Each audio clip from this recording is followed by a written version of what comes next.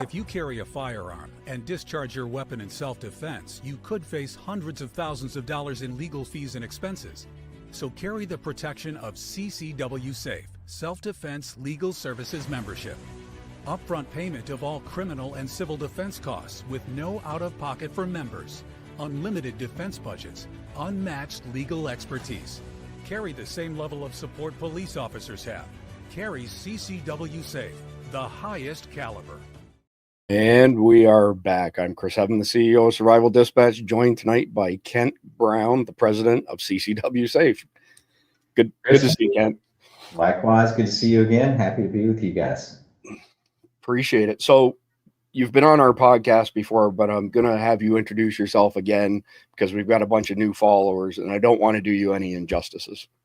Okay, sure. Yeah. I am the president of CCW Safe. I've been with the company now about 3.5 years. We are the high quality provider in the self-defense legal services industry. And we're very, very different than the competitors out there.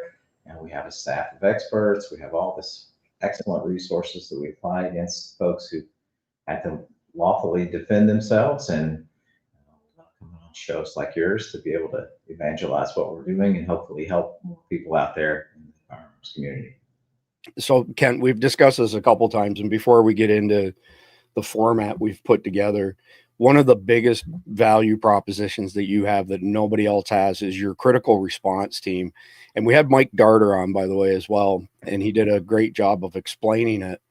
But we're not going to talk specifics on your competitors. I will say that Survival Dispatch has gone back and forth with everybody in your industry for many years. We settled on CCW Safe because it was by far the best solution for us at Survival Dispatch. But explain the critical response team. Yeah, this is a group of folks that we have that are standing by 24 hours a day, every day of the year, to assist our members after a critical incident. So, of course, we have a hotline that's answered every day of the year, all day long. You get patched through to one of our attorneys. Our primary one is Don West. I'm sure we've talked about him on here before. 39 years criminal defense experience, probably one of the top guys on the planet in that area. He was involved as one of the lead counsel on the George Zimmerman case 10 years ago. So you get connected to him usually within a minute. We got to get a few screening questions up front. That process also notifies quite a few other folks on our team, including our critical response team, and which of course includes the attorneys, but it also includes our retired homicide investigators. So we have a couple of folks on board. I'll use Chris since she's our lead on that. She was 31 years as a law enforcement officer, 17 years as a homicide investigator. She's well versed in everything that's going to happen after a shooting, and then in the case which we hope is not going to happen, but if it's a lethal shooting, we're really going to activate that team, or a serious shooting. We're going to activate that team and deploy Chris or Gary or one of these resources on the ground, wherever you are, anywhere in the country. Depends on what time of day we get the call, but it can be within 24 hours, and we'll start assisting our member in person. In the meantime, the attorney side of that is already located, vetted, retained an attorney, so that the wheels are already in motion on that. The critical response folks show up and just start with things that in the law enforcement world they call peer support, right? So when they have an officer involved shooting, they have peer support, and we start peer support. We start supporting with other resources, facilitating bail if that's necessary, just helping the member and their family understand what the process is going to look like. And you're talking about somebody's messaging about someone from our member services team, Shannon, who is wonderful. Thank you, Kevin. And so it's really a critical element, really, where we're there to look you in the eye and help you get prepared for what's going to happen, because the system is really stacked against you. It's not, I'm not trying to scare anybody, but the system is going to go the way it goes. And so you need to know how to navigate it. And I think we talked about this on our last call. You and a lot of other folks spend a lot of time training, putting rounds downrange, doing all the things you need to do with your firearm, but nobody really trains for how am I going to interact with the police? What am I going to do with my family? What's the process? If I end up going to jail, what's the process, for my wife or spouse or kids? And so nobody practices that kind of stuff because it's really difficult to do and almost impossible in some cases. And so that's why we have experts to do that. And we're the only ones in the industry that do it. Why the other folks don't do it, we don't know. But I have folks that are full-time employees waiting for those calls. They don't have many other responsibilities. And then they're supporting people long after that and show engagement too. Yeah, it's an amazing service when you compare it to what else is available out there. The first thing that popped into my mind, Kent, correct me if I'm wrong, but isn't CCW Safe the one and only company that's successfully defended somebody on a murder charge? We were the first. We believe since then that there has been another successful defense. So just to clarify, but we were definitely the first, and that was that's been about 7 years ago now, actually, and actually maybe 8. And that member who lives in North Carolina, he's as you can imagine, is a very strong advocate for how we handle his situation. His had a huge financial burden. We spent over $400,000 on that one. And we hired a ton of experts. Again, I think most of your folks know, but if you don't, right, all your legal defense costs are paid up front, no out of pocket. There's no caps on any part of it.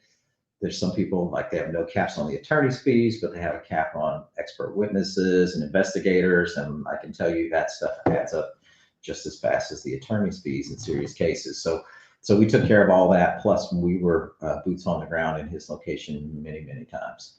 Making sure so you just tweaked me on something else, and that is, in most cases, if you have self-defense coverage, and I'm not going to say insurance, and we'll get into that topic shortly, but if you have self-defense coverage, a lot of companies out there, they will not help you with a civil judgment. So if the court comes back and says you owe somebody X amount of dollars, you're on your own in those cases. And there's an additional rider you can put on with CCW Safe. Am I correct? Yeah, it depends on which plan you buy. But you can definitely have coverage for that. So all of our plans have the defense cost coverage, whether it's a criminal trial or a civil trial. The defense costs in the civil trial are covered. And let me just say, they are rare. They are very rare. It's not zero, but it's certainly nowhere near the incidence rate of any criminal charges that come. And so, but you have options in different parts of our plans if you want to have us take the responsibility of a financial judgment that may be rendered against you in a civil case. And again, also very rare. Yeah, I just remember that when I personally signed up for CCW Safe, I selected that option, and I felt like one of the things that drew me to CCW Safe, I mean, we gravitate towards people that we have common values and beliefs with. And the fact that you can add a spouse on CCW Safe at no additional charge when you buy that ultimate package, to me was, that was just an interesting value add. It wasn't necessarily a make it or break it thing, but I thought to myself, these people have similar values to us at Survival Dispatch by extending that. And then we added in the civil stuff as well. But I'll share one quick piece of information with our audience. I am not an attorney. I am not giving you legal advice. But when I switched my Texas concealed weapons permit to Florida concealed weapons permit, the instructor was a 30-year Port Orange detective. And he said, look, God forbid, but if you're in a citizen-involved shooting, your first call needs to go to 911, obviously. And you don't say, I shot somebody. You say, there's been a shooting. And the second thing you say is, I need 2 ambulances, one for them and one for me, because I'm having chest pains. And again, I'm not an attorney giving you advice here. And he said, the reason for that is that you'll be under a high level of stress. You may say something that a creative district attorney could use against you. And if you get whisked off to the hospital to see what's going on with the chest pains, hopefully that will buy enough time to get an advocate there. And in your case, Kent, that would be the critical response team. And so I'm just sharing a little piece of advice from that officer. It's not legal advice. And, I'm not an attorney either. I would tell people they can go to the resources section on our website and just search So Thanks to the state of the police, and they'll find some resources. yeah, I missed you at SHOT Show. We had some plane issues on our end here, so we ended up getting there a day late. But you met up with my buddy John Wheaton, who co-hosts our podcast with us sometimes, and he'll be here shortly. Just sent me a note that you had to grab one of his children. He's an amazing father. He's got 4 kids. They've adopted a couple youngins, and they're just super people. So he'll be here shortly. Okay. But I want to talk about something that you unveiled this year at SHOT Show, your certified partner program. And this is an interesting take on having certified instructors. So I'll let you give it the high level overview first, and then I've got a handful of questions. Yeah, the program, maybe I'll just start with the reason that we have this program now. And for years, we've had some partners around the country. We've had some national partners and just people that have evolved organically in working with CCW Safe, and that it helped us with evangelizing the business and getting members. But over the last few years, there's really been a significant outreach from firearms trainers, ranges, firearms retailers about working with us. And so what's really important to us is to be able to serve all those folks that are carrying, all those folks that are firearms owners. And a lot of the decision-making process for signing up for a service like ours occurs in particular at the conclusion of a concealed carry class. So you're going to get your permit, you get to the end of the class, either the instructor tells you this is something else that you should get now that you're going to carry and you're going to have a permit, or they would have one of the other folks in the industry might get up and do a little presentation and ask people to sign up. So what we had realized is we weren't really getting access to those people. Those folks were signing up there, and that was the end of it. But what we did find is the ones who said, that sounds like something I want, and I want to research it. We would get those folks. And so when we started getting the outreach from the trainer community, the retailer community, to say, hey, we're really looking for a better solution than what we have today, because they've researched it. I had a retailer range at retail combination reach out to me and say, I've been with somebody else, started to be concerned I wasn't selling the best product to my customers. I have the best firearms, I have the best accessories, I have the best training, I have the best of everything, and I'm selling an inferior product. And so that was really the impetus for us to do it, was reacting to this inbound, cry for something different. And so that's why we started the program, because we wanted to be able to give a really good solution to folks that covered a few different areas. One, give them a program that they could, a product, in our case it's a service, that they could give to their students, sell to their customers, and know that it's the absolute best, that there would never be any remorse. Nobody would ever come back and say, Chris, I can't believe you asked me to sign up for this. These guys, I'm reading bad things, or they didn't do this. That's never going to happen with us. Then we wanted to make it financially rewarding for them. And so we innovated on how we do that. And then really, lastly, as important as all that is, we just wanted to treat them with respect, which was what we were hearing, is that they weren't being treated with respect by the people they had partnered with. They were being micromanaged and pushed and abused, and that's not really our style. We don't treat our members that way. We wouldn't treat our partners that way. So kind of a long-winded answer, but that's really the impetus for getting out there and formalizing a program, and then starting to roll out all the resources to support it.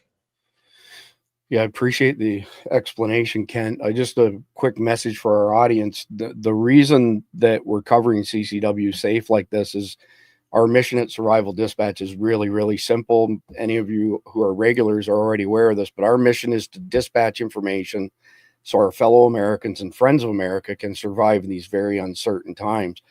And with CCW Safe Partner Program, and I'm not saying any of the other instructors aren't up to par or anything like that, but how many times have we said human beings never rise to the occasion? They fall to their level of training. So when you go to the range and you put a few rounds down range, that's good for familiarity with your controls. That's good for making sure that your optic is sighted in, but it doesn't represent what will happen God forbid that you're in a citizen involved shooting. And that's why all of us need professional training. Heck, my wife and I, not too long ago, did some professional training. Kent, we shot 2,000 rounds each in an afternoon, and it was ball ammo. We weren't allowed to use our regular EDC ammo because of their bullet traps. They couldn't handle hollow points. Yeah. And I'm spoiled. I'm used to shooting Pilgrim ammunition, which is a 50 grain 9mm. It's got virtually no muzzle flip, no kickback. So 2,000 rounds of ball ammo. I woke up the next morning, my hand, it could tell that I'd taken a beating from it. But it doesn't matter how long any of us have been shooting into guns or anything like that. You have to stay on top of it. It's a perishable skill, number one. Sure. Number two, we all get somewhat myopic, right? We get caught up in doing the same routine over and over again. It's great to have an extra set of eyes, kind of do a course correction for you when you're doing one thing or another, maybe not at an optimum level. So in a nutshell, that's why we're covering CCW Safe. And this new program, I've got a link up here from concealedcarry.com, and I've put the link into the live chat on all the platforms that we're broadcasting to. We're live on 8 platforms, by the way, Kent. Yeah. And basically, not only do people who own ranges or trainers benefit from this program, but you get the benefit if you are a student working through those people. CCW Safe, I'm not sure how to say this exactly without offending anybody else, but here's what I'll say is their SOPs, their standard operating procedures, are very thorough and vetted. And I honestly think a big part of that, Kent, is the fact that your founders were long-term law enforcement officers. And like Mike Parmy in New York, I mean, he's probably seen just about everything that a law enforcement officer could see. He was there through the Rudy Giuliani days, right?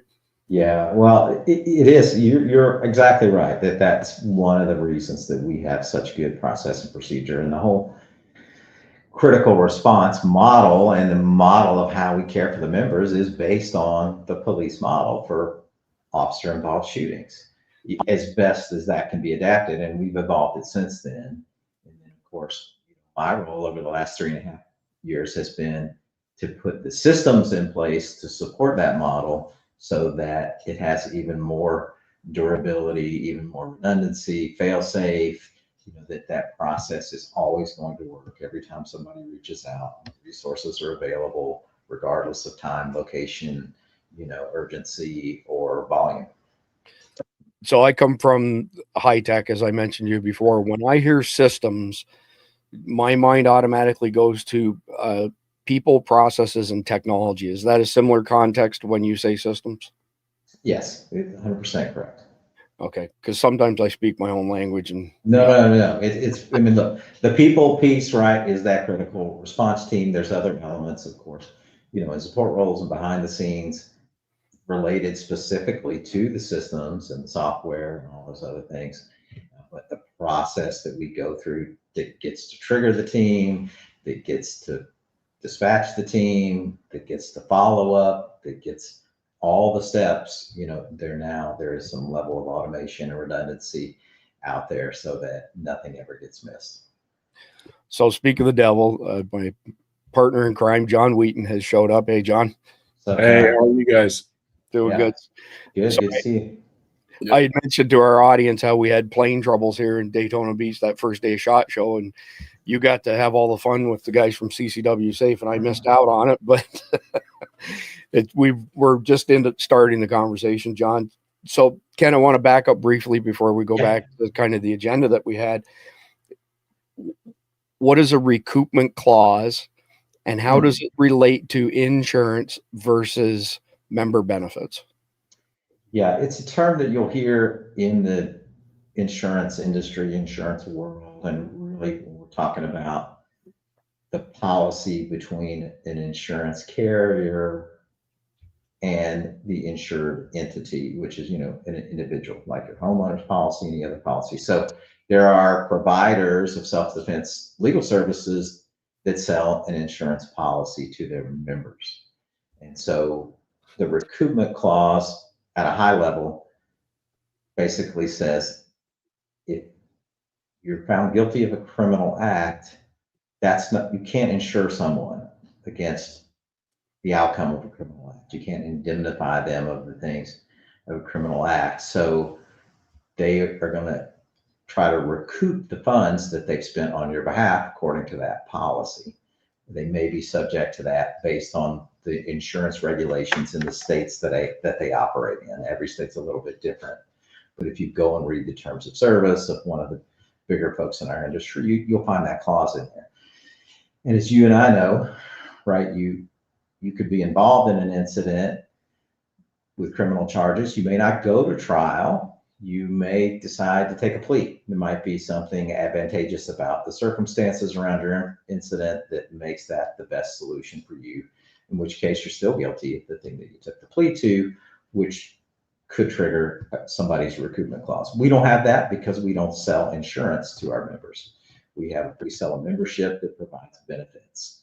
So we fund that differently. We don't sell them a policy precisely because we don't want to be subject to those regulations and have to say to somebody, oh, you know what, sorry you had to take that plea or you lost that case, but I'm going to need the money back.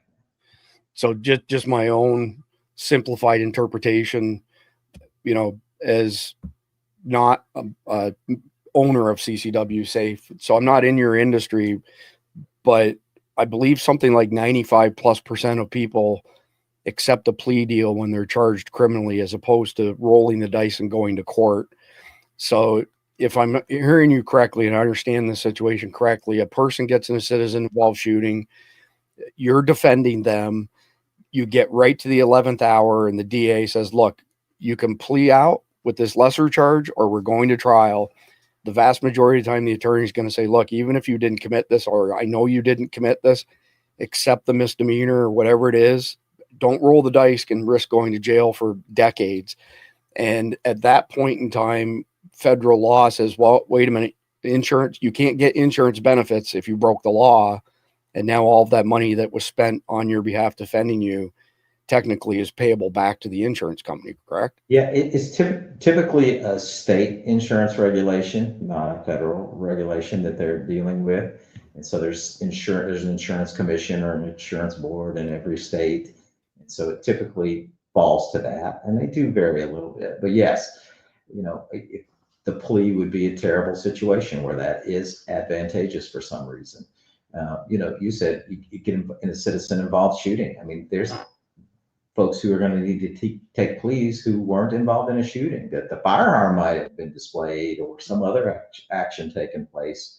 Good point. It's going to be a plea. So it doesn't have to be a full-blown shooting. Good. Well, so now that we're on that topic, before I hand it over to John, because John's going to put on his hat as a range owner and a trainer and ask you some specific questions with regards to your new certified partner program. Does the CCW Safe cover all forms of self-defense? Like, for argument's sake, somebody attacks me with a knife and I disarm them and take the knife away and have to use it against them. Am I still covered? Absolutely. Yeah. Okay. Yeah. It's not just firearms related incidents. And, okay. You know, we have, I don't know the percentage, but quite a few of the incidents we have, a very material percentage, don't ever involve the firearm.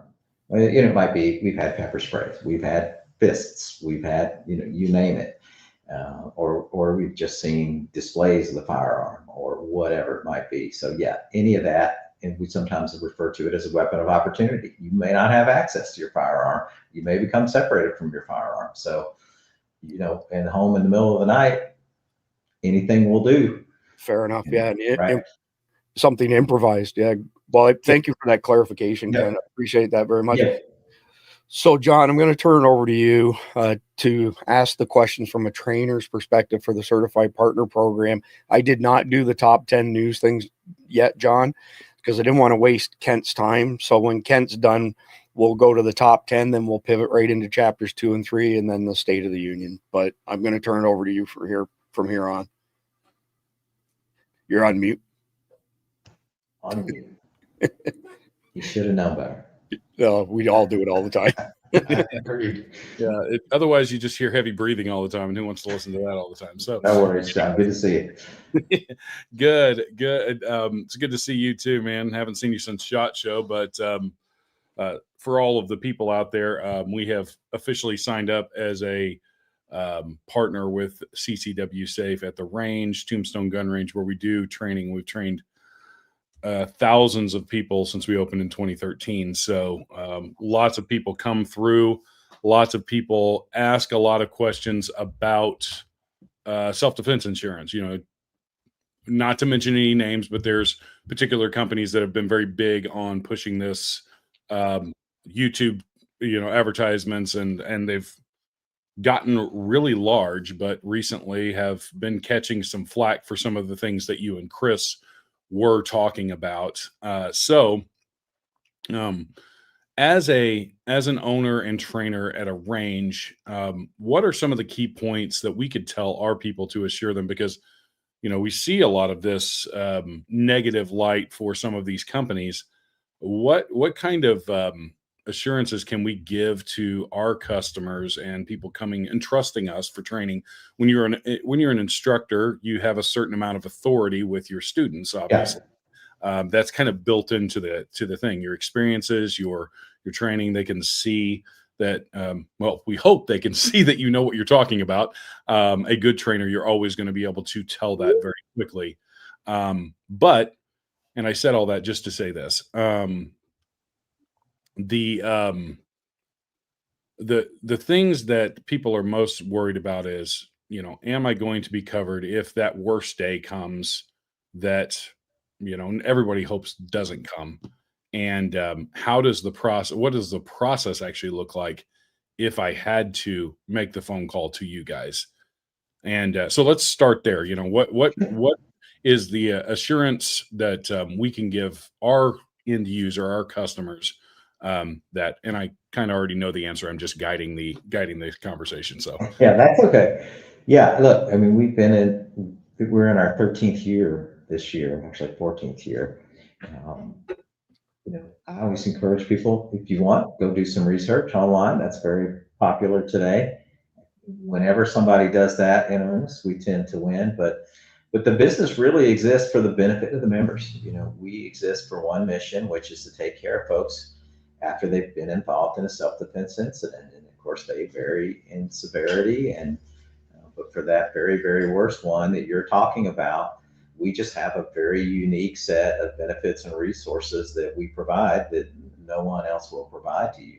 And it really falls into a couple of areas. One is what we'll refer to as deep expertise. The staff that I have that's involved in helping you is just unmatched. We have 100+ years of criminal defense and legal experience on staff. We have 150+ years of law enforcement experience on staff. These are full-time employees that are dedicated to your case. This is not all outsourced. Now, yes, we're hiring a local attorney in your area, but by the way, he's being selected and vetted, he or she is being selected and vetted by someone like Don West, who's 39 years of criminal defense experience, double-digit death penalty cases, numerous trial experience and self-defense cases. So you've got a full team of people who know exactly what's going to happen, what to do, and what's needed for you to navigate this as successfully as possible.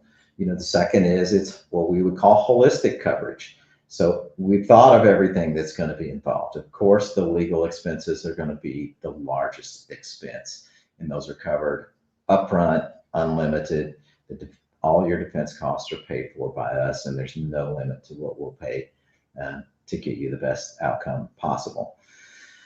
But we have all the other little details too, right? If that incident happened inside your home and you're going to need to have your home cleaned up, that's allotted for in the plans. And by the way, we're going to select the people to do it because you need a certain type of person to do that, right? You're not just going to call maids or whatever. No offense to maids, but right, we need a biohazard team. You're going to need counseling services. You may end up in a trial where you can't work. We have some wage reimbursement for when you're in a trial. God forbid, you might end up where you have court monitoring device. The expenses for that are covered. So all these little details, it's completely covered. Plus, you have a critical response person assigned to you who's going to be walking you and your family through the process, and they're with you through the trial, after the trial, and beyond, because there's things we want to do after it's all over. So that's the holistic coverage piece of it. And it's a combination of things that, again, no one in the industry will do. They just don't. They do what they say they're going to do. They just don't do the things that we do. And so as a range owner or facility owner, or even a firearms trainer, you can have complete and total confidence that you're providing your students, clients, customers, whatever you want to call them, the best possible solution. That it never comes back on you where they say, John, and these guys did not get it done. Like, that's not going to happen. They're not going to go online and see a video where somebody says, and I encourage you to go try to find one where somebody gets on and says, I was a CCW Safe member, and they didn't take care of me, because they don't exist. We have a bias to take care of the members. We only know what they report to us. You know, when we start deploying resources immediately on most of these situations, in the situations we don't, by the way, sometimes we're just waiting to see what the police response may or may not be in some of these lower level cases. But so we start deploying based on what they've told us. We're not holding an internal trial to figure out whether or not they did the exact right thing on every move. We start deploying resources. So it's a comforting thing, I would think, for anybody in your position to know that you're providing the best service, because your classes, I'm assuming, are at the highest level and the best. The other products that you're recommending are going to be at a certain level and the best, and this falls in that same category. Yep. Yeah. That's very important. I think that one of the things that we emphasize as range owners and instructors overall is, it's not about the price that you pay, it's about the quality of what you get. And that's really where I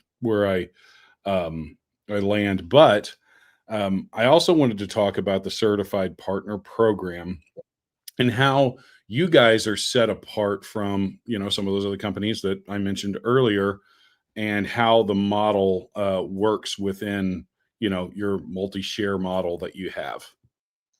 Yeah, the program really is predicated on three things.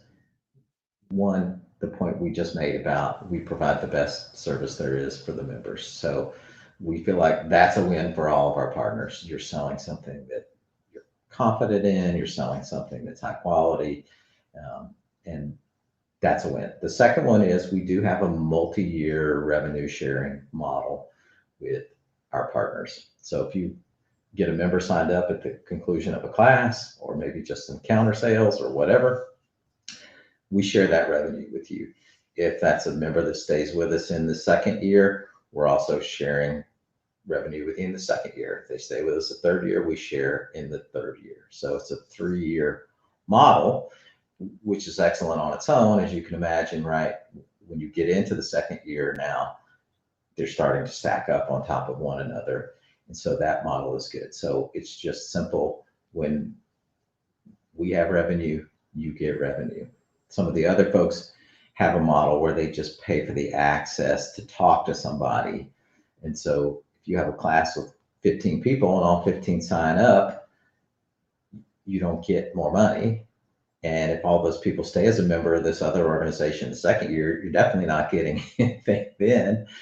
And part of that other model too is kind of feeds into our third point, which is we really just wanted to have a program where we treated our partners with respect. And we treated your clients, students, were also treated with respect. Like we don't ask for everybody in the class's contact information and email. We don't require that. Of course, the people that sign up, we're going to get that information as part of their sign up, but the rest of that belongs to you. So we're not going to try to email market them until they, can't stand it anymore, or do all, text them or whatever techniques there are. Those are your clients and your customers. And until they become a client or a customer of ours, a member of ours, that's how it should stay. And we're not going to call you and say, okay, John, well, we signed up this many people that last month, and this month we only have half of that, and you got to get it together, and we need to do this, and you need to, like, this is a mutual respect deal. We want you to grow it, yes, and we'll work with you to do it, but we're not going to browbeat you over how that works, and we're not going to browbeat you for those people's information. So we just want to be a partner. We're not your manager. we're not your overseer. We want to give you the tools and resources to be successful. And that's really the third element for us. Yep. And speaking of tools and resources, you guys offer your partners a lot of tools and resources, including tangible tools like banners and those kind of things for their business. And I can attest to this. So let's talk about it, but I can attest to it because there's a box that I just received Okay. sitting over here on my counter that's full of banners and all kinds of other goodies. So I can attest to this personally. It just happened yesterday. But let's talk about, what you guys offer to your partners that are out here trying to sell your product for you. Yeah, the core of what our partners need is kind of the same, and there's two models that'll differentiate a little bit further in. Yes, you're going to need all the collateral, one, to identify you as a partner, for people to see the brand and maybe ask questions about what that is. A lot of folks, as you know, are not even aware of the industry overall. So, self-defense legal services, what is that? And so that helps do that. The collateral that you might need to walk them through a purchase at a counter at the end of class. We'll also provide training materials so that your staff can be educated on how to talk about it, what are the key points, how to help someone select a plan. Then we'll provide some additional marketing resources if you want to have a dedicated landing page. We'll do that. We'll have a portal where you can access all these materials. If you want to show a video at the end of the class, we can provide all those videos. We also have another model that's rolling out, which is a little more hands-on. So we're still rolling that out, but in some cases we'll come out and do the presentation for you. I'll have boots on the ground across the country. Again, we're rolling that out right now. So I have a number of states where we have the folks, and they'll come in and just do it firsthand. You've done your part with your expertise, your credibility, and then I'll have someone come in and finish that off and try to help people get signed up and understand the program. That's very cool. Very cool. I wanted to real quick circle back to critical response team. It's kind of like you guys' hallmark of what you do that kind of sets you guys apart. And what is the factored in value for partners and their customers of that critical response team? Yeah, it's back to that similar point, right? It's you're selling and providing them access to a service with a unique value. Right? There's no one in the industry that does that.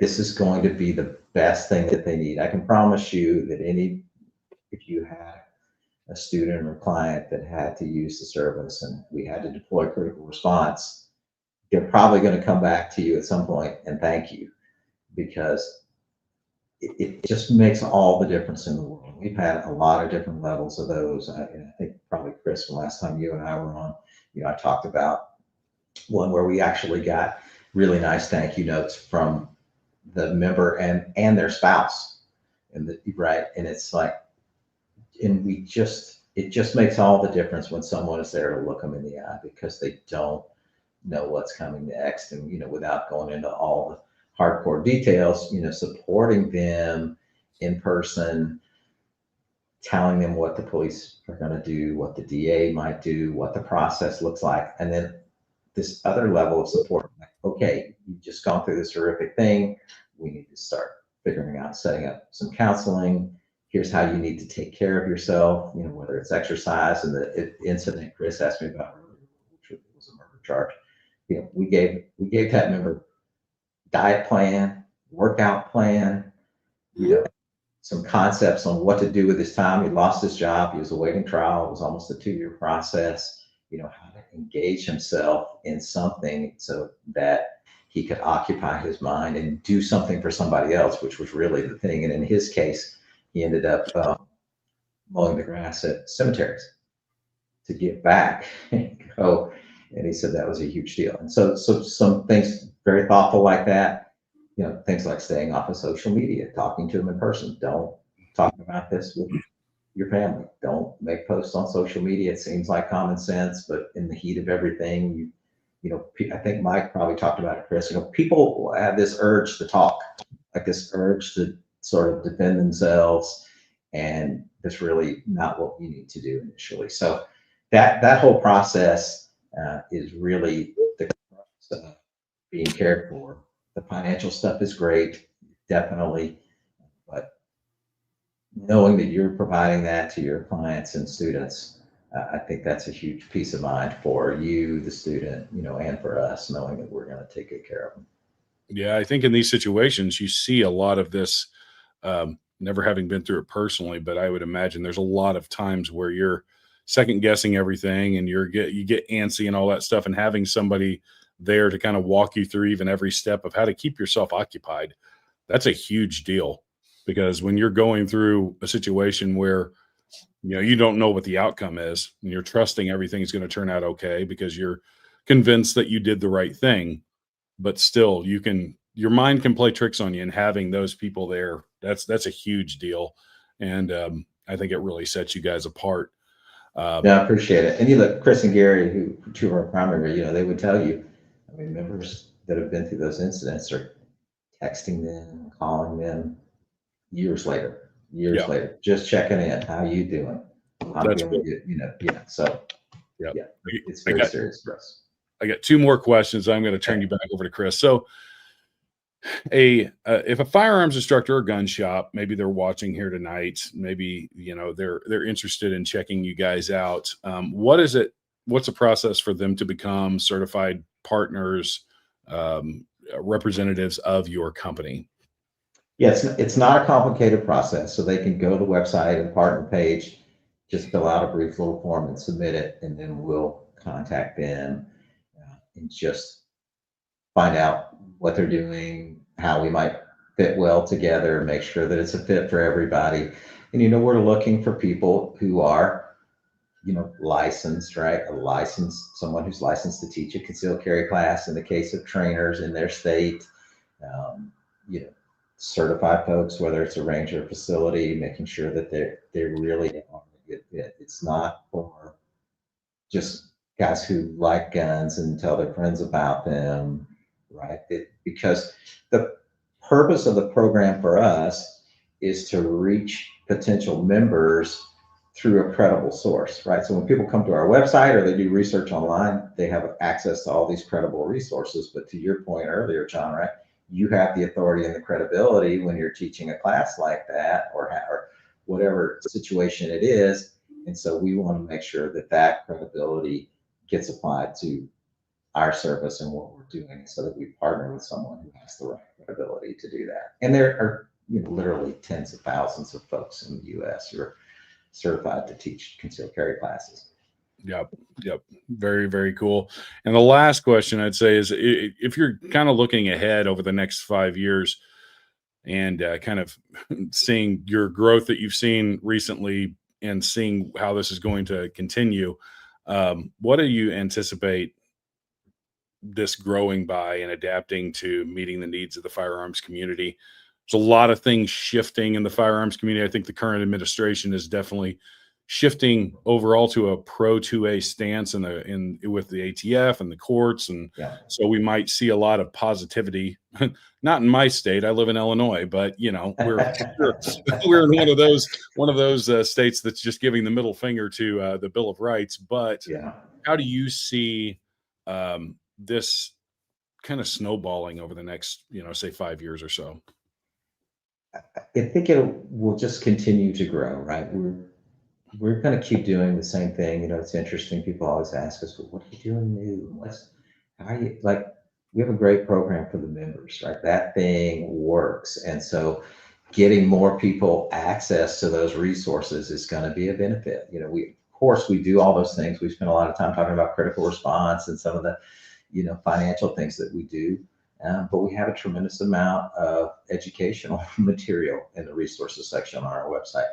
There's over 1,000 pieces of content on there. And by the way, most of that's available to the public. 6% of it is available to the public. There's a few things that are members only. And so getting people to engage with those resources and educate themselves and be ready. And we had a member, 10-second story. He had binged on all of the resources after he signed up, got in an incident about a year and a half later, and applied some of the things that he knew after he had to shoot someone who had attacked him, 2 people who had attacked him. He shot one of them. And he said, you know what, all that, I remember reading all this stuff and watching the videos. And so I knew what to do in terms of waiting for the police. I knew what to do when they got there. He put his firearm on the ground. He had laid down face down. You know, he'd already communicated, I'm here. I'm wearing, you know, a gray shirt and jeans. It's like me, he'd done great. Not everybody will recall that. Of course, he was a former Marine, but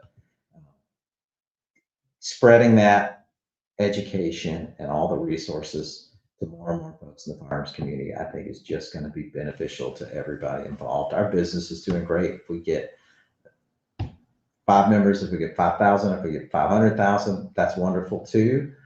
But if we don't take care of the members, then none of that other stuff matters. So we're just going to keep taking care of the members. Every day I say all these boring things on a lot of calls that sound kind of trite, you know, which is if we're not doing something that benefits the members, we shouldn't do it. People always ask, John, if we want to be the biggest in the industry. My answer is always the same. We don't care about that. We want to be the best at taking care of our members. And whatever that results in terms of the size of the business is fine by us.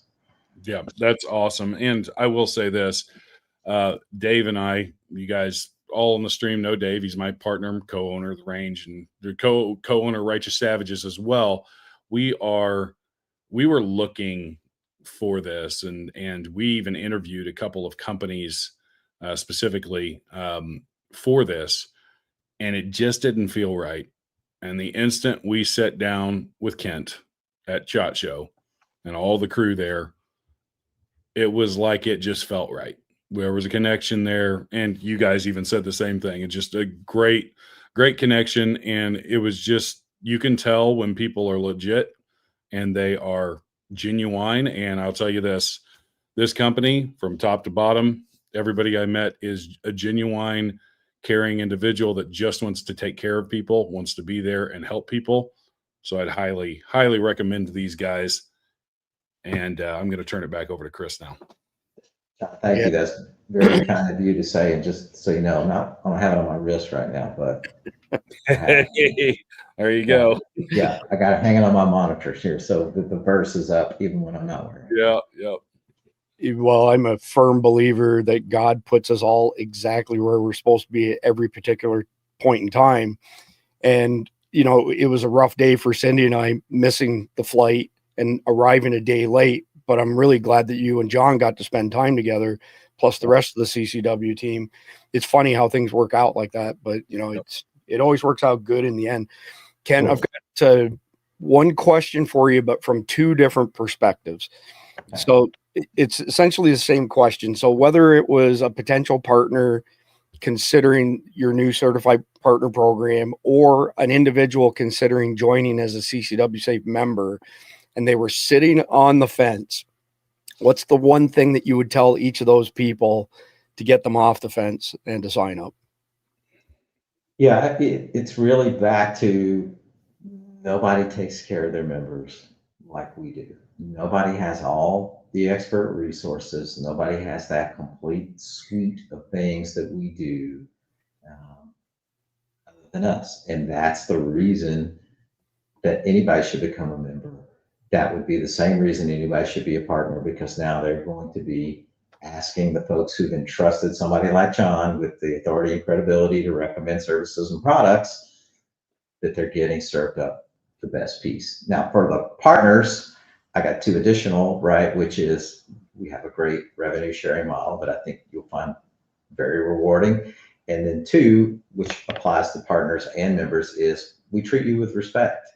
You know, it's the old golden rule around here. We just treat people the way we would want to be treated. And so it's called a partner program. It's not, we're not hiring you, you know, we're not your boss. You know, our members are not subjects of ours. Our members are people that are entrusting us to care for them. And so those would be the things that I would tell them.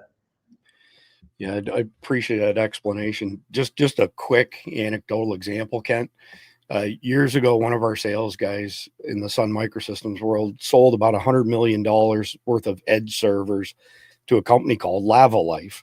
And just to put that into perspective, that wasn't even a rounding error for Sun. You know, we were doing over 20 billion a year in revenue at that point in time, but it was a really interesting project. And I just so happened to have the opportunity to have dinner with him. His name is Paul Kerr, and the 5 founders of Lavalife. So Lavalife was the pioneer in online dating. And we're sitting there, this is like 2003 timeframe. And Paul says to them, "How'd y'all get so good at what you do?" And the one guy said, "Well, we had this process where people would come to our website, they would fill out this very extensive questionnaire, and we would generate 2 profiles. This is who you are, and this is who you're looking for. And we would match you up, and we failed miserably. So we got rid of the second part as far as who you're looking for, and we took who you are, what your profile is, and matched you with people who have the most similarities." And somebody else at the table said, what we basically discovered is that as similarities increase between parties, gravitational force increases. Then another person at the table said, we don't necessarily attract what we want, we attract what we are. And it was a really interesting conversation because those 5 guys sold the IP to Match.com for $5 billion. They each got $1 billion out of that because they'd come up with such a great process. But somebody else at the table went on to say, it doesn't matter if it's business to consumer, so CCW Safe to a customer. Sure. Doesn't matter if it's business to business, CCW Safe to survival dispatch.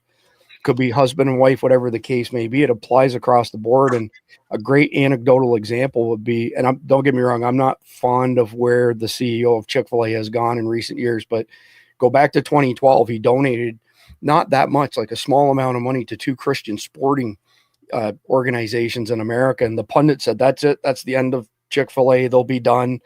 And of course, their numbers took off like crazy after that. Right. And, you know, some people might say it's because of the service or because of the food. In my mind, it's still processed food. It's not great food.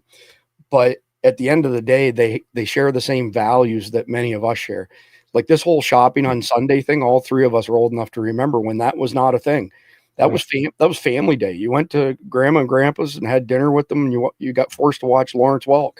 I mean, it's just the way it was. Maybe you didn't, John, but I guarantee you Kent and I did. I had a grandma. So anyway, point being, Kent, is that I'm pretty confident in saying this, that every single episode of Survival Dispatch News since the beginning of November has opened with your CCW advertisement, and for a very specific reason. We believe in your company more so than anybody else in the space. And last little anecdotal thing, every relationship that breaks down, business, personal, whatever, is because somebody's expectations were not met. And it doesn't matter if the expectations are realistic or not, perception's reality, but every relationship that breaks down, somebody's expectations were not met. I'm confident as the CEO and owner of Survival Dispatch, I can recommend CCW Safe all day long. I'm getting messages right now on Signal. We have a big Signal chat, but not in the group chat, individually from people saying that they've signed up with CCW Safe and it was the best move they ever did. And Kevin even sent me on the site, said, make sure that Kent sees that I love Shannon. She was so good to work with. So, Shannon's awesome. You know, into your dating analogy, you'll recognize this expression, but we didn't use it explicitly internally when we were putting this program together, but the expression is, are you the person that your person is looking for? You know, and so when we built the partner program, it's like, we need to be the answer for the things that they're looking for. We need to have the right program. Check. We already got that. We need to have the right finances.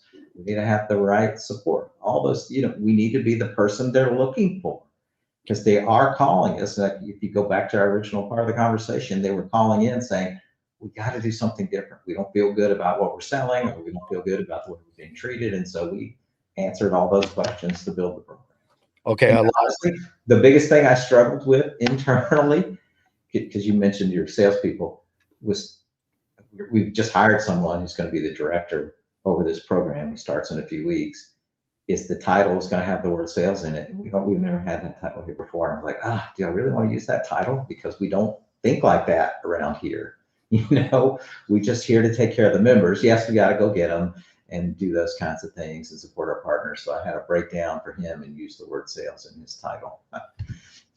So really interesting. I lied. I'm going to give you one more quick anecdote just because it's relevant to what you just said. You just used a word we didn't feel that it was the right thing to do. So the perimeter of the human brain is the neocortex, processes all forms of communication, written, verbal, and otherwise. Okay. But it has no impact on your decisions and no impact on your feelings. The center of the human brain, the limbic brain, is where all of our feelings are and all of our decisions are made. So when you ask somebody, why did you do whatever the thing is? And they say, you know, Kent, it just felt like the right thing to do.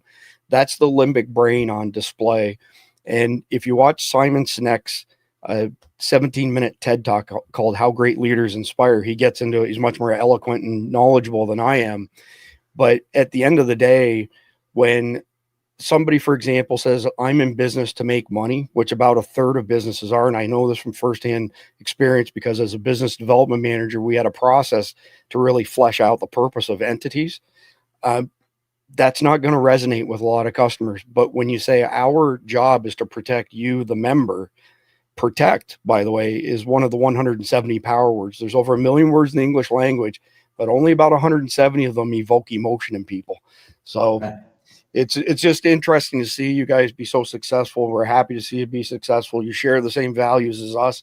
And that's a big reason why we partner up with you guys. So appreciate your time. Yeah, appreciate all the kind words. Good to see you guys. I know we're all going to tune in here shortly and see the president and hear what he's got to say. I'm excited to do that. So same here. But, yeah. And all right, tell all your folks if they want to reach in and call, they can ask for Shannon. Her phone gets busy, but I got everybody else on that team is really, really high quality too. So you'll all be happy. That's awesome. Here, I'm gonna give them a shout out. So they can ask for Shannon, they can ask for Corinne, they can ask for Kiki, and they can ask for Garrett. Those are 4 primary. So any of those folks will take good care of you. And Ruby oversees that team. She's awesome too. That's fantastic. All right. So we're going to break for a couple seconds for a quick message from Sawyer Products, and we'll be back with chapters 2, chapter 3, and then the State of the Union. Thanks again, Kent. Thank you. Appreciate it, guys. Take care. The Sawyer Mini is the most versatile personal filtration system available. It's a perfect solution for backpacking, hiking, hunting, fishing, scouting, international travel, and emergency preparedness. At a mere 2 ounces, the Mini fits in the palm of your hand and can filter up to 100,000 gallons of water from any freshwater lake, river, or stream. The Sawyer Mini has a 0.1 micron absolute pore size. It was tested to 10 million parts of bacteria and 1 million parts of protozoa without a single breakthrough. This is the highest level filters can be tested to, so we're confident these are the highest rates of filtration available.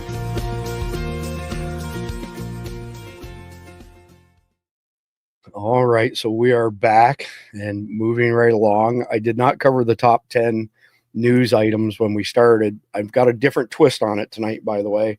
So we're going to cover that quickly, and then we'll go into chapter 2. I put a gazillion links in chapter 2 and 3 tonight so that we have enough content to make sure that we get through to Donald Trump speaking. So we probably won't get through all of the links because I padded it up so much. So here's what I want to mention. There's a guy on X called Mario Nawful, Nawful. Feel free to follow him. He's one of my favorite people to follow. His posts are extremely well thought out. So I thought to myself, you know what? Instead of going to AI today, which gives you some strange results, and we use Cloud, ChatGPT, and Grok, I'm going to roll with what Mario came up with last night. So when it says 12-hour news recap, that's really a 24-hour news recap because it was 12 hours last night around the time that I went to bed. So here they are. Number 1, Trump. Oh, and by the way, Mario's are in order of importance. So number 1, Trump paused all military aid to Ukraine, escalating tensions days after his heated Oval Office meeting with Zelensky. The senior defense official says the halt will remain until Ukraine shows a good faith commitment to peace. And of course, we covered this the past 3 or 4 nights in multiple different regards. And I'm not going to rehash all of that because I've been trying to kind of escape from the Zelensky crap for several days, and we're finally free. All right, number 2, Marine Le Pen said that France can't promise NATO membership for Ukraine. When we know that this option was a justification for Russian aggression, is now clearly rejected by the United States. So as Jeff mentioned last night, only one member of NATO can say, I don't want a particular country in, and that's it. They're not getting in. It has to be unanimous. Number 3, Trump signed an executive order doubling the tariffs on Chinese imports from 10% to 20%, citing China's failure to take adequate steps to alleviate the illicit drug crisis. So, as we've covered many times in the past, this is not about increasing prices by putting tariffs on. It's a means to an end to get foreign manufacturers to manufacture domestically here in America, and it's already working. We're seeing some huge investments. Number 4, toy makers are scrambling after Trump's 20% tariff hike on Chinese imports. With price hikes now inevitable, not necessarily inevitable, but that's what we'll go with. The Toy Association is pushing for an exemption, and with U.S. manufacturing practically non-existent, there's nowhere left to turn. So he is saying that toy manufacturing is non-existent, not manufacturing overall, by the way. Number 5, China hit back at Trump's tariff hike by slapping fresh tariffs on U.S. goods, hitting American farmers where it hurts, with up to 15% hikes on wheat, corn, soybeans, meat, and more. Let's be clear. We have a massive trade imbalance with China. In other words, we buy way more than what they buy from us. And economically, they're teetering. They're not in great shape. And we have the cards on this one. We will win this just like we will with the Mexicans and the Canadians. Number 6, Romanian Member of Parliament Georgiano Teodorescu said her country was no longer a true democracy. In Romania, they canceled the elections last December. Last week, we also had the arrest of the independent candidate, Mr. Georgescu. So now we're trying to have new presidential elections, but we are not sure if this time the Constitutional Court will allow free elections to happen. So essentially what happened in Romania is the European Union said, oh no, we think that this election was manipulated by Russia vis-a-vis TikTok, and therefore this ultra-conservative guy, kind of like the Donald Trump of Romania, who won, was denied. They basically canceled it. They said, no, we're not going to let you be in power. So not surprising from the technocrats, Eurocrats, or as I like to call them, Eurofags. All right, number 7, China's have no idea how to pronounce that name. Zhuangji 3 quantum chip left classical computing in the dust, running tasks a quadrillion times faster than today's top supercomputers, according to researchers from the University of Science and Technology of China. It crushes Google's latest quantum benchmark by 6 orders of magnitude. So this is in my wheelhouse. This is my professional background for many, many years. What a lot of people aren't aware of, in China, innovation is akin to gambling, and it's not looked upon favorably, which is why the Chinese love to rip other people's IP off, intellectual property off, because, again, they frown on any type of innovation. So I suspect that there's some bluster in this announcement. We haven't seen any proof of it. I went digging for it as well. So I don't know that I'm necessarily believing it. And if they did accomplish this, there's a high probability they stole the IP from somebody else. And John, I'm going to come back to you in 2 seconds. Just let me rip off these 3 because I want to hear what you saw, what we all saw, but you were the first one to mention it, as far as Chinese people at SHOT Show taking pictures of products from other manufacturers. So number 8, a nonprofit was raking in $18 million a month to run a migrant facility in Texas, one that's been sitting empty. Elon's Doge called it out, and now the contract is dead. So $18 million a month for a migrant facility that's been completely empty. Number 9, Belgium plans to accelerate its defense spending, reaching 2% of GDP this year, the NATO minimum. Previously set for 2029, it marks a historic first for Belgium, which currently spends only 1.3% of GDP on defense. Wait until we get to chapter 3 and you see the videos of the flamers from the Belgium military. This is really what would you say, maybe a non-starter. Number 10, Serbian opposition deputies set off smoke grenades inside parliament, disrupting a session in protest against government policies. The dramatic stunt was also a show of support for student-led demonstrations sweeping the country. All right, so that's the top 10 for tonight. We'll go into chapter 2 in depth in just a second. John, describe SHOT Show and the Chinese people. Yeah, not all of them, but a good number of them. Yeah. So there was I noticed this, I think it was the second day, that there were just these groups of Chinese people walking around looking very intently at some products. And big name. The first one that comes to mind was EOTech. They were taking pictures of EOTech stuff. Daniel Defense, but mainly what I noticed was around the optics world, they were taking a lot of pictures and weren't really talking to anybody, but just taking a lot of pictures of products. And this is a classic. You want to know why the fire field that you buy at Walmart that's made in China looks exactly like an EOTech EXPS 2.0. It's because they've completely ripped it off. They are taking pictures. They're scouting to say, okay, we need to order this. And then we're going to rip it apart. We're going to figure out what's in it. And we're going to make it cheaper with cheaper components, obviously. So they don't hold up quite the same. Now, I will say over the last couple of years, we've had this conversation ad nauseum that they are starting to catch up, especially in the optic world. And night vision is probably the next one that I see them really catching up with, cheaper stuff. Some of the Chinese tubes that are coming out that are white phos are pretty gnarly, and about half the price of the stuff that we can get USA made. But I digress. It's a big deal. Like, you see it everywhere. I saw it so much that I mentioned it to Chris, as he said, it's like, did you see all of these Chinese groups of Chinese people walking around with cameras? It's kind of crazy. And there's also companies that they literally have blank versions of very popular optics that you would know just by looking at them, and they're displaying them, and they're like, we can make for you, and so they've already stolen the IP, and they just need an importer in the US that's going to buy 10,000 of them so that they can sell them on their website. Yeah, well said. So the reason I said not all of them is our friends at Ace Beam are really, really nice people.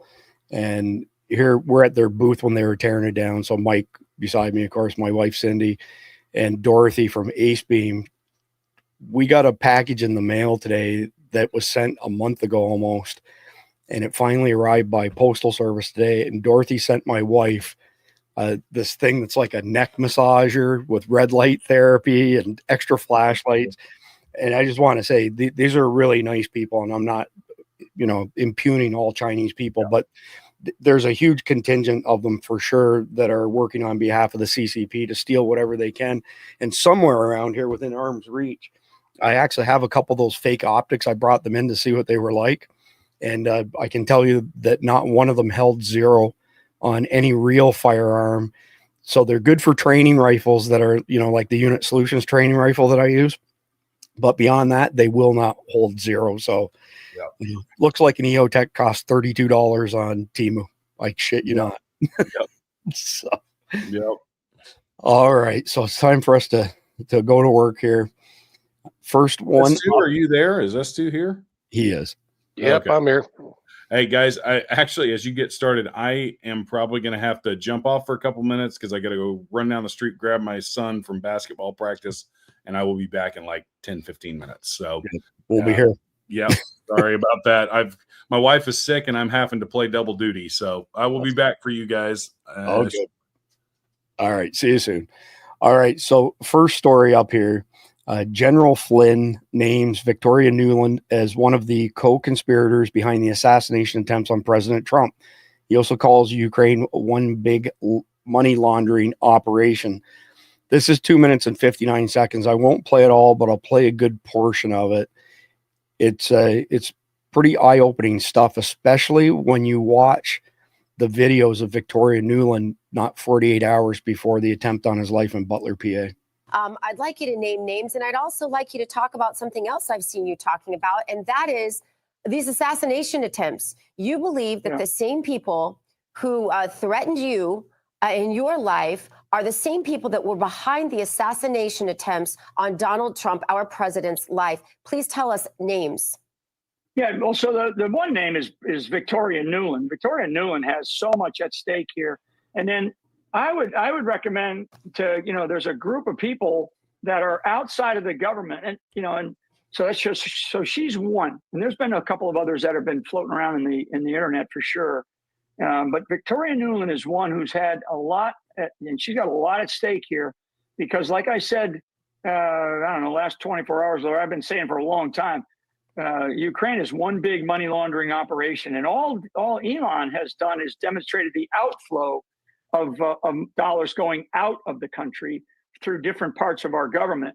What he hasn't shown yet is the complete cycle of funding that is going on from once it goes out. Where does it go to? How does it then flow around Europe, and how does it flow back into the pockets of people here in the United States of America? That has not been demonstrated yet. I am aware of some of that, and I think that's what Elon and President Trump are going to discover. And people like Victoria Nuland is one of those people that is going to, she's going to feel the pain here, I believe, because these people have been at the center of this. The other thing that people need to understand is that this guy, Zelensky, is an actor. He is an actor. He actually has a great relationship with Putin. There's been a lot of talk about, and all his tough talk. We're going to discover things. We're going to discover things on this in these coming weeks about Zelensky that, maybe it may take a couple of months. I hope it doesn't, because I think that we're capable of being much faster, moving much faster. But we're going to discover things that the American people are going to be so upset about when it comes to the money flow back into the United States of America, back into the coffers of people, frankly, right there in Washington, D.C., where I think David is at, and it's going to be ugly. It's going to be ugly, and it's not just Democrats. It's going to be the entirety of the establishment, the security state. Wow. These are the things that when you talk about spending $500 billion, over $400 to $500 billion in one country just over the last few years, that money's going somewhere, and it ain't going into the troops at the on the front lines of the. All right, I'll stop that there. So, as to your thoughts on him implicating Victoria Nuland as one of the potential people behind the assassination attempts on Trump. Absolutely. This is what she does. She fomented the color revolution in Ukraine. Go ahead. I think the other co-conspirator behind that is Norm Eisen. He's the architect. Well, good call. Expand on the color revolution in Ukraine and how she was involved in that, if you don't mind. So in 2014, she orchestrated the coup in Ukraine. Basically took State Department money and funded a bunch of these organically grown groups out there to overthrow the government of Ukraine at that point in time, and then turn around and have a fake election to install Zelensky. Yeah, and our good friend Sarah, she's a prolific writer, by the way. She couldn't agree more with you. Nuland is one of the witches. So we have that witch up on screen here. So this video is maybe 48 hours before the attempt in Butler, PA on July 13th. Listen how confident she is that there's no way Donald Trump will get elected. What will happen to Ukraine? Well, he agreed to give Putin his demanded territories. Well, first of all, I don't believe Donald Trump will be elected by the American people.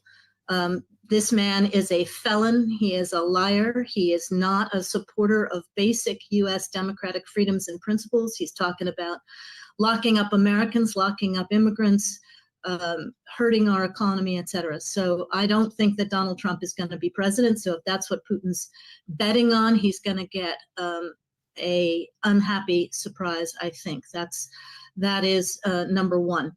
Number two, were Trump to be elected and were he to force Ukraine into a bad peace, it will be very bad for the United States.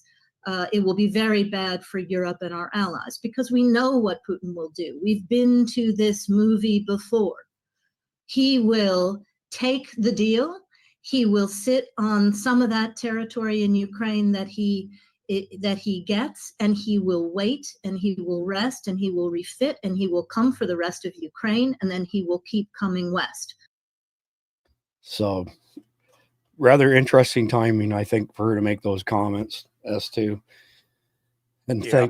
thankfully things didn't unfold the way she had planned, I guess you could say. Well, Right. as far as I'll go back to what General Flynn said about that Elon hasn't demonstrated the repatriation of the money coming back into this country. It's not hard to understand how this works. So when the money goes out of the country, certain portion of it, of course, is left in Ukraine as a finder's fee. That's pretty standard in money laundering operations. Whether that's 10% or not, I don't know. But then it flows back out of the country into NGOs. And then from there, the NGOs distribute it through dark NGOs like 501c4s, because 501c4s don't have to reveal who their donors are. So then that money goes dark. And then from there, it egresses out of those dark NGOs out into individuals' pockets. Yeah, and just to be clear for people who are not familiar with C4s versus C3s, it's essentially a PAC. It's essentially a political action committee, which brings significant differences than a 501c3 as far as the rules that they operate within, and also the rules for people like Google, believe it or not, how they treat them. Quick side story that you'll get a kick out of S2, that's right on topic here, is when Big Daddy Unlimited was a thing and they were going good before they got crushed in a brutal lawsuit, they started a 501c4 that was, I'm trying to remember the name of it now, American Gun something or other. And it was a 501c4. The reason that they did that is because it's a political type entity, Google and other companies can't as easily say, no, we're not going to run your ads. And because it's considered political speech, so it's somewhat protected. It was an interesting way to drive people, American Gun Coalition. So they advertised the American Gun Coalition. Google couldn't shoot it down. Then people would land on the American Gun Coalition's website, which in turn would have links to Big Daddy Unlimited. And that's a whole horror story that I'm not going to get into on air, but it is how I ended up acquiring Survival Dispatch. But to my point, these dark NGOs that I'm talking about are things like foundations, like the HP Foundation, the Tides Foundation, those things. That's where that money ends up, and it just goes completely dark there, and that's where it's dispersed. Yeah, well, I was speaking to the commonality amongst C4s, and it's an important distinction over C3s for sure. All right, so next one up. This is something S2 and I have covered ad nauseum as far as people not having a very good bullshit detector. When you see these actors like Chuck Schumer, Elizabeth Warren, and Cory Booker making the exact same speeches at different times, but everything is word for word, then you watch the legacy media, they're saying the exact same things word for word. This mockingbird behavior, whether it's the mockingbird media or politicians or whoever, is clue number one that you are being played in a psyop. They are repeating stuff over and over again to implant it on your brain that what they're saying must be fact. If you repeat a lie enough times, many people believe it becomes believable, more believable, or even becomes true in some people's minds they're not well balanced. So listen to this. It's crazy. When I win, I will immediately bring prices down starting on day one. That ain't true. That's what you just heard. Since day one of Donald Trump's presidency, prices are not down, they're up. Inflation is getting worse, not better. The prices of groceries, gas, housing, eggs, of essentials, it's not getting better, it's getting worse. Meanwhile, Donald Trump has done enough goose eggs to lower prices. Instead, he's pardoned violent criminals who savagely beat police officers on January. He's letting Elon Musk take a chainsaw to vital government programs and then. Okay, I can't listen to that anymore. Thank you. It's crazy. But I think we're up to 23 Democrats now that are doing that. Yeah, it's a 100% no ifs, ands, or buts, a psyop when you see this happening. And again, they repeat it over and over again, and then believers start parroting the same thing. They become part of this mockingbird process.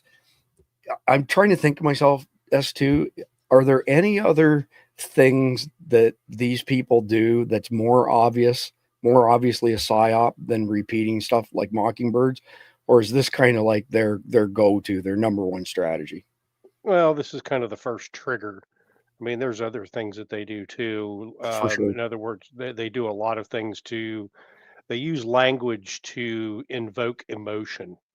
And when you start hearing that, that's when you know that they're up to something.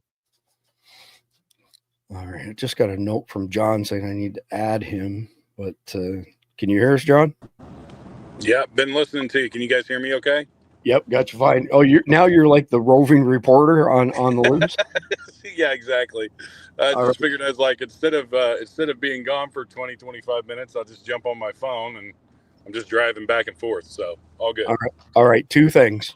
One, it's not Thanksgiving, and two, turkeys can't fly. So no remote reporting here like Les Nessman and throwing turkeys out of helicopters. Okay? I actually get the reference. Very nice. I'm just saying. We just covered some stuff on the Mockingbird. I saw that earlier. I was watching it. It's I mean, it's just like the one that was going around with like the dozens of news agencies saying the same thing about COVID and misinformation and all this other stuff. And it's like, that's the first sign that this is some kind of scripted talking point that they want to drill into people, into the normie norm's head, so that they automatically think badly of the situation. And if I'm not mistaken, I think every single one of these people are senators. Of the 23 that are doing this, they're all senators. Isn't that interesting? Very interesting. There's a guy named Chase Hughes, by the way, and he teaches all kinds of courses on these types of topics. He's got some pretty amazing stuff out there. Just pull it up quickly. So he's essentially an expert in how you control human behavior, and he speaks at length when it comes to psyops. And I'm going through his stuff. I'm taking one of the courses, and we'll share it with Survival Dispatch either sometime this week or next week. But it delves into all of the tactics that they use. And like S2 mentioned, there's many more tactics than just repeating stuff. But from my perspective, these talking heads, when they all repeat the same thing verbatim, that's sign number one that it's bullshit, and that you should probably go find the money, really. All right, next one up. Democrat Minnesota State Rep Alicia Kozlowski claims that the Preserving Girls Sports Act is just another version of state-sanctioned bullying and genocide. Keeping men out of women's sports is not bullying or genocidal. Like, how is this genocidal? But it's 9 seconds. I'll probably play it twice just so that y'all actually get what she's saying. And this may be a dude, by the way. So I'm going to play this, and while it's playing, if you think this is a dude, put a 1 in the live chat. And if you think it's actually a woman, put a 2 in the live chat. Here we go. Make no mistake that this is just another version of state-sanctioned bullying and genocide. And I don't say that loudly. Make no mistake that this is just another version of state-sanctioned bullying and genocide. And I don't say that loudly. It's Pat. It's absolutely Pat. Like, no ifs, ands, or buts, but it'll be interesting. We're starting to see some votes roll in now. So far, we don't have many votes, but we got somebody said that's a 1.5. I don't know what a 1.5 is, but I think a 3 is a hermaphrodite. Velcro says it's a fag. Could be a retarded fag for all we know, right? No, that would indicate that we need to get I find retards on the case there. I've been all over him all day today, finding retards for him. He's got 500,000 followers in 1 week. What a beautiful thing. All right, up next, Zelensky has powerful motivations not to make peace. We've been sending hundreds of billions of dollars over to Ukraine, and these Ukrainian oligarchs have been feasting on that money. The whole grift ends if the war ends. I'm not going to play the full 3 minutes, 47 seconds, but I'll play a good chunk of it. David Sachs is here now. How you doing, David? Good to see you, Jesse. Or should I call you Czar? David's fine. All right. What is going on in Zelensky's head? Well, it's always hard to know exactly. I mean, Zelensky had one job. All he had to do was show up, be respectful, sign the minerals deal, shake hands for the cameras. And instead, he turned out to be, he acted not like Churchill, but an actor playing Winston Churchill. He acted like a spoiled Hollywood actor. He acted entitled. He acted ungrateful. He acted peevish, petulant, combative. And now, of course, he's going to have to come crawling back and offer an apology. But I think that when someone shows you who they are, believe them. So there's no way you can deal with a guy like Zelensky. He's got to leave before anything gets signed. Well, I'm not saying we shouldn't deal with him, but I I think that Zelensky has powerful motivations not to make peace. I don't think he really wants to make peace. He says that the war needs to keep going on. He basically says the war needs to go on forever. And I think there's good reasons for that in his mind. Number one, if the war is over, he loses power, right? He canceled elections there. He's in the sixth year of a 5-year term. And if he stands for elections, he's very unpopular there, despite what the fake polls from USAID say. And he'll be vulnerable to political retaliation from his political opponents. He needs this war to justify his rule. So I think that's number one, is if he gives up power, his own safety is at risk. Number two is the gravy train here. I mean, we've been sending hundreds of billions of dollars over to Ukraine, and these Ukrainian elites there, these oligarchs, have been feasting on that money. And Zelensky is at the top of that pyramid. And that whole grift ends if the war ends. And I just think that gives him a powerful incentive to want to keep this whole thing going. Why would he end it when he and his cronies are profiting so much from this war? Yeah, so I'll stop it there. I mean, valid points. I agree with everything he said there. Balance that against the fact, though, that they're kidnapping people off the streets to take them to the front line to fight in this war. You have to be one evil son of a bitch to take billions of dollars, enrich yourself, have all kinds of huge homes around the world. Your wife buys a $4 million Bugatti, blah, blah, blah. And yet you have hit squads out there kidnapping people and sending them to the front line to die. S2, I'll go to you first. I don't want to hang on this Zelensky thing too much. I've got major Ukraine fatigue after the past 4 days, but go ahead and say your piece. Well, the problem that Zelensky's going to have is that if he keeps going out there, what's happening right now is actually these young men are trying to escape Ukraine. They're actively seeking out guides to take them over the mountains and get them out of Ukraine. The other problem he's going to end up with is just like China, where they had their one-child policy, is that you're going to have very limited amounts of men versus women there, and you're going to end up with a birthright problem there that is really going to severely deplete the Ukraine economy. Yeah, true story. Do you want to weigh in on this, John? Well, I think the dude's absolutely spot on. Zelensky knows his time is limited, and the only way he can hold on to power is through war. That's the reality of the whole thing, and why he acted so ridiculous and childish in front of Trump and Vance the other day is because he wants to keep both of these things going on at the same time. And he's trying to figure out a way to do that with Trump, and Trump basically has just shut him down from that. And so now he's trying to figure out a way to do this, and his options are limited and his time is running out. Well, and I would argue he's listening to the wrong people. So yeah, he met with senior Democrats, especially Amy Klobuchar, before meeting with Trump, and they encouraged him to not sign the rare earth minerals deal and to insist on the meeting ending in the Oval Office in front of the cameras so that he could provoke Donald Trump. And then on top of that, we find out that we had a lot of feedback from you, John. Just thank you. Then we find out that he basically signed away a 100-year agreement with the British, and you can't give away something that you've already given away. So my personal opinion is his trip to DC was to try and embarrass Donald Trump at the behest of the Democrats and the WEF clowns, and to try and get him to give him money and guarantees for protection, but not give him the rare earth minerals that he already gave away to Keir Starmer and the British. But anyway, we've covered that one ad nauseum. I've about had enough of Ukraine for the time being. So this is exactly what both of you are talking about here. And we've got more videos and just that. This, I think we have one more where they show the situation that S2 is describing. They open the back of a van, and there's all these fighting-age males trying to escape the country who get caught. And, of course, they conscript them and end up putting them on the front line. But here we go. Footage like this of men apparently being confronted by military conscription officers or trying to escape them is being posted across social media in Ukraine.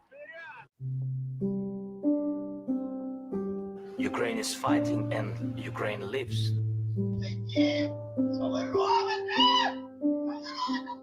stand, we fight, and we will win.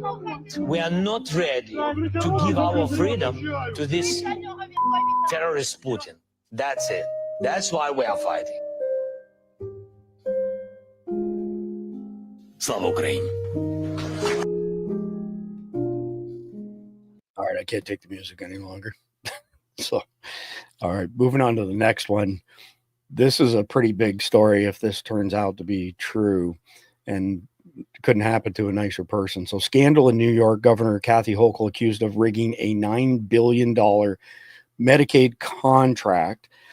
So, if this turns out to be true, it seems like the Democrats do this and then they never get charged, and even Republicans do it and don't get charged. I'm dying to see somebody who's broken the rules get charged with something. So I'm not holding my breath on this, but it's a pretty big number, $9 billion in fraud, essentially. Go to you first, S2. Do you have any comments on that? You're on mute. This is the first I'm hearing about this one, and I don't really have anything to say about this. Fair enough. John, are you familiar with this at all? I've heard a little bit of rumblings about this, and you're spot on. Democrats never really pay for what they do.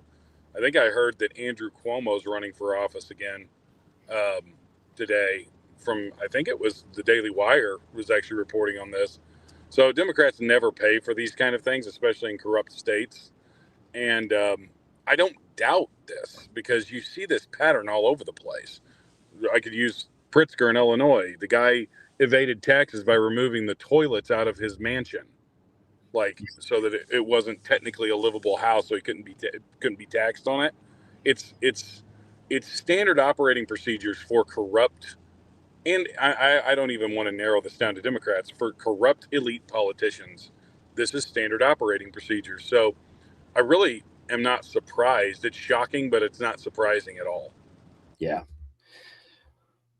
Yeah, not surprised either. All right, so next one up. What is going on in Ireland? It's not just hotels and warehouses that are being converted into migrant plantations. 54 former nursing homes have been applied to become accommodation for migrants. So the last number I saw, Ireland is something like 96% WASP, white Anglo-Saxon Protestants, and the EU is in overdrive trying to basically make that number go down and get more of their invaders in there. So minute 58 seconds. I won't play the whole thing, but this is some pretty shocking stuff that's happening. And I don't know if there's any audio in this. It doesn't really need audio. Oh, yeah. What? What? Touch me camera, What? I'll blade knock you out. What camera? Touch me camera and I'll knock you out. Get your hands on. What camera? What camera? Get your hands on. What camera? Get your hands on. القردة. Where you from? هنا Where you القردة. from? شو دخلها؟ Where you from? شو Where you دخلها؟ from? شو دخلها؟ Where you from? Hey, Hey, where you from? القردة يا زلمة. Where you from? What? Get the f out of my face, man. Get out of my face. Get the f out of my face. That dude ain't right. Where you from, buddy? You're lucky I have my camera on you. This camera's for your protection. Hey, where you from? Where you from? You enjoying the free money? Are you? You enjoying the free money? Yalla, yalla, you. Where you from?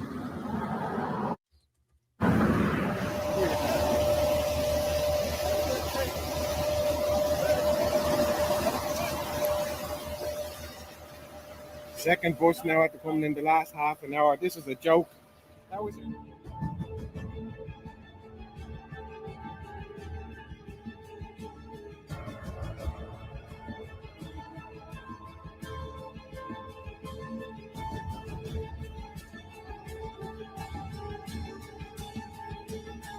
All right, I'll go ahead and stop there. Suffice it to say that Ireland is kind of contending with the invasion that we did the past 4 years. Is this primarily Islamic invasion? Yes. That's what I was assuming, because Yeah. I will say this. One little note about the Irish.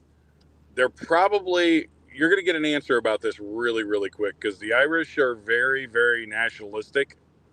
in a lot of ways, and they're also not pushovers. They will fight back, and especially if they see this stuff happening. So the average Irish people. The old guard IRA is coming back. Yes, and I know we reported on that a couple months ago. This has to be the reason. And what's really funny is it's the old lines of demarcation are no longer there. It's Christians and Catholics and all of that stuff uniting against this Islamic invasion. Yeah, no, it's 100% Islamic because they're trying to do the same thing that they did to England, essentially. And London is a prime example of that. I can't remember what the latest number is, but there's very few WASPs left in London. London is lost, UK is lost, Europe is lost. All right, next up, Senator Chris Murphy announced he will stand in solidarity with his constituents in Ukraine and skip Trump's joint address to Congress. This guy's such a scumbag. What? Such a scumbag. Here, listen to this. You have been trying to lead your party, lead your colleagues in being aggressive and pushing back, as we've heard a lot this morning, against Donald Trump. You're skipping his joint address to Congress on Tuesday. You believe other Democrats, House and Senate Democrats, should do the same, and why? Oh, I think every Democrat needs to make up their own mind. I think that State of the Union speech is going to be a farce. I think it's going to be a MAGA pep rally, not a serious talk to the nation. I think Donald Trump is going to spew a series of lies about his alignment with Russia, about what he's trying to do to allow Elon Musk to essentially monetize the American government to enrich Musk and his billionaire crowd. And I'm just not going to be a part of that. Listen, the case I'm making to Democrats is that we have to fight every single day. Every single day. Republicans flood the zone. Democrats have to flood the zone. They flood the zone with lies. We flood the zone with truth. We are going to stop this billionaire takeover of government. We are going to stop their destruction of democracy, which they have to do because what they are attempting to do, gut Medicaid in order to feed another set of tax cuts to Elon Musk and his billionaire friends. It's unpopular. We're going to stop that billionaire takeover, that destruction of our democracy, only by fighting them every single day. A lot of Democrats think maybe you should, fight every third day. You should reserve your power and jump out of the bushes at the right moment. I just think that we have to be on the offensive 24/7. S2, I'll go to you first. Take a swing at this. I know you really love this guy. This guy's a total fucking scumbag. First off, they set the predicate with the Mockingbird Democrats this morning with their little, as I call it, the most wanted poster. All of them repeating the same thing over and over again. And now he's here using the same exact language that they were using. So you know that there's a psyop going on amongst the Democrats right now, or something they're trying to perpetuate. From everything that I've seen on X today, it's not getting off the ground. Nobody's buying it. And for him to say he's going to stand in solidarity with his constituents in Ukraine, yeah, that's a little telling right there. He has constituents in Ukraine. Yes. Well, they're the ones who've been putting the money back in his pocket, right? He authorizes the money to go to Ukraine. Half it comes back here, goes in his pocket, Pelosi's pocket, and the rest. Last time I checked, Ukrainians were not American citizens. Yeah, so agreed. John, do you want to weigh in on Chris Murphy? Well, aside from he's a giant douche, not necessarily, because all of these Democrats are going to say the same stuff, and really they're trying to find an angle of attack. They have been since they were put on their heels back in November. And how many times does Trump have to answer the fact that we're not cutting Medicare, we're not cutting Medicaid, we're not cutting Social Security, we're going to look for fraud, and we're going to get rid of that. And he said that dozens of times, to the point where it's like, why are you guys asking? Like, why do you guys keep asking this question? The reason they keep asking this question and keep pushing this narrative is because they are trying to, as we were talking about earlier, get that feedback loop, get people to think that this is happening. It's just like the virus. In my world, when 2020 hit and the unknown virus of unspecified origination hit the world, I didn't see a lot of people getting really sick around in my area. Right. You know, it was like ones or twos. It wasn't what the narrative was in the media. It wasn't like, oh, the hospitals are overrun. Most of our hospitals were not overrun. Like the vast majority, there was like a couple of times where there was like 1 or 2 ICU beds in this region, but it was never max capacity. So we always have to look at what the media is saying and realize that they're just trying to posit a narrative and parrot a talking point. Yep, correct. It's programming for their mindless followers. All right, next one up. You're going to love this. Fuck around and find out from Chicago Ray. Illinois had $2 billion in federal funds frozen. Most are attributing it to its sanctuary state status. J.B. Pritzker says when he calls the government agencies that they don't want to talk to him, Illinois is giving free health care to illegals and wants you to pay for it, and Trump put a stop to it. I played something on this last night. This is a slightly different take, which is why I'm playing it. Also because you're with us, John, and he's your governor. 1 minute, 5 seconds. But is now apparently caught in limbo. Governor J.B. Pritzker touting an increase in his medical debt cancellation program this morning, but blasting the Trump administration over federal funds allocated for Illinois that were temporarily halted last month, but for some reason have not been made available even after that order was rescinded. But now when you call the federal government agencies, they either don't want to talk to you or they are, they say, we don't know what's going to happen, whether you're going to get paid. We don't know when. So Pritzker and the entire Democratic congressional delegation have written the director of the Office of Management and Budget demanding an accounting of funding that's been paused or interrupted, noting in total this constitutes $1.88 billion in impacted federal funds across 14 state agencies, boards, and commissions in Illinois. We, of course, are in every circumstance looking at what is our redress. Can we go to court? And if not, are we, is there some other way that we can get that funding? All right, John, I'm going to go to you first since this is your state. Well, it's very warranted. Hold up. Can you guys hear me okay? Yep. Okay. We got you. It is. Sorry, I realized I was charging my microphone in my studio. It's very warranted, and I'm saying this as an Illinois resident. Block all the funding, because this guy is doing stuff that's completely unconstitutional across the board, whether it be guns or illegal immigration, everything. This fat piece of crap is one of the worst governors in the country, and only because Gavin Newsom has a prettier face for television is he getting more coverage. But well, answer me this. Rumor has it that his family, which are all a bunch of billionaires, kicked him out of the family business because he was so incompetent, and therefore he had to go work for the government. Is that true? Yes, that is actually true. And I think a good chunk of his family is down in your neck of the woods, actually, in Florida, if I remember. Oh, don't try and pin this on us. No, that's not what I'm saying. I'm just saying, like, this is the guy, as I said earlier, he took toilets out of his mansion so that he didn't have to pay the right amount of taxes on them, and yet he's taxing us all to kingdom come.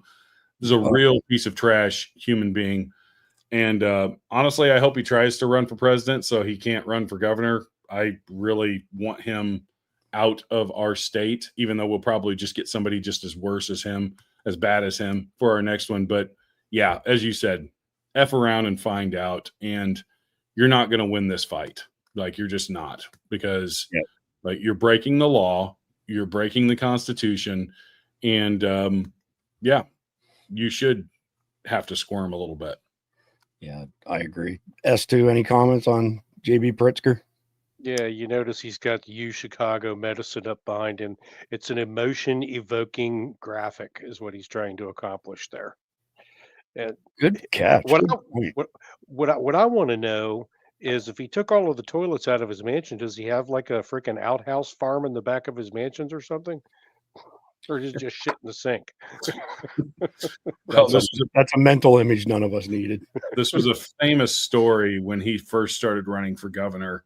And he's a special kind of piece of trash.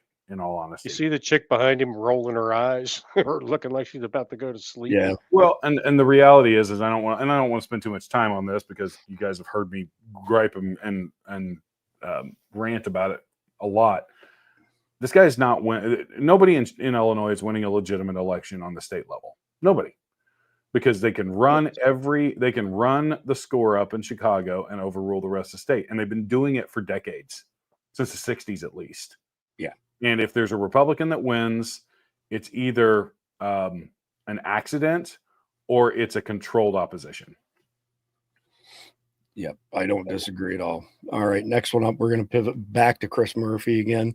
In 2014, Senator Chris Murphy bragged about the United States successfully overthrowing Ukraine's government. And again, I played some content on this last night, but didn't go deep into it. I think it was our role, including sanctions and threats of sanctions, that forced in part Yanukovych, it's my best try, from office. We have not sat on the sidelines.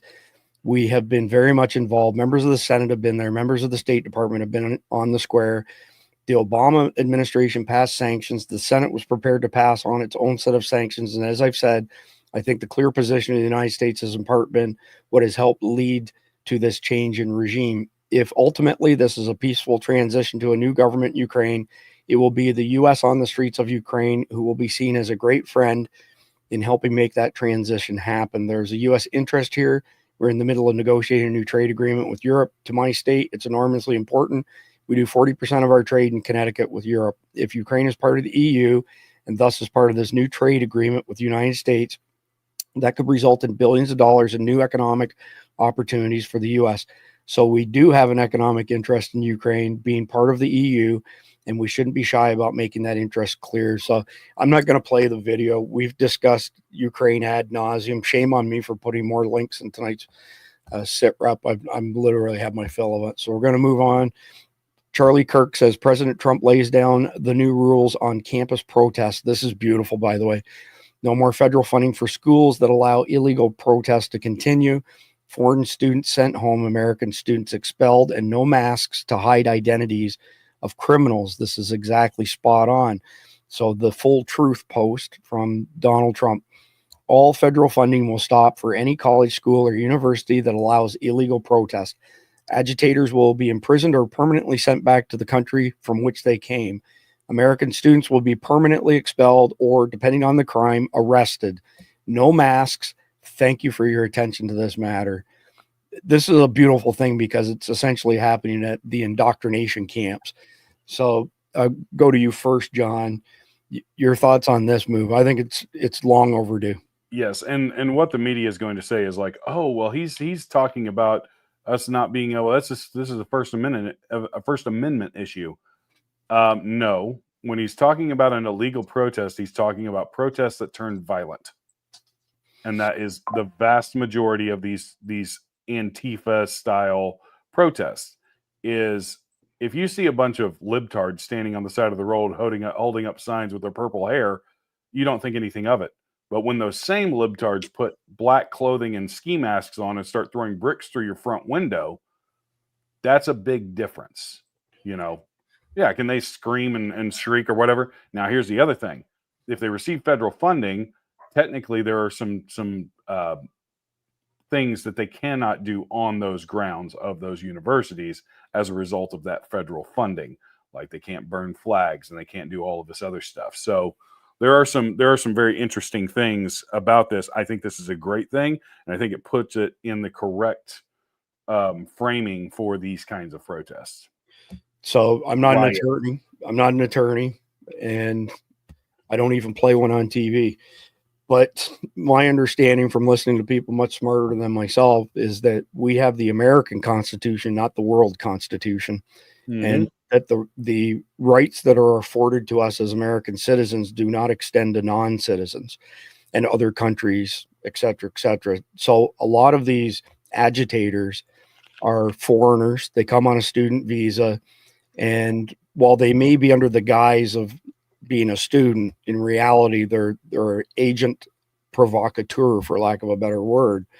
And I don't believe myself, and I could be wrong, but I'm not an attorney, that they have the same rights that we do.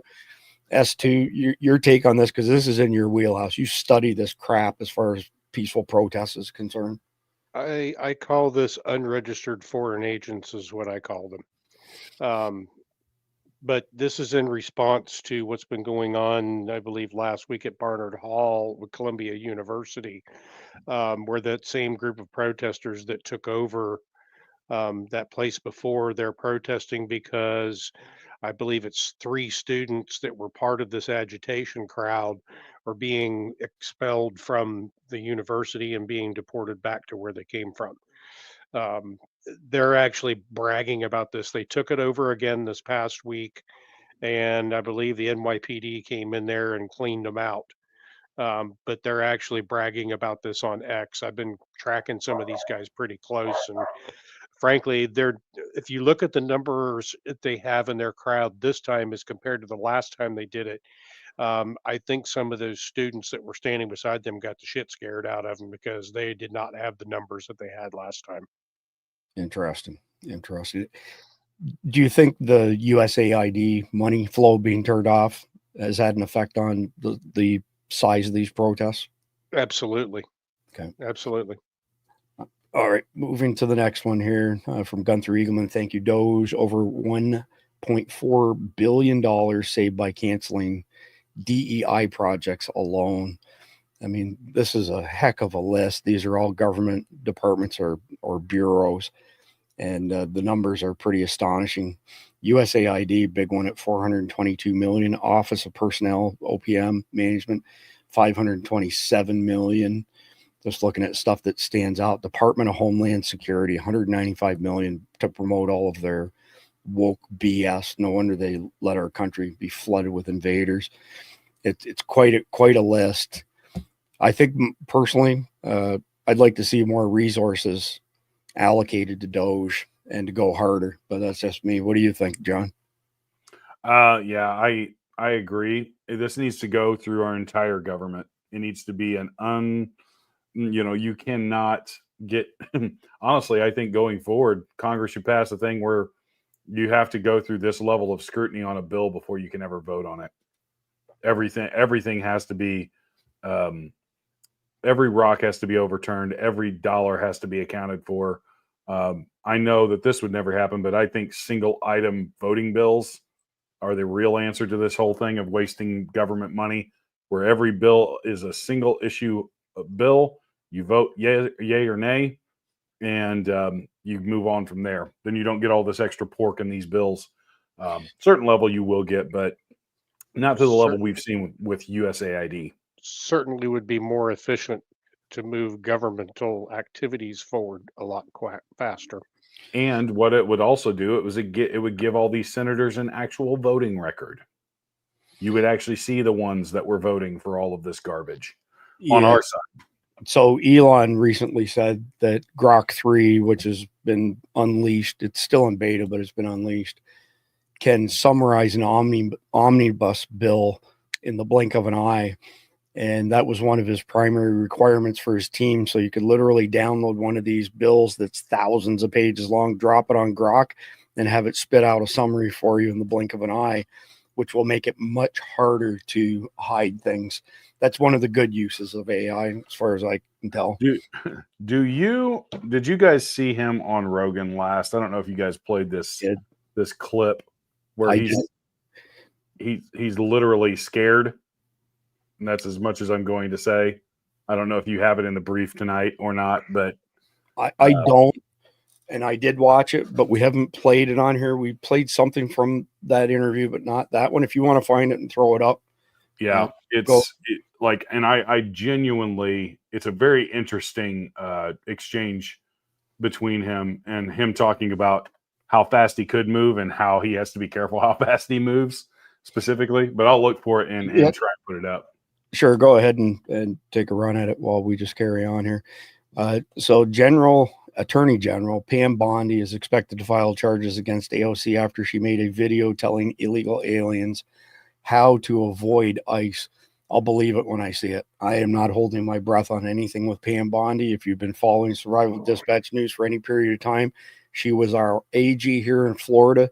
And right from the get-go, I've acknowledged the fact that she's very intelligent, but she has connections to many shady characters. And for me, in particular, she's the one who brought red flag laws to Florida, which I vehemently oppose. And I don't think she's going to turn out to be the rock star that people want her to be. S2, I'll go to you first while John's looking for that clip. One thing that I want to make clear to our audience is what I've been doing here in the last few days on X is I've been going on a tirade with people who've been spitting this shit out all over X. I've been going back to them and saying, I need your sources, please, because nobody is putting out their sources of where they're getting this information from. They're just spitting the shit out. Yep. And the Daily Mail from the UK obviously is one of those sources that would be questionable. So everybody needs to be careful of the content that they're consuming and look at it with an objective eye, because I don't believe this either. Yep. But again, no sources makes it next to impossible to believe. John, I don't know if you want to weigh in or you want to keep on your current mission. I do overall so far, as far as the movement on gun legislation, I've been happy with, but I don't trust Pam Bondi at all, because she has a track record of doing some very rhino-y things in office. She's not doing her own, she's not forwarding her own agenda. She's forwarding Trump's currently. As long as she's doing that, I'm on board. But the instant she steps out of line with that, she needs to be fired and replaced with somebody. I'll just be honest with you. I was super excited about Matt Gaetz, because Matt Gaetz would have absolutely took a blowtorch to the deep state in every way possible. And we need somebody that tenacious. We don't need somebody that just does biddings. We need somebody that goes out and takes scalps. I think Gates is going to turn out to be a Trump card. Could be. Yep. Gates is a rock star, no question. I mentioned it last night, and I'll mention it again. Our friend Andrew Bailey, Attorney General for Missouri, he was on the short list. He's somewhat younger, maybe doesn't have the experience that somebody like Pam Bondi has, but he's doing some incredible stuff, and I think he would make an outstanding Attorney General at the federal level. So we shall see. I know Trump thinks highly of him and that he was on that short list, but time will tell, I guess.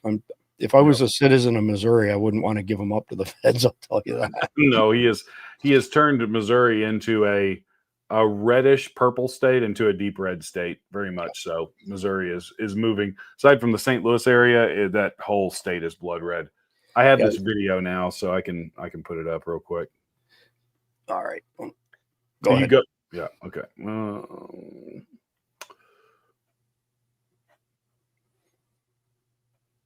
It's like, I actually have to be careful that I don't push too hard on the corruption stuff. Like, let me start it. It's more than just insider trading. Like the insider trading stuff, like the stock portfolio stuff is quite trackable, but there's it's a lot more than insider trading. The way they're acquiring wealth. Correct. And what other methods? I mean, this is really going to get me assassinated. It's like I'm not lengthening my lifespan by explaining this stuff, to say the least. I mean, I was supposed to go back to DC. How am I going to survive?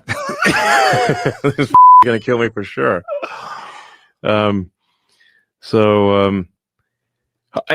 fact, I do think like it's like I actually have to be careful that I don't push too hard on the corruption stuff, because it's going to get me killed.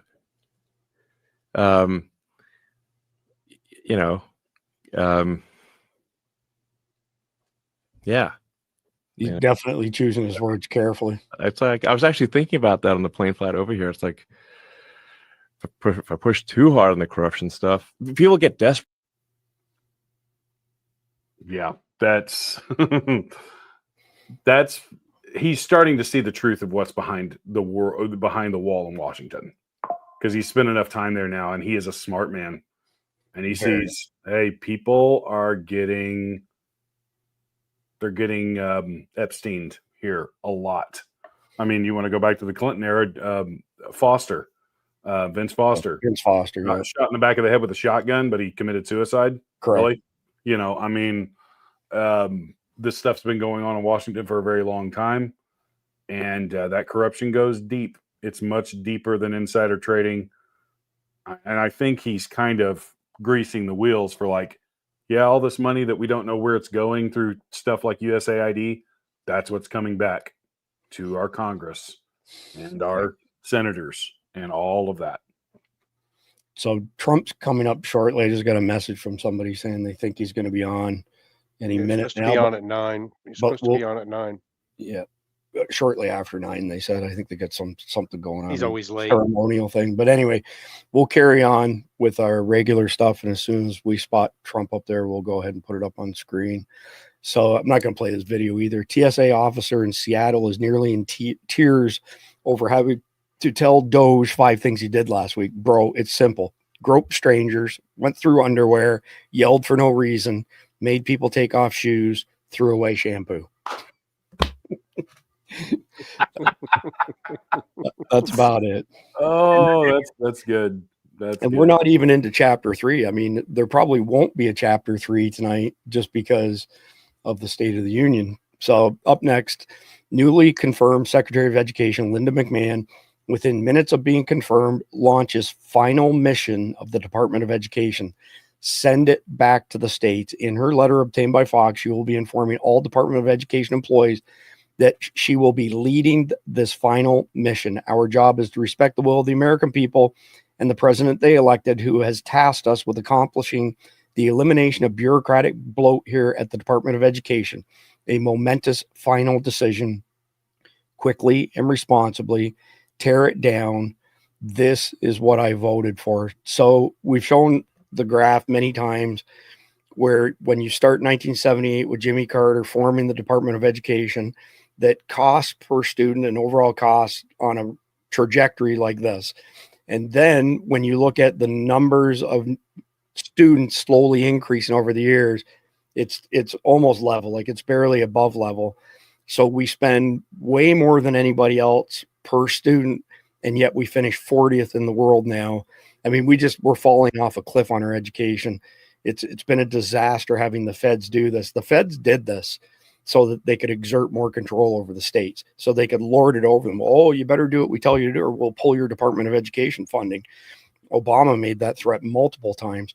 So the way to deal with it is just to abolish the entire Department of Education, hand it back to the states, and let the states handle it. And hopefully we can get back to being in the top 5, if not back to number 1.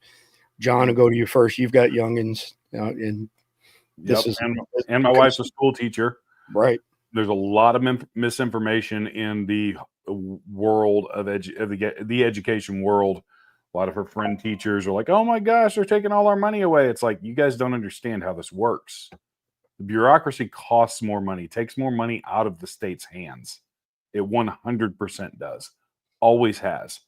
And what you're going to see, is you're going to see the states that are efficient skyrocket. Their education stats are going to skyrocket. They're going to do way, way better under this plan.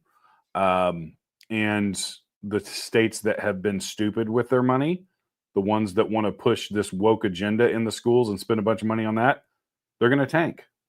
Their education's going to tank. And I think you won't see it immediately, but you're going to see it over time. And the real problem is that we need to all have school choice where the money follows a student rather than the school district that they live in. So the parents can pull their kids out. If they want to homeschool them, guess what? They get all of that tax money that would be allocated to their child. They've already done it in multiple states.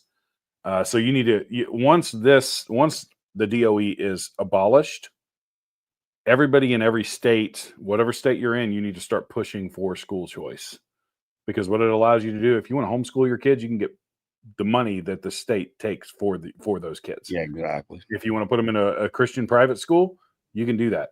What you're going to see is the schools that are doing the right thing and trying to educate these kids the correct way, they're going to have a massive influx of money.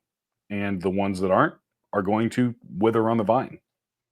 That's what it does. It's a free market for education, essentially. Right. Well said. S2, your thoughts? Well, I didn't vote for Linda. I voted for Michelle Morrow because I know Michelle personally. But either way, both choices would have been excellent.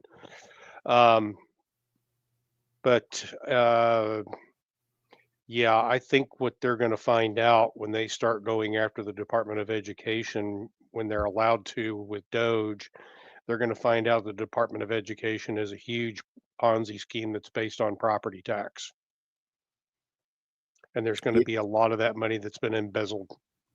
Yeah. So I just pulled, that's a great point, S2. I just pulled this up, that last year, 81% of funding for teacher salaries came from local funding from the counties, and almost the entire balance came from the state, and that the federal government, their money goes towards other programs, right? Big programs, stuff like SNAP, et cetera, et cetera. But cutting the cutting the Department of Education doesn't have any impact on teacher salaries. There's some teacher training that's funded, but there's so much money being spent in the Department of Education that you're right. It's going somewhere, and it's not going to the students, or we wouldn't finish 40 out of 40 countries, you know? Mm-hmm. So anyway, I'm watching the Congress right now. I saw Mike Johnson just smash the gavel, but I don't see Trump yet. So I'll come back to it as it happens. All right, next one up. Yes, she actually said truckload. I gave them the deadline Friday at 8. A truckload of evidence arrived. It's now in the possession of the FBI. They're going to get me a detailed report as to why all these documents and evidence had been withheld. We are going to go through it as fast as we can, but go through it very cautiously to protect all the victims of Epstein, because there are a lot of victims. I got one question, and you guys can roll with it or not. Pam Bondi is on record now as saying that she can't release the Epstein documents unredacted because it would have a negative effect on Israel's security. What the fuck? You know, that means that Israel was behind this with the CIA, catching people in the public eye, whether they be government officials or Hollywood, doing deviant things and then lording it over them. It's not just the CIA that's been doing this. It's got to be Israel as well. Otherwise, why do they have to be redacted out? How else can it be related to pedophilia and Epstein, right? I mean, the process typically is an individual who is studied by the CIA, and I guess the Israelis as well. They find out what proclivities that person has. Then they either drug that person or get them drunk somewhere. And when they go to their hotel room, there it is, the thing that they have a penchant for. And the whole thing's videotaped. And then they tell them afterwards, you are now going to do everything that we tell you to do, or we're going to release this evidence showing what a deviant pedophile or otherwise that you are. But the fact that she said, I can't disclose the contents, she says has one valid point. I'm not going to give up information on the victims. Fine, I don't disagree with that. But we have to protect the security of Israel, so we have to be very careful what we release. John, I'm guessing that you hadn't heard the Israel piece, but what's your first gut reaction then, now that you've heard that? Well, you know, we have the CIA, Israel has Mossad, and that's their intelligence organization. And if you think that there's not corruption in every one of these government agencies, you're sorely mistaken. I'd say MI6 probably has the same kind of crap. I have mixed feelings on Israel because of you know, they're probably one of the only places in the Middle East that's not strictly a Muslim country. But you know, if they're engaged in this level of corruption, then we need to expose it.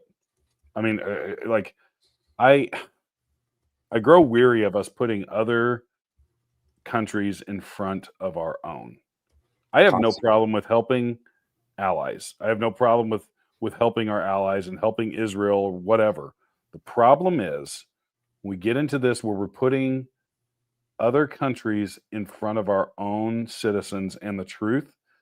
That's a big problem, a huge problem. That's all I've really got to say right now. I'm going to dig into this a little bit more because, yeah, it's just weird stuff, man. Very. S2, your thoughts on Bondi? So Ghislaine Maxwell is actually the person that was running Epstein. Epstein was a college dropout. The CIA recruited him through Bill Barr's father, and that was when they decided they were going to start building up his legend for him. They created a financial portfolio that they handed him, and they fed that financial portfolio. Ghislaine Maxwell's dad worked for Mossad. So when we look at this, where she's saying that we have to protect Israel's national security, this comes as a no shit Sherlock moment. Especially when we saw the former prime minister of Israel on that manifest. So it doesn't really surprise me at all to hear this. But I think what's going to happen is a lot of people are going to get really ginned up over this. And the only question I have is, I try to stay completely neutral on this. I'm not getting excited about it because it doesn't impact my day-to-day life. Would I like to know more details about it? Yes, I would. Am I going to get it? I don't know. And frankly, at this stage in the game, the only people that need justice from this whole thing are the victims. Yeah. It's not you. It's not me. It's not anybody that wasn't involved in this. It's them. Yep. So I don't know who this clown is, but you've been brainwashed for years about Israel.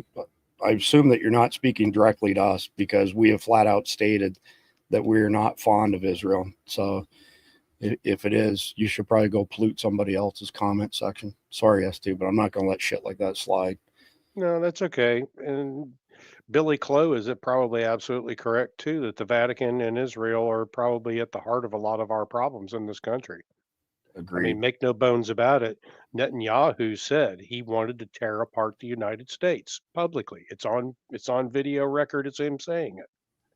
So that comment's probably the most true right there. Billy's one of our most loyal followers. He's a great guy.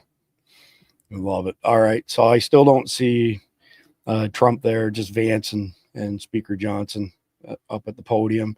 So that's actually the end of chapter 2. So we're just going to go into chapter 3 and keep rolling with it until Trump shows up. All right. Before they were shut down, asylums housed the woke. So what do you think Retard Finder would say on this particular subject? Would retard asylum, maybe? Does that work? Yeah. It's I think we should redo this as a meme and just put retard Finder's asylum. There you go. All right. Next one up is from John, and this is dealing with the measles in 1969 versus today, and it's pretty brilliant. What are you doing off from school? They sent me home. Measles. It's either measles or a strange case of red freckles. You have got a temperature. They told me 101.1. What's the record? Never mind. Oh, are you sure it's the measles? Well, he certainly got all the symptoms. A slight temperature, a lot of dots, and a great big smile. A great big smile. No school for a few days. Say hello to my dotted son for me. Tell him I'll bring him some comic books and I'll see you later, dear. Okay, honey, bye. Boy, this is the life, isn't it? Yeah. If you have to get sick, sure can't beat the measles. That's right. No medicine. Inside or out. Like shots, I mean. Don't even mention shots. Yes. Dad says I should go to school. 7 students confirmed with measles, 4 others possible. How? They had to have been vaccinated. These moms never vaccinated their kids and lied about it. Vaccines are harmful. You are endangering the health of every child in this city. Live. No, it's turning blue. Call 911.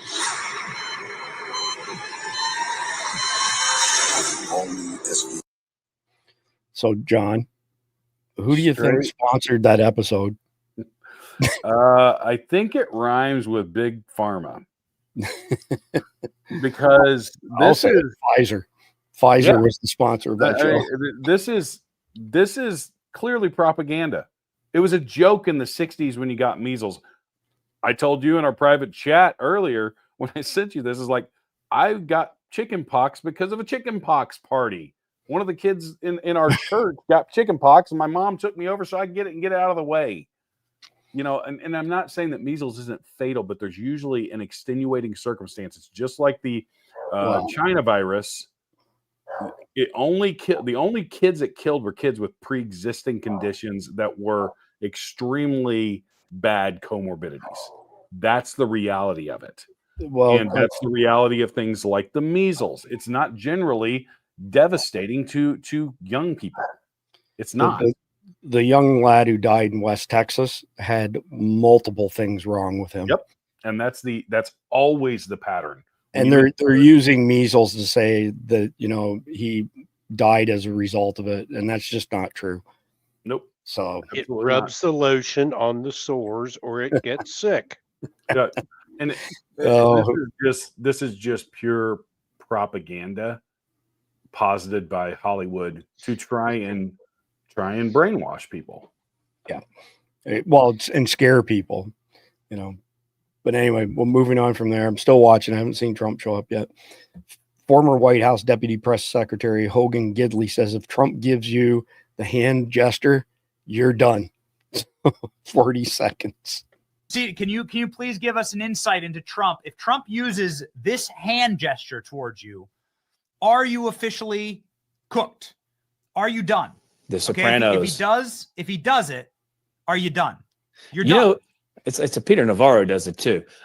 Absolutely. This is you know, and Trump doesn't do things by accident, because usually it's the hand, right? It's this and that. He did that in the meeting, but when he gets to this, you know, you got some bigger problems than just $300 billion stopping from coming to your country. I've seen the picture you're showing, the memes. It's amazing. I love it. Paulie was awesome. One of my favorite characters on Sopranos. One of the best shows ever made right there, man. 100%. And I resemble this meme. Me waiting for someone to be arrested. Oh, facts. True story, huh? We should be turning the DOJ into Perps Walk R Us. Yeah, check this out. Scissors were invented in 1500 BC. People before that. Give me. Yeah. Muito suco. Meu dedo, hein? Do lago. Give me. Yeah. Muito suco. Freaking piranha. That's freaking hilarious. Is Necessity is that the wild? mother of invention.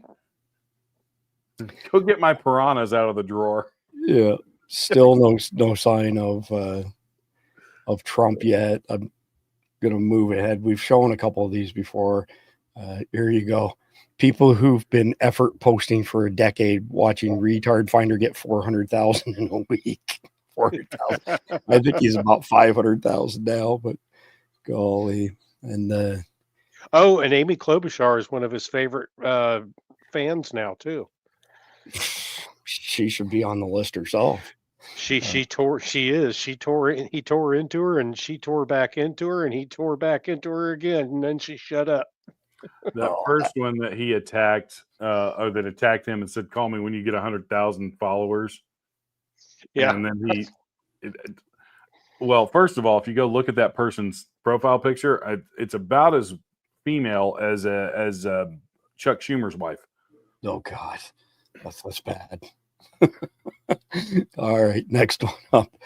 Accuse the other party for what you're doing yourself. This is Saul Alinsky's rules, right? Mhm. Russia donated $0 to Trump. Russia donated $145 million to the Clinton Foundation. Russia paid Bill Clinton $500,000 to give a speech. Tell me again why Trump is the one being investigated. No shit. Smoke and mirrors. And these videos are brutal. But here's another willing recruit in the Ukraine.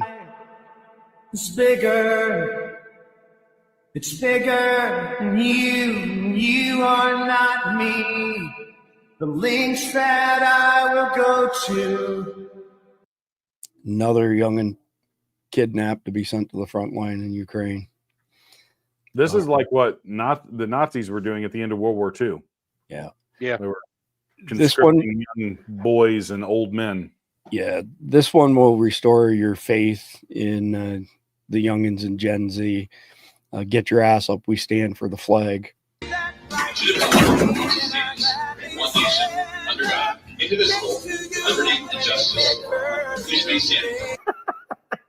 Yeah, stand up, boy, because that's the kind of energy we're bringing for the next foreseeable future. And it's good to see young men act like men again. And I don't want to hear, oh, it's his right if he wants to sit. No, it's his duty to stand. Well said by Adam there. Next one up, these AI things are freaking hilarious.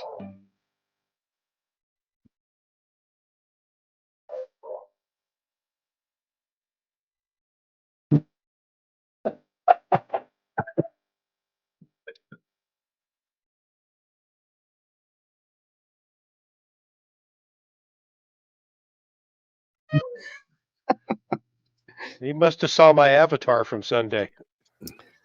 I think the volume's not great on this, but who the fuck does Nadia Velasquez think she is to say to Elon Musk, what the hell are you doing here in America? Go back to South Africa.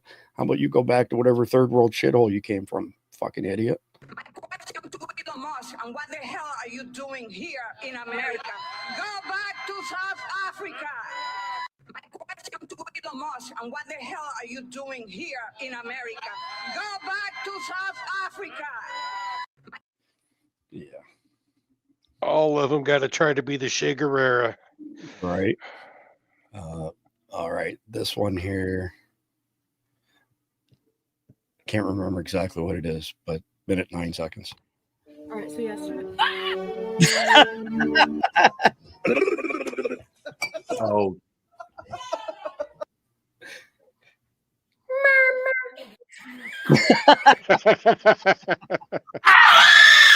What? Mason! No! Mason! Don't see it!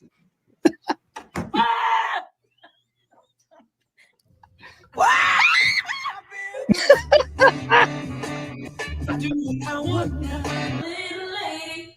Oh my God, you little.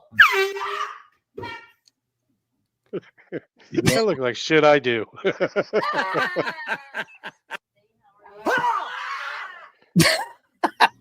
What you doing? Jesus, Gavin, are you serious? Mommy, Mama, Mom. Oh, that was a good one. All They're right. saying Trump is on now. He's not on RSBN, but we can switch over to it and see what they're saying.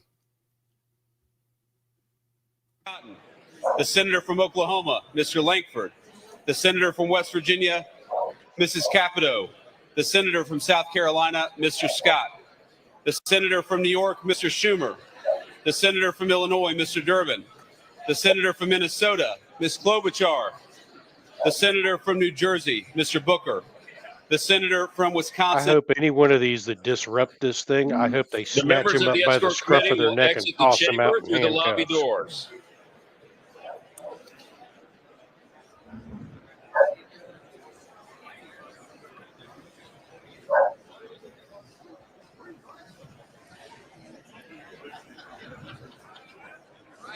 I think RSBN's got a little bit of a delay going on because somebody's saying Fox is 5 minutes into the speech already. See, I've got a bunch of other feeds going.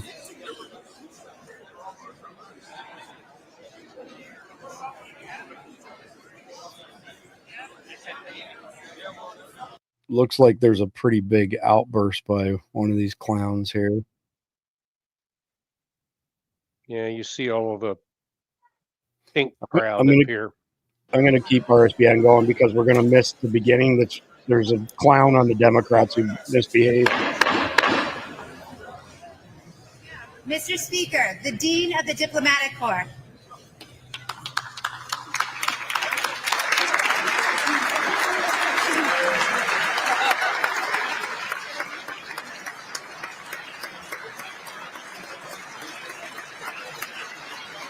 We have to be careful what stream that we feed because on some platforms, especially YouTube, they'll nuke our video during the live stream.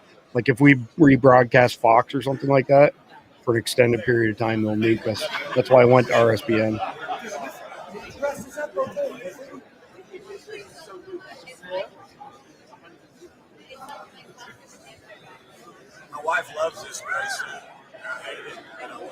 I'm going to have to jump off of here. All right. Appreciate your time, mister. See you later.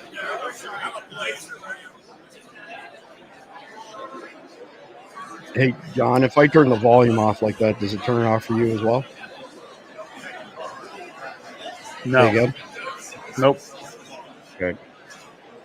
Just playing with the mixer settings here. Do it this way instead. So I would jump to another stream that's a little bit further ahead than this one, but I just caught the tail end of somebody having an outburst. One of the congressional reps from Texas, can't remember what his name is, and I want to hear what he's got to say, but I wish RSBM would catch up with him.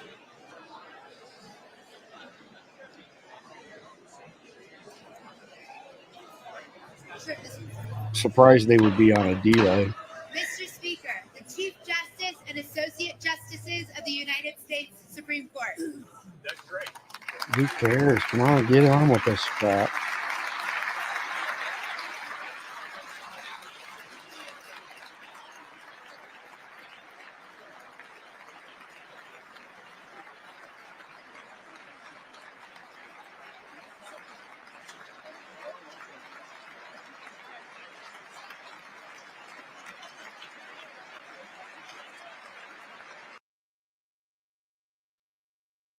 Is that, do you know who number 2 is?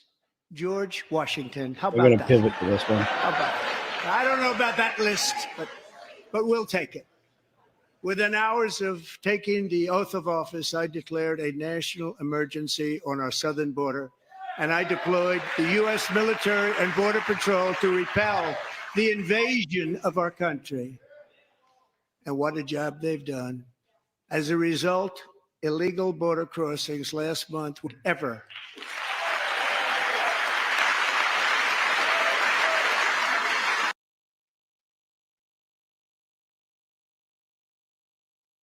What just happened there? It looks like it's buffering. They heard my words and they chose not to come. Much easier that way. In comparison, under Joe Biden, the worst president in American history, there were hundreds of thousands of illegal crossings. I'm not sure what's going on with that feed. Virtually all of them, including murderers, drug dealers, gang members, and people from mental institutions and insane asylums, were released into our country. Who would want to do that? This is my 5th such speech to Congress.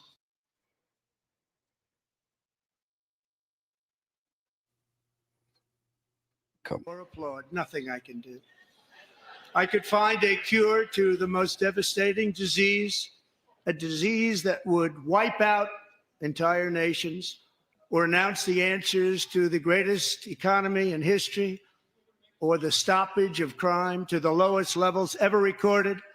And these people sitting right here will not clap, will not stand, and certainly will not cheer for these astronomical achievements. They won't do it, no matter what. Five times I've been up here.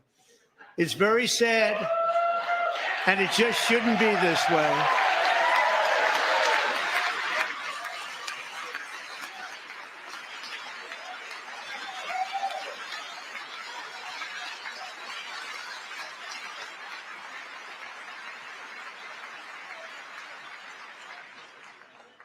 So Democrats sitting before me, for just this one night, why not join us in celebrating so many incredible wins for America?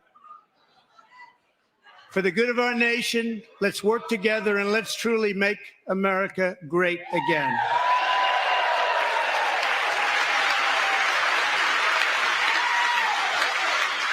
You look particularly sauced tonight.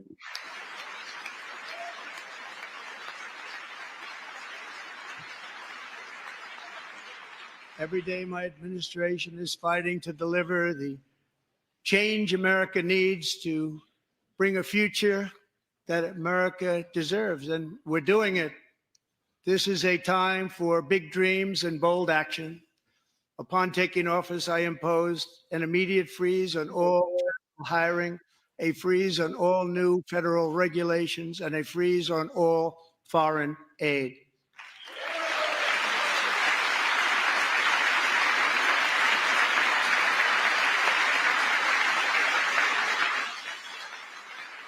I terminated the ridiculous Green New Scam. I withdrew from the unfair Paris Climate Accord, which was costing us trillions of dollars that other countries were not paying. I withdrew from the corrupt World Health Organization.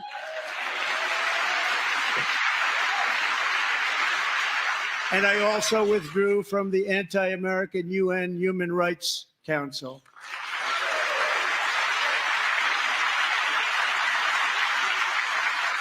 We ended all of Biden's environmental restrictions that were making our country far less safe and totally unaffordable. And importantly, we ended the last administration's insane electric vehicle mandate, saving our auto workers and companies from economic destruction.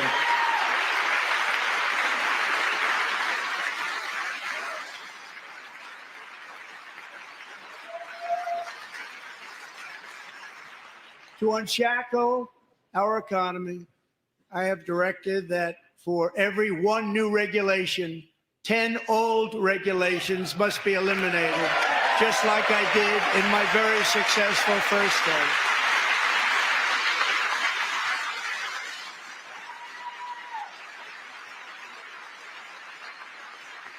And in that first term, we set records on ending unnecessary rules and regulations like no other president had done before. We ordered all federal workers to return to the office. They will either show up for work in person or be removed from their job.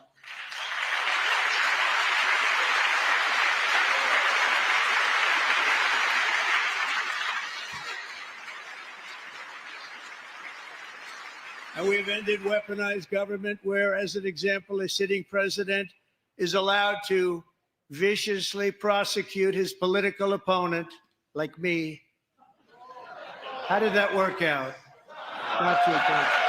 Not too good.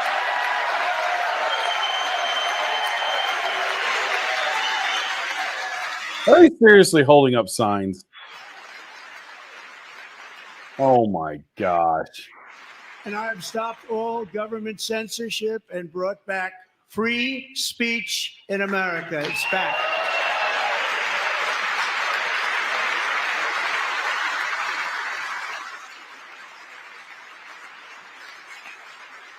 And 2 days ago, I signed an order making English the official language of the United States of America.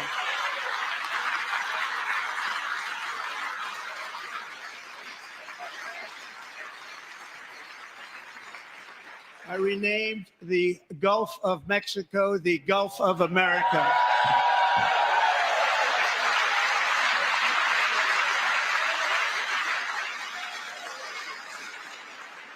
And likewise, I renamed, for a great president, William McKinley, Mount McKinley again. Beautiful Alaska. We love Alaska. We've ended the tyranny of so-called diversity, equity, and inclusion policies all across the entire federal government and indeed the private sector and our military. And our country will be woke no longer.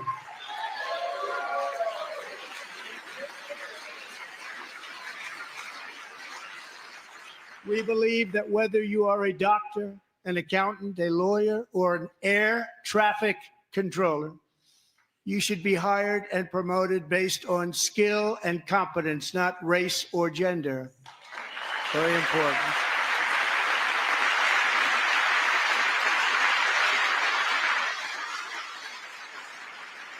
You should be hired based on merit.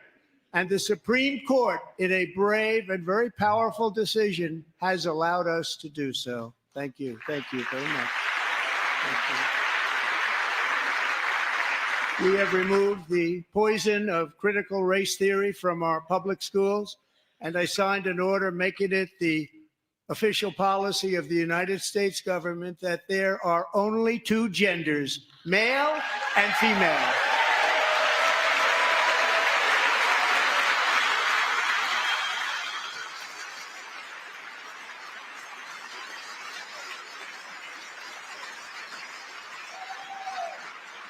I also signed an executive order to ban men from playing in women's sports.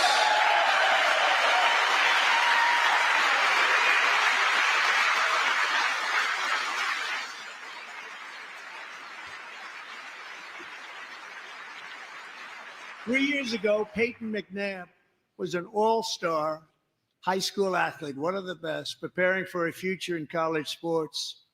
But when her girls' volleyball match was invaded by a male, he smashed the ball so hard in Peyton's face, causing traumatic brain injury, partially paralyzing her right side and ending her athletic career. It was a shot like she's never seen before. She's never seen anything like it.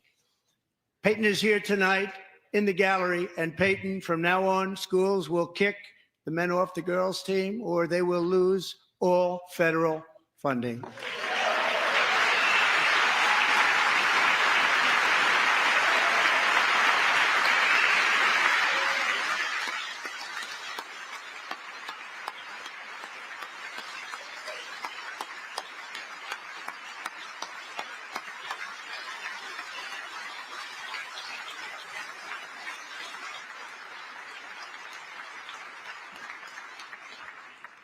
And if you really want to see numbers, just take a look at what happened in the women's boxing, weightlifting, track and field, swimming, or cycling, where a male recently finished a long-distance race 5 hours and 14 minutes ahead of a woman for a new record by 5 hours.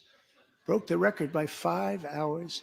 It's demeaning for women, and it's very bad for our country. We're not going to put up with it any longer.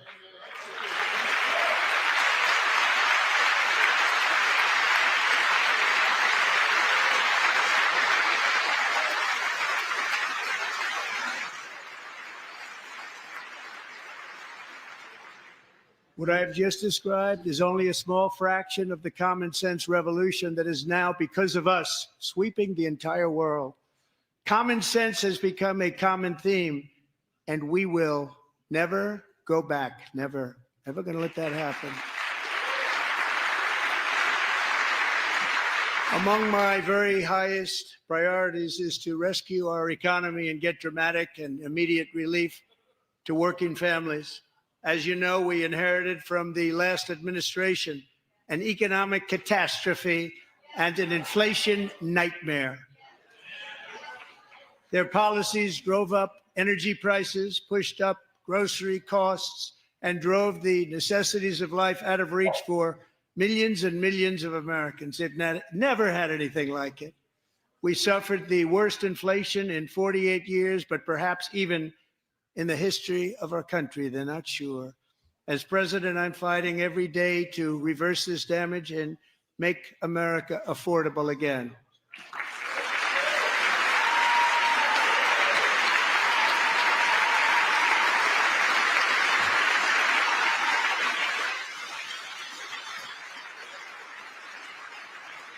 Joe Biden especially let the price of eggs get out of control.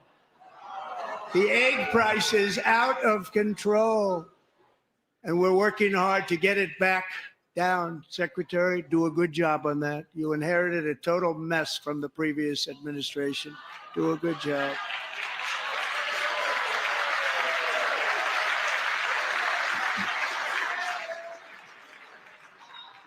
A major focus of our fight to defeat inflation is rapidly reducing the cost of energy.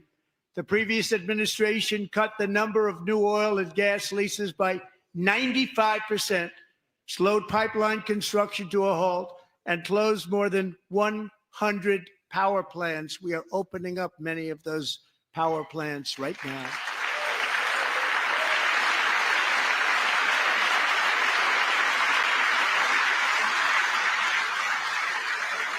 And frankly, we have never seen anything like it. That's why on my first day in office, I declared a national energy emergency. As you've heard me say many times, we have more liquid gold under our feet than any nation on earth, and by far. And now I fully authorize the most talented team ever assembled to go and get it.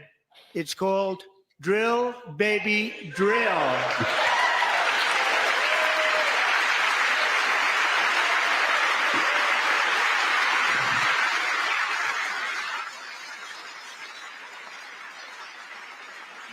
My administration is also working on a gigantic natural gas pipeline in Alaska, among the largest in the world, where Japan, South Korea, and other nations want to be our partner with investments of trillions of dollars each. There's never been anything like that one. It will be truly spectacular. It's all set to go. The permitting is gotten.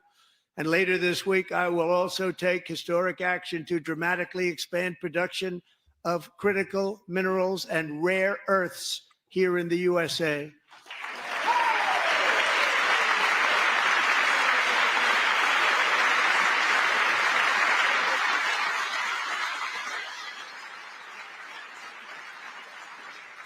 To further combat inflation, we will not only be reducing the cost of energy, but will be ending the flagrant waste of taxpayer dollars.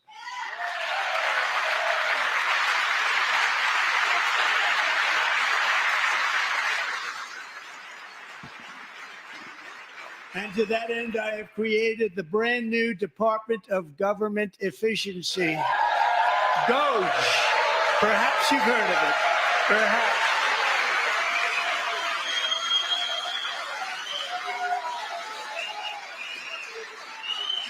Which is headed by Elon Musk, who is in the gallery tonight.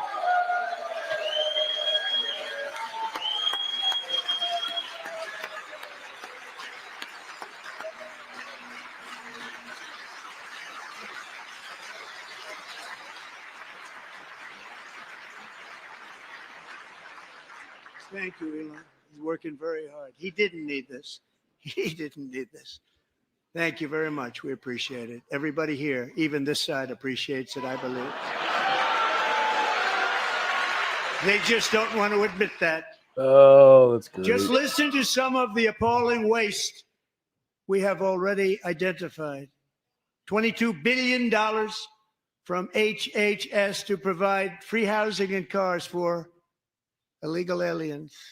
$45 million for diversity, equity, and inclusion scholarships in Burma.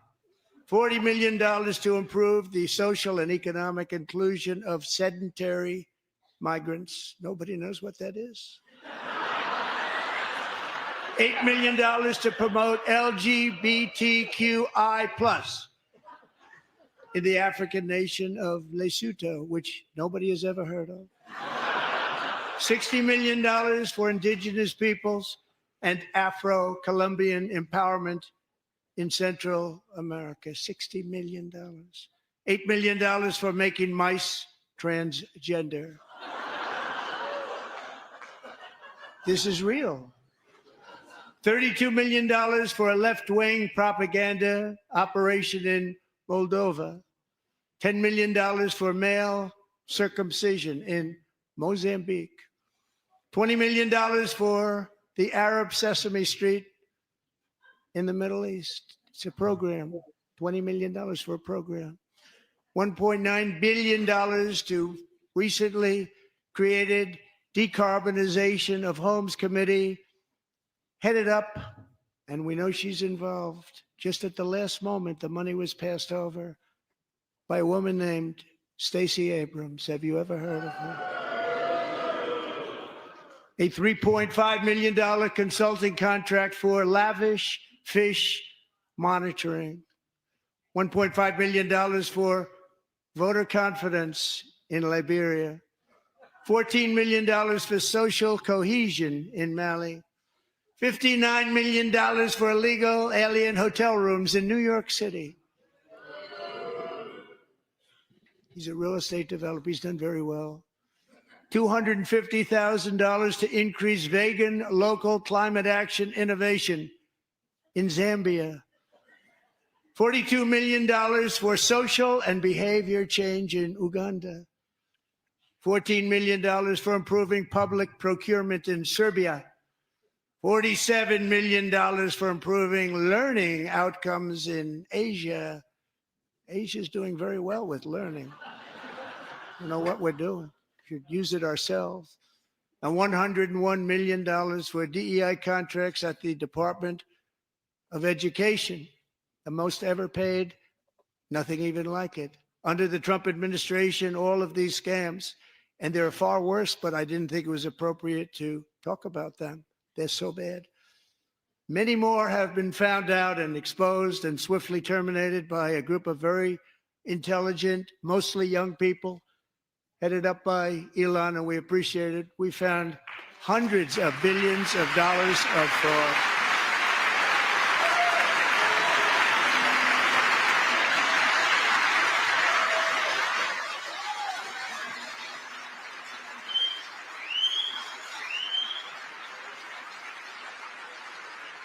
And we've taken back the money and reduced our debt to fight inflation and other things. Taking back a lot of that money. We got it just in time. This is just the beginning. The Government Accountability Office, a federal government office, has estimated annual fraud of over $500 billion in our nation, and we are working very hard to stop it. We're going to. We're also identifying shocking levels of incompetence and probable fraud in the Social Security program for our seniors, and that our seniors and people that we love rely on.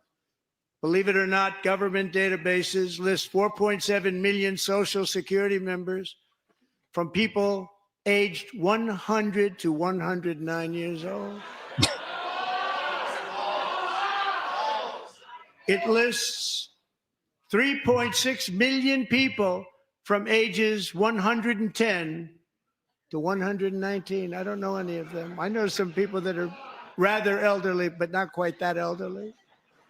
3.47 million people from ages 120 to 129. 3.9 million people from ages 130 to 139. 3.5 million people from ages 140 to 149. And money is being paid to many of them. And we're searching right now. In fact, Pam, good luck. Good luck.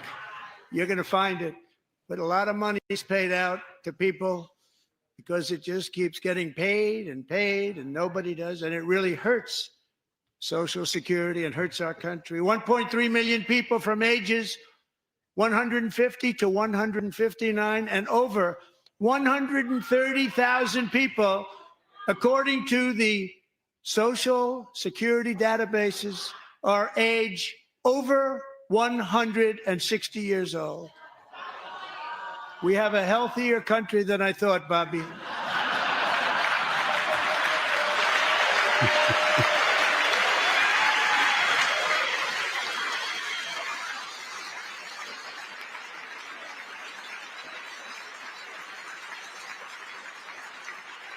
Including, to finish, 1,039 people between the ages of 220 and 229, one person between the age of 240 and 249, and one person is listed at 360 years of age. More than 100 years older than our country. But we're going to find out where that money's going. And it's not going to be pretty. By slashing all of the fraud, waste, and theft we can find, we will defeat inflation, bring down mortgage rates, lower car payments and grocery prices, protect our seniors, and put more money in the pockets of American families.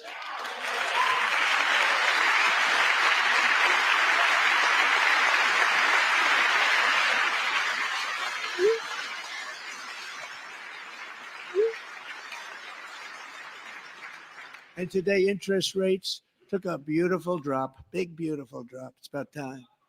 And in the near future, I want to do what has not been done in 24 years, balance the federal budget. We're going to balance it.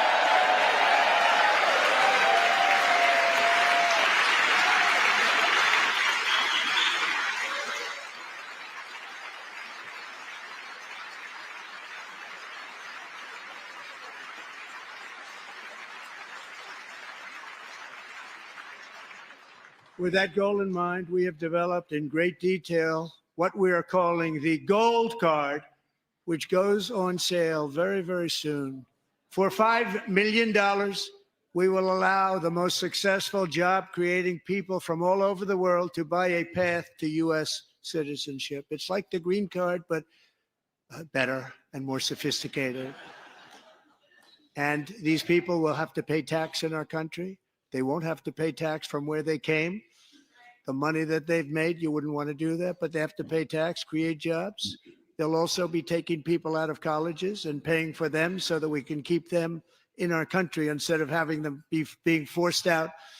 Number one, at the top school, as an example, being forced out and not being allowed to stay and create tremendous numbers of jobs and great success for a company out there. So while we take out the criminals, killers, traffickers, and child predators who are allowed to enter our country under the open border policy of these people, the Democrats, the Biden administration, the open border insane policies that you've allowed to destroy our country. We will now bring in brilliant, hardworking, job-creating people. They're going to pay a lot of money, and we're going to reduce our debt with that money.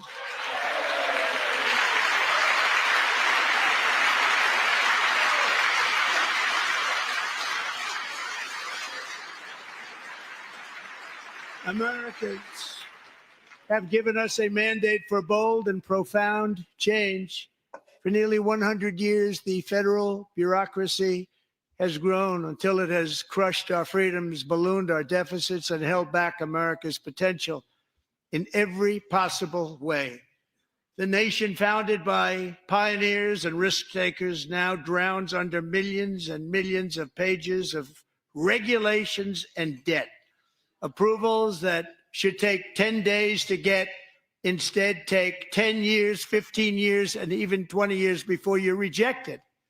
Meanwhile, we have hundreds of thousands of federal workers who have not been showing up to work. My administration will reclaim power from this unaccountable bureaucracy, and we will restore true democracy to America again.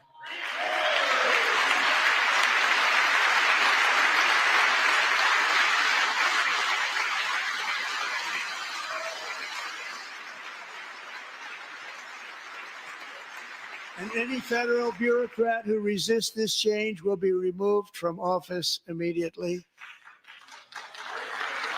Because we are draining the swamp. It's very simple. And the days of rule by unelected bureaucrats are over.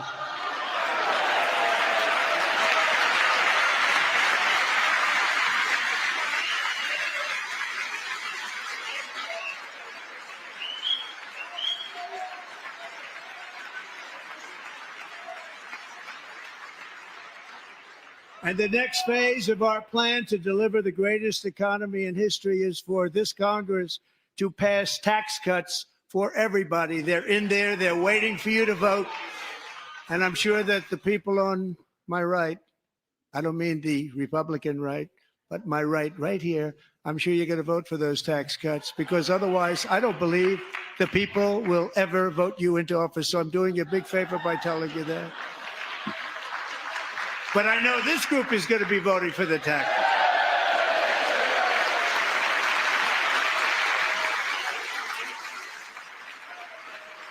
This is brilliant. Brilliant. He is literally showing America they don't want to do this. It's a very, very big part of our plan. We had tremendous success in our first term with it. Yeah, totally agree, John. We're seeking permanent income tax cuts all across the board. And to get urgently needed relief to Americans hit especially hard by inflation, I'm calling for no tax on tips, no tax on overtime, and no tax on Social Security benefits for our great seniors.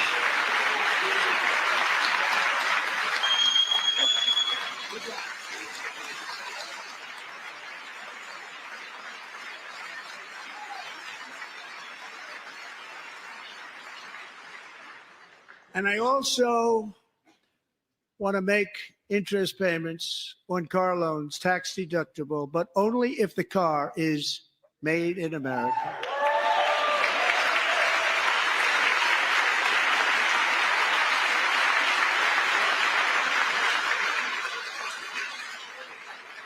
And by the way, we're going to have growth in the auto industry like nobody's ever seen. Plants are opening up all over the place. Deals are being made. Never seen. That's a combination of the election win and tariffs. It's a beautiful word, isn't it? That, along with our other policies, will allow our auto industry to absolutely boom. It's going to boom. Spoke to the majors today, all three, the top people, and they're so excited. In fact, already numerous car companies have announced that they will be building massive automobile plants in America, with Honda just announcing a new plant in Indiana, one of the largest anywhere in the world.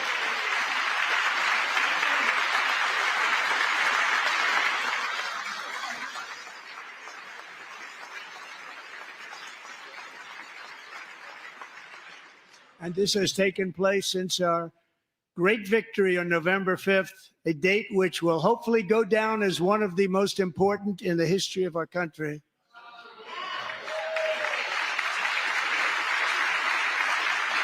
In addition, as part of our tax cuts, we want to cut taxes on domestic production and all manufacturing. And just as we did before, we will provide 100% expensing. It will be retroactive to January 20th, 2025. And it was one of the main reasons why our tax cuts were so successful in our first term, giving us the most successful economy in the history of our country. First term. We had a great first term.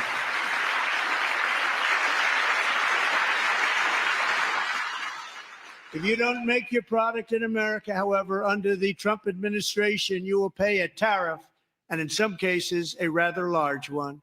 Other countries have used tariffs against us for decades, and now it's our turn to start using them against those other countries. On average, the European Union, China, Brazil, India, Mexico, and Canada, have you heard of them? And countless other nations charge us tremendously higher tariffs than we charge them. It's very unfair. India charges us auto tariffs higher than 100%. China's average tariff on our products is twice what we charge them. And South Korea's average tariff is 4 times higher. Think of that, 4 times higher. And we give so much help militarily and in so many other ways to South Korea. But that's what happens. This is happening by friend and foe.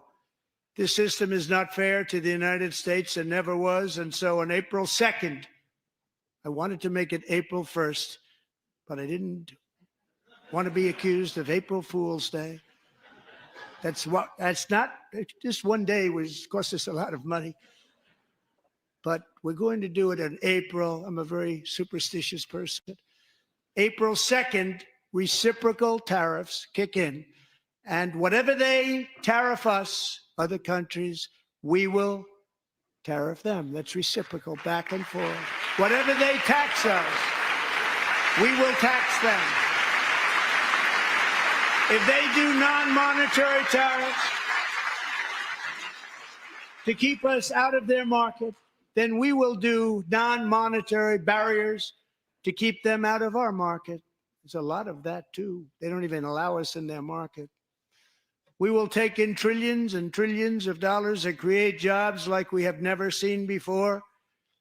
I did it with China and I did it with others, and the Biden administration couldn't do anything about it because there was so much money they couldn't do anything about it. We have been ripped off for decades by nearly every country on earth, and we will not let that happen any longer.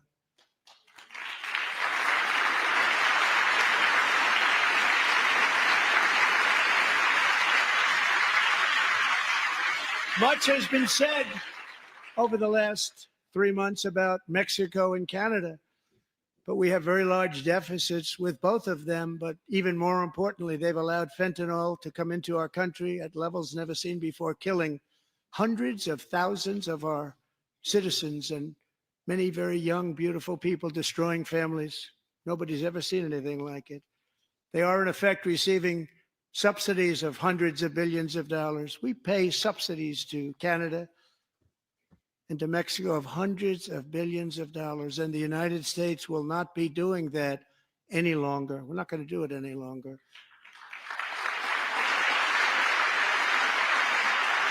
Thanks to our America First policies we're putting into place, we have had $1.7 trillion of new investment in America in just the past few weeks. The combination of the election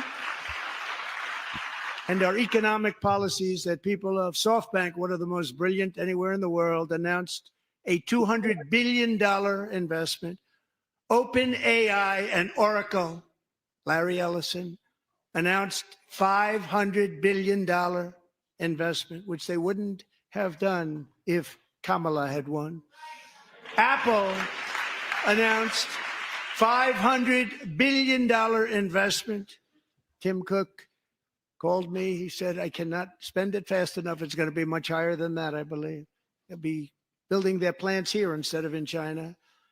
And just yesterday, Taiwan Semiconductor, the biggest in the world, most powerful in the world, has a tremendous amount, 97% of the market, announced a $165 billion investment to build the most powerful chips on earth right here in the USA.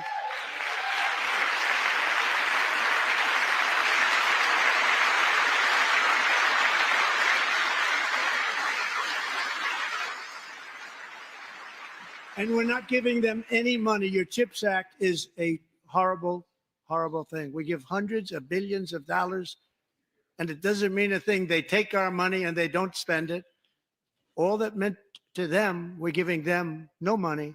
All that was important to them was they didn't want to pay the tariffs, so they came and they're building, and many other companies are coming.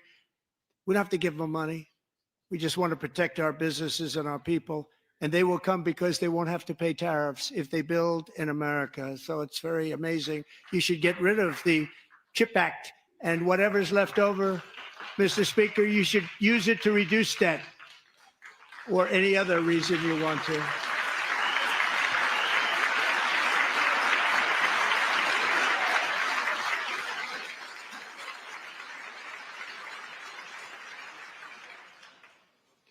Our new trade policy will also be great for the American farmer. I love the farmer. Who will now be selling into our home market, the USA, because nobody is going to be able to compete with you. Because those goods that come in from other countries and companies, they're really in a bad position in so many different ways. They're uninspected. They may be very dirty and disgusting, and they come in and they pour in and they hurt our American farmers. The tariffs will go on agricultural product coming into America, and our farmers, starting on April 2nd, it may be a little bit of an adjustment period. We had that before when I made the deal with China, $50 billion of purchases, and I said, just bear with me, and they did. They did. Probably have to bear with me again, and this will be even better. That was great. The problem with it was that Biden didn't enforce it. He didn't enforce it. $50 billion of purchases. They were doing great, but Biden did not enforce it, and it hurt our farmers. But our farmers are going to have a field day right now. So to our farmers, have a lot of fun. I love you too. I love you too. It's all going to happen.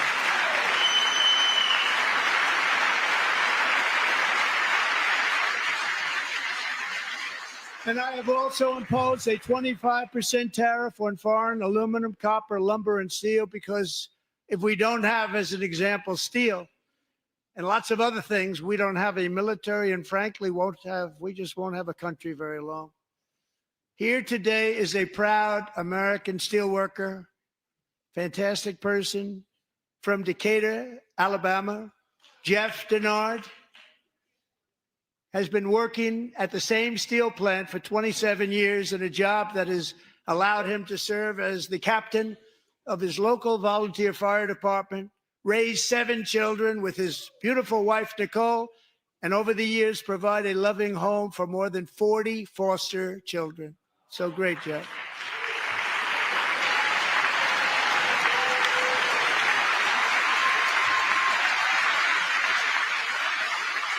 Thank you, Jeff. Thank you, Jeff.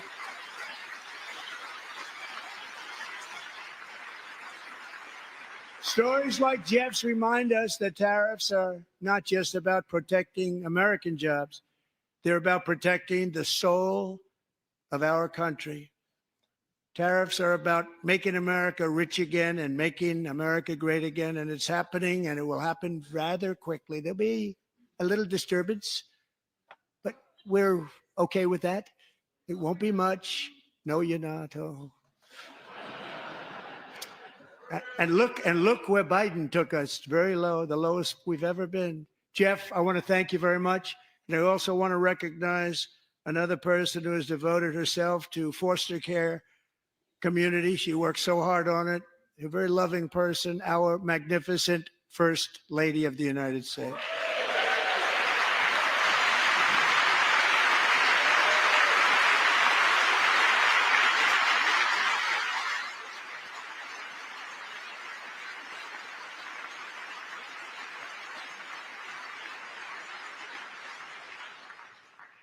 Melania's work has yielded incredible results, helping prepare our nation's future leaders as they enter the workforce. Our First Lady is joined by 2 impressive young women, very impressive. Haley Ferguson, who benefited from the First Lady's Fostering the Future initiative and is poised to complete her education and become a teacher. And Elliston Berry, who became a victim of an illicit deepfake image produced by a peer. With Elliston's help, the Senate just passed the Take It Down Act, and this is so important. Thank you very much, John. John Thune, thank you. Stand up, John. Thank you, John.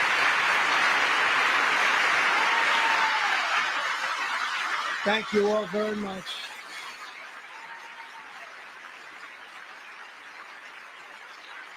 Thank you. And thank you to John Thune and the Senate. Great job. To criminalize the publication of such images online is terrible, terrible thing. And once it passes the House, I look forward to signing that bill into law. Thank you. And I'm going to use that bill for myself, too, if you don't mind. Because nobody gets treated worse than I do online. Nobody. That's great. Thank you very much to the Senate. Thank you. But if we truly care about protecting Americans' children, no step is more crucial than securing America's borders.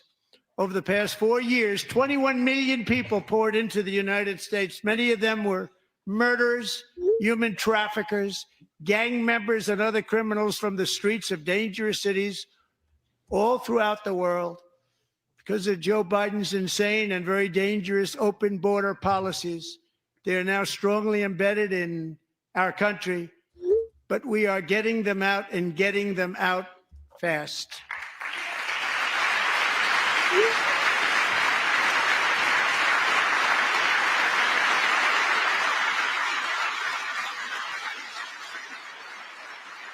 And I want to thank Tom Homan and Christy. I want to thank you and Paul of Border Patrol. I want to thank you. What a job they've all done. Everybody, Border Patrol, ICE, law enforcement in general is incredible. We have to take care of our law enforcement. Have to.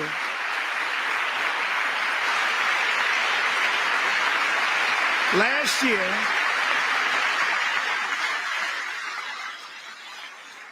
a brilliant 22-year-old nursing student named Laken Riley, the best in her class, admired by everybody, went out for a jog on the campus of the University of Georgia.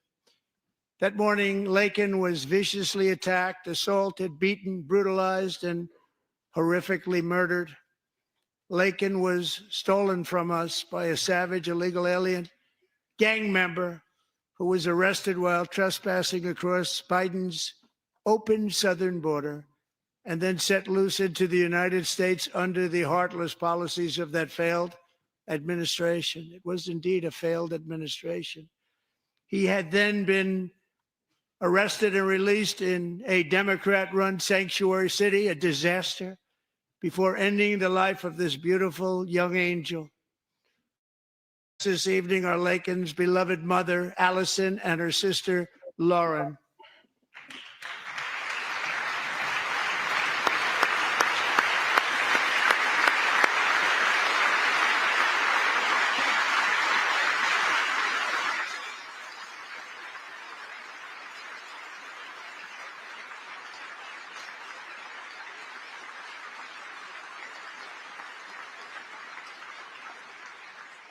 Last year, I told Lakin's grieving parents that we would ensure their daughter would not have died in vain. That's why the very first bill I signed into law as your 47th president mandates the detention of all dangerous criminal aliens who threaten public safety. It's a very strong, powerful act.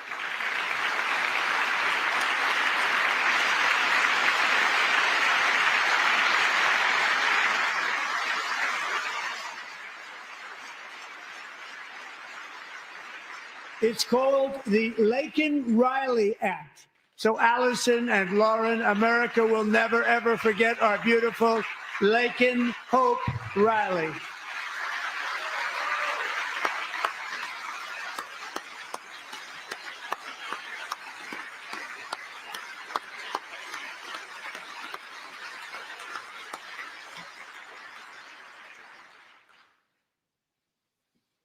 Thank you very much.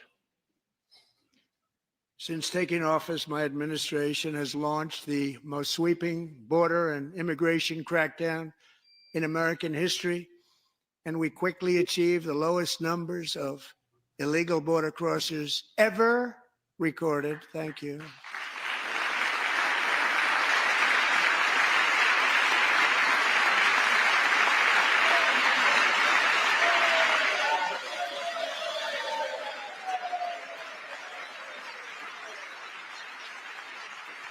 The media and our friends in the Democrat Party kept saying we needed new legislation. We must have legislation to secure the border.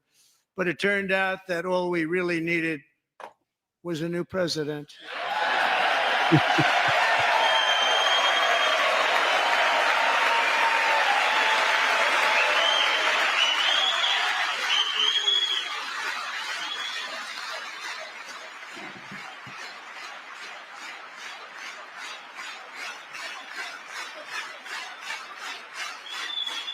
Thank you. Joe Biden didn't just open our borders, he flew illegal aliens over them to overwhelm our schools, hospitals, and communities throughout the country. Entire towns like Aurora, Colorado, and Springfield, Ohio, buckled under the weight of the migrant occupation and corruption like nobody's ever seen before. Beautiful towns destroyed. Now, just as I promised in my inaugural address, we are achieving the great liberation of America.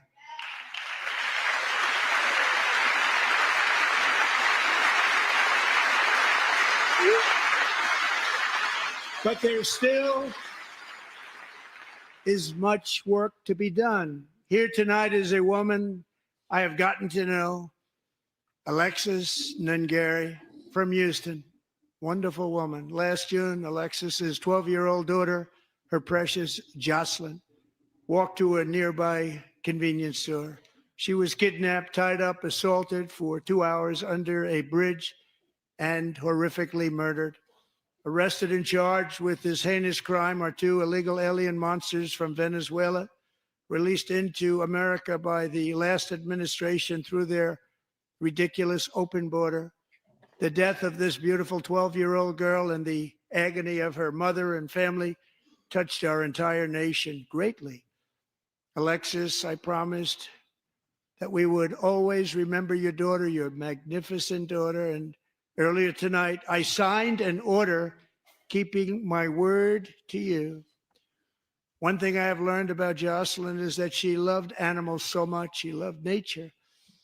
Across Galveston Bay, from where Jocelyn lived in Houston, you will find a magnificent national wildlife refuge, a pristine, peaceful, 34,000-acre sanctuary for all of God's creatures on the edge of the Gulf of America. Alexis, moments ago, I formally renamed that refuge in loving memory of your beautiful daughter, Jocelyn. So, Mr. Vice President, if you would, may I have the order?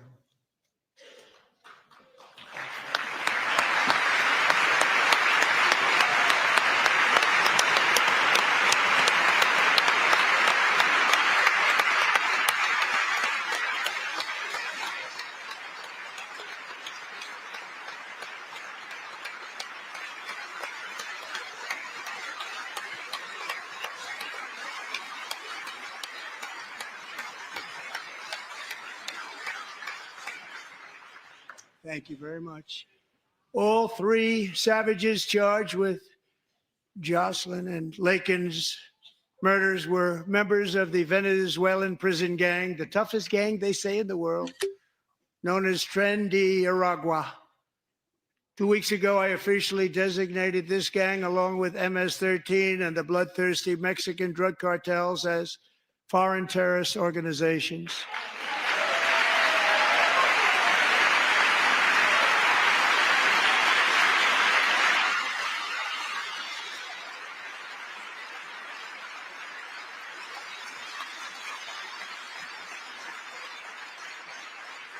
They are now officially in the same category as ISIS, and that's not good for them. Countless thousands of these terrorists were welcomed into the U.S. by the Biden administration. But now every last one will be rounded up and forcibly removed from our country, or, if they're too dangerous, put in jails, standing trial in this country, because we don't want them to come back ever. With us this evening is a warrior on the front lines of that battle, Border Patrol Agent Roberto Ortiz. Great guy.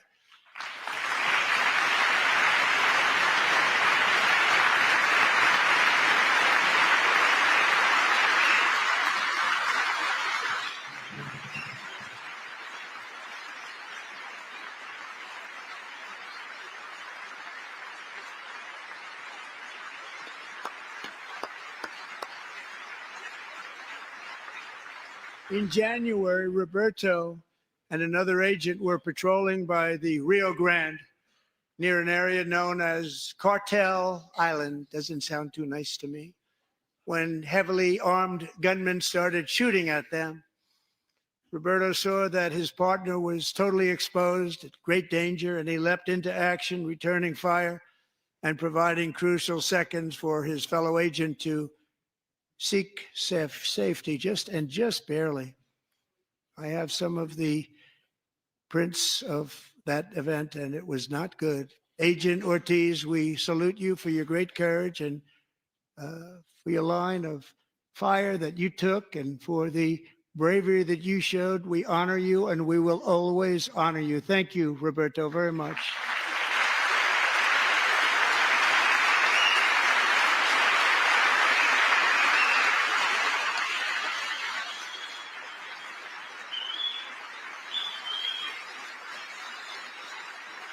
Thank you, Roberto. And I actually got to know him on my many calls to the border. He's a great gentleman.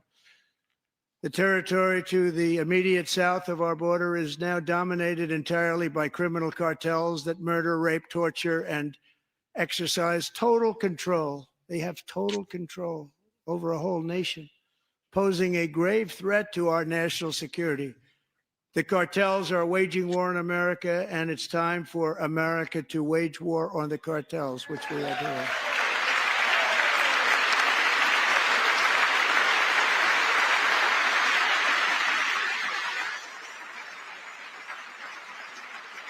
Five nights ago, Mexican authorities, because of our tariff policies being imposed on them, think of this, handed over to us 29 of the biggest cartel leaders in their country. That has never happened before. They want to make us happy. First time ever. But we need Mexico and Canada to do much more than they've done, and they have to stop the fentanyl and drugs pouring into the USA. They're going to stop it.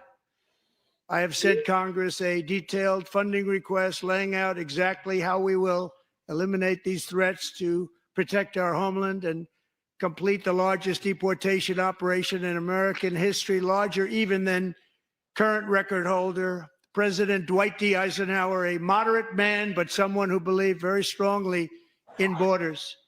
Americans expect Congress to send me this funding without delay so I can sign it into law. So, Mr. Speaker, John Thune, both of you, I hope you're going to be able to do that, Mr. Speaker. Thank you.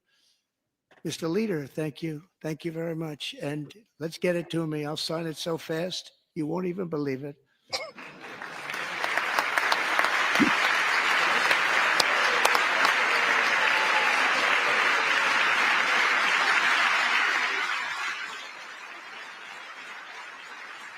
And as we reclaim our sovereignty, we must also bring back law and order to our cities and towns.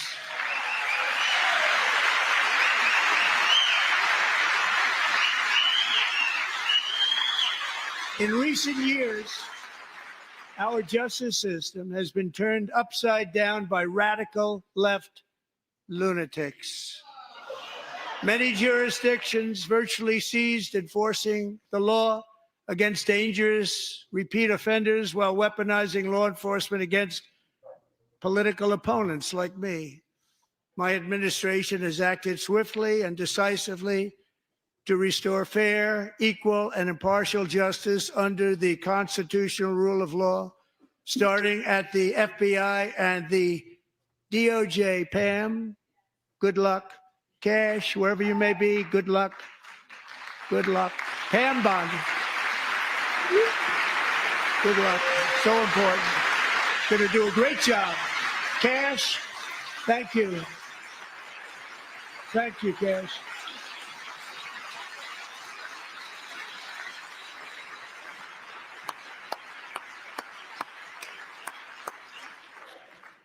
They've already started very strong. They're going to do a fantastic job. You're going to be very proud of them. We're also once again giving our police officers the support, protection, and respect they so dearly deserve. They have to get it. They have such a hard, dangerous job, but we're going to make it less dangerous. The problem is the bad guys don't respect the law, but they're starting to respect it, and they soon will respect it. This also includes our great fire departments throughout the country. Our firemen and women are unbelievable people, and we'll never forget them. And besides that, they voted for me in record numbers, so I have no choice.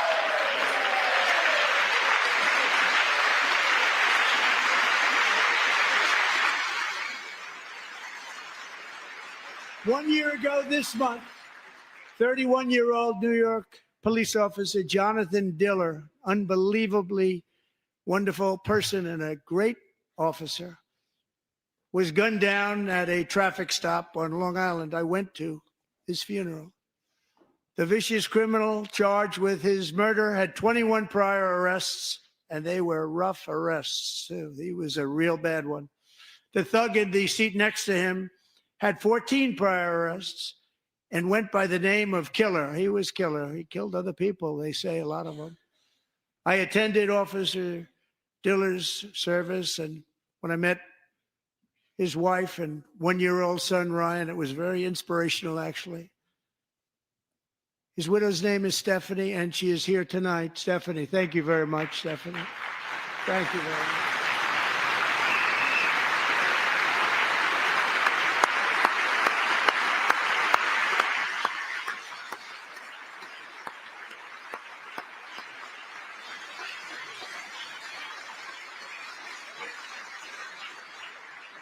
Stephanie, we're going to make sure that Ryan knows his dad was a true hero, New York's finest.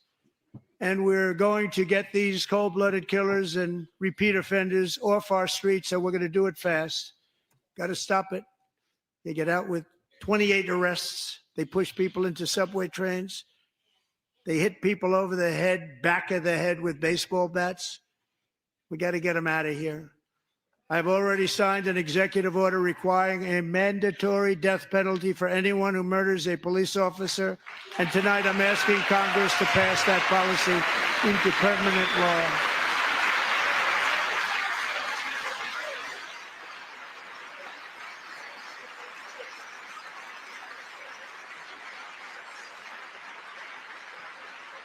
I'm also asking for a new crime bill getting tough on repeat offenders while enhancing protections for America's police officers so they can do their jobs without fear of their lives being totally destroyed. They don't want to be killed. We're not going to let them be killed. Joining us in the gallery tonight is a young man who truly loves our police. His name is DJ Daniel. He is 13 years old, and he has always dreamed of becoming a police officer.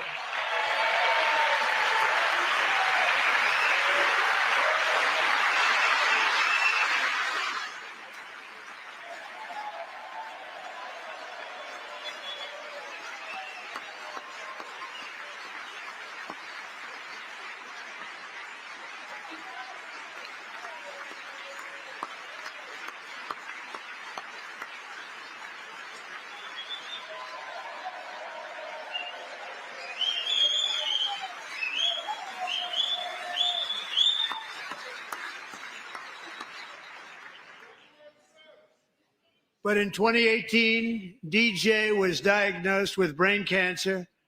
The doctors gave him 5 months at most to live. That was more than 6 years ago.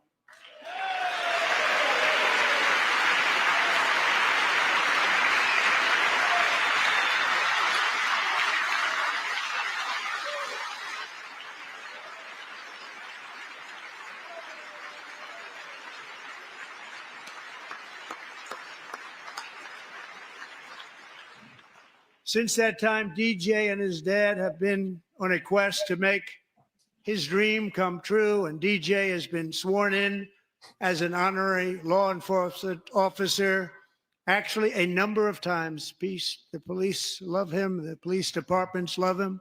And tonight, DJ, we're going to do you the biggest honor of them all. I am asking our new Secret Service Director, Sean Curran, to officially make you an agent of the United States Secret Service. That kid's like, oh, dang. That's awesome.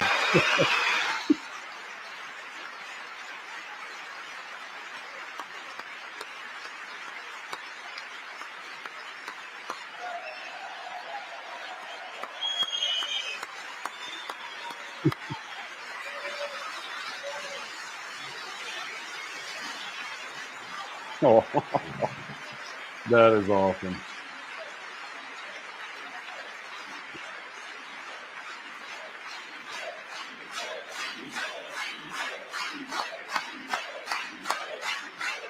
Look at the Democrats sitting for that. What Thank you, pathetic DJ. douchebags. Yeah, absolutely. DJ's doctors believe his cancer likely came from a chemical he was exposed to when he was younger. Since 1975, rates of child cancer have increased by more than 40%. Reversing this trend is one of the top priorities for our new presidential commission to make America healthy again, chaired by our new Secretary of Health and Human Services, Robert F. Kennedy, Jr.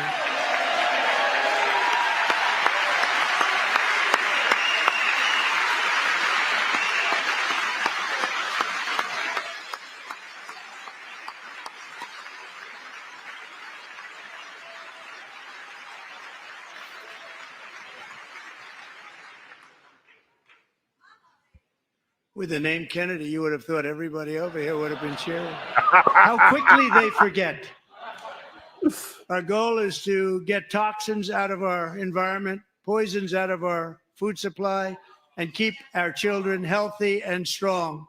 As an example, not long ago, and you can't even believe these numbers, 1 in 10,000 children had autism, 1 in 10,000, and now it's 1 in 36. There's something wrong, 1 in 36. Think of that. So we're going to find out what it is, and there's nobody better than Bobby and all of the people that are working with you. You have the best to figure out what is going on. Okay, Bobby, good luck. It's a very important job. Thank you.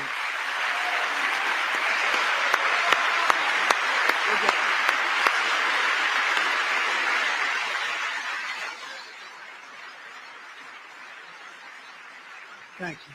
My administration is also working to protect our children from toxic ideologies in our schools. A few years ago, January Littlejohn and her husband discovered that their daughter's school had secretly socially transitioned their 13-year-old little girl. Teachers and administrators conspired to deceive January and her husband while encouraging her daughter to use a new name and pronouns. They, them pronoun, actually, all without telling January, who is here tonight and is now a courageous advocate against this form of child abuse. January, thank you. Thank you. Thank you very much.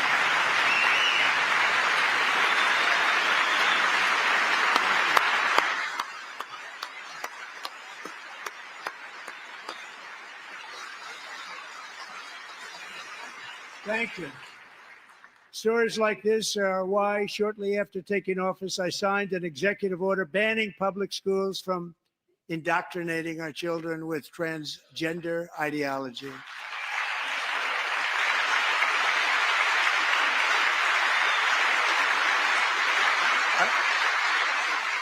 I also signed an order to cut off all taxpayer funding to any institution that engages in the sexual mutilation of our youth.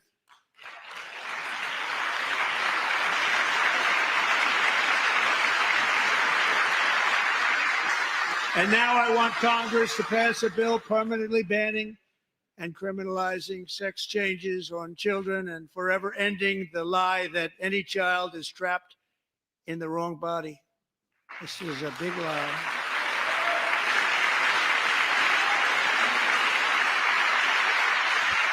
And our message to every child in America is that you are perfect exactly the way God made you.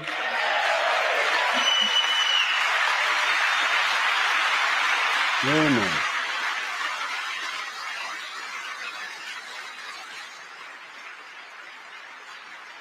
Because we're getting wokeness out of our schools and out of our military, and it's already out, and it's out of our society. We don't want it. Wokeness is trouble. Wokeness is bad. It's gone. It's gone. And we feel so much better for it, don't we? Don't we feel better? Our service members won't be activists and ideologues. They will be fighters and warriors. They will fight for our country. And Pete, congratulations. Secretary of Defense, congratulations.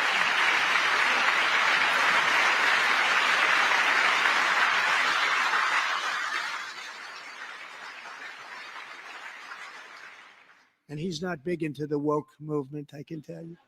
I know him well. I am pleased to report that in January, the U.S. Army had its single best recruiting month in 15 years, and that all armed services are having among the best recruiting results ever in the history of our services. What a difference.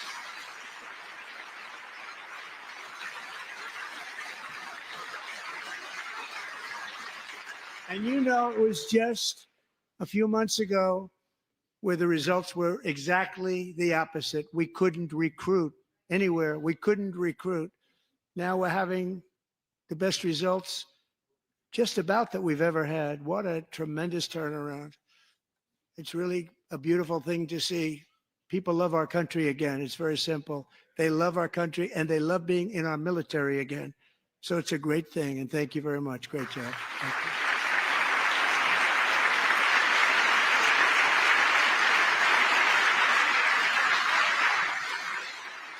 We're joined tonight by a young man, Jason Hartley, who knows the weight of that call of duty. Jason's father, grandfather, and great-grandfather all wore the uniform.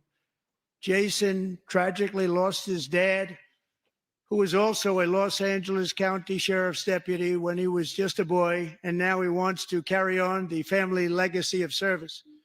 Jason is a senior in high school, a six-letter varsity athlete, a really good athlete, they say, a brilliant student with a 4.46, that's good, GPA. And his greatest dream is to attend the U.S. Military Academy at West Point.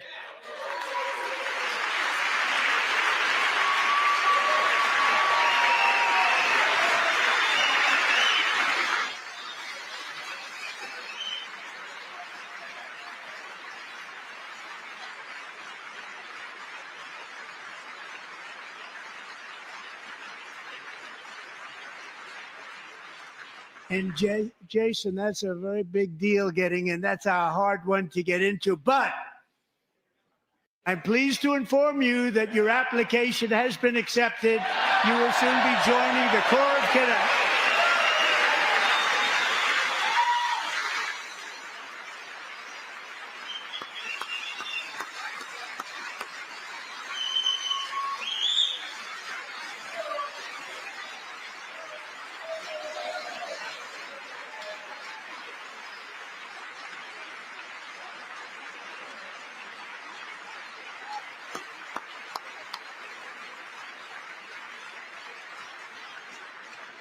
Thank you.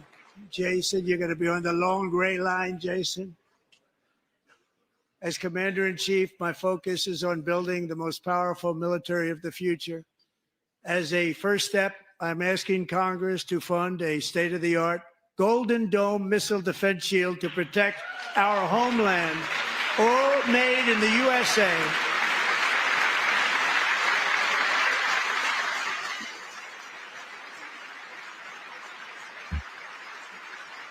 And Ronald Reagan wanted to do it long ago, but the technology just wasn't there, not even close. But now we have the technology. It's incredible, actually. And other places, they have it. Israel has it. Other places have it. And the United States should have it too, right, Tim, right? They should have it too. So I want to thank you. But it's a very, very important. This is a very dangerous world. We should have it. We want to be protected, and we're going to protect our citizens like never before. To boost our defense industrial base, we are also going to resurrect the American shipbuilding industry, including commercial shipbuilding and military shipbuilding.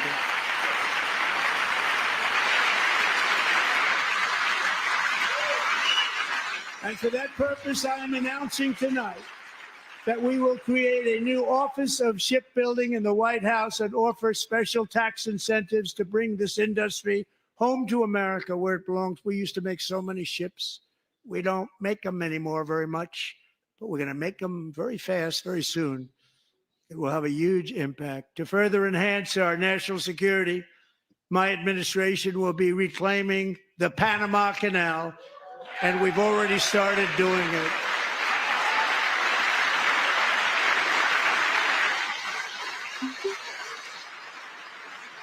Just today, a large American company announced they are buying both ports around the Panama Canal and lots of other things having to do with the Panama Canal and a couple of other canals. The Panama Canal was built by Americans for Americans, not for others, but others could use it. But it was built at tremendous cost of American blood and treasure. 38,000 workers died building the Panama Canal. They died of malaria. They died of snake bites and mosquitoes. Not a nice place to work.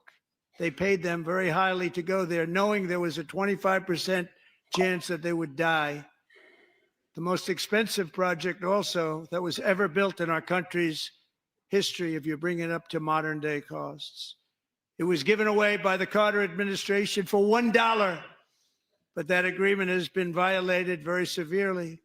We didn't give it to China. We gave it to Panama, and we're taking it back.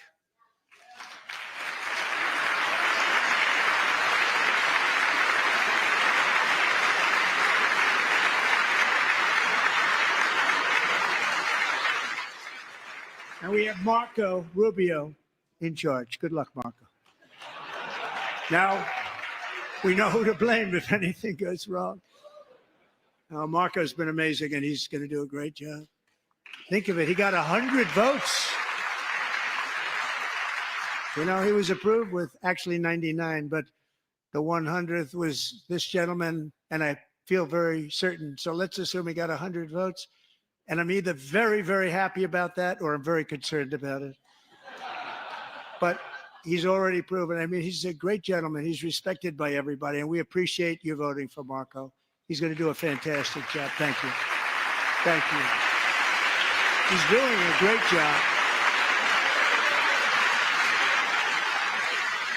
Great job.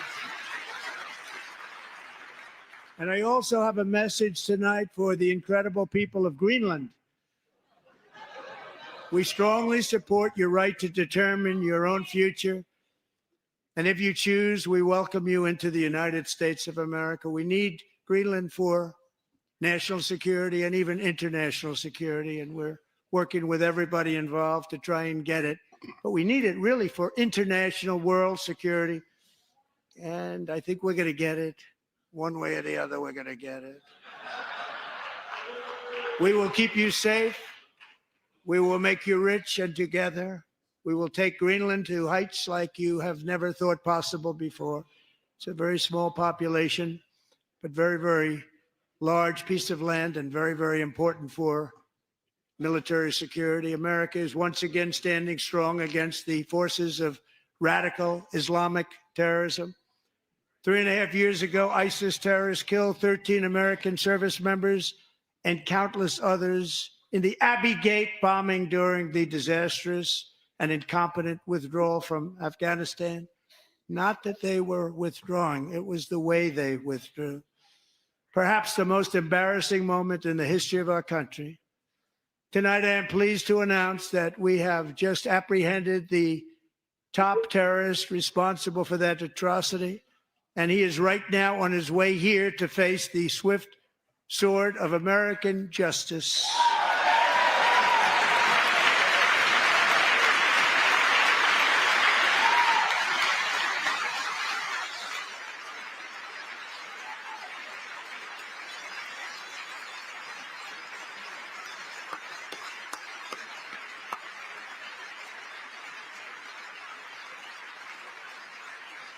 And I want to thank especially the government of Pakistan for helping arrest this monster. This was a very momentous day for those 13 families who I actually got to know very well, most of them, whose children were murdered, and the many people that were so badly, over 42 people, so badly injured on that fateful day in Afghanistan. What a horrible day. Such incompetence was shown. That when Putin saw what happened, I guess he said, wow, maybe this is my chance. That's how bad it was. Should have never happened. Grossly incompetent people. I spoke to many of the parents and loved ones, and they're all in our hearts tonight. Just spoke to them on the phone. We had a big call. Every one of them called, and everybody was on the line, and they did nothing but cry with happiness. They were very happy, as happy as you can be under those circumstances. Their child, brother, sister, son, daughter was killed for no reason whatsoever. In the Middle East, we're bringing back our hostages from Gaza. In my first term, we achieved one of the most groundbreaking peace agreements in generations, the Abraham Accords.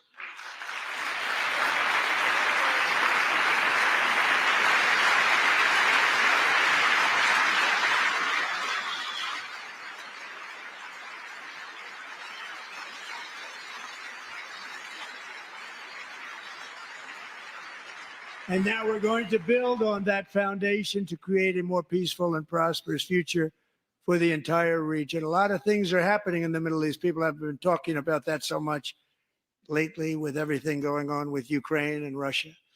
But a lot of things are happening in the Middle East. It's a rough neighborhood, actually.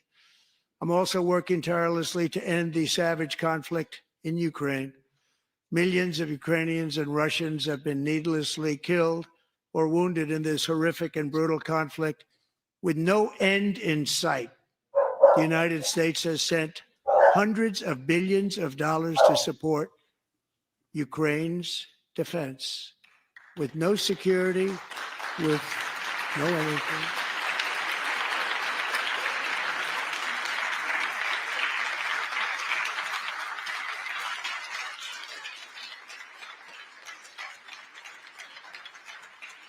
Do you want to keep it going for another 5 years? Yeah, you would say Pocahontas says yes.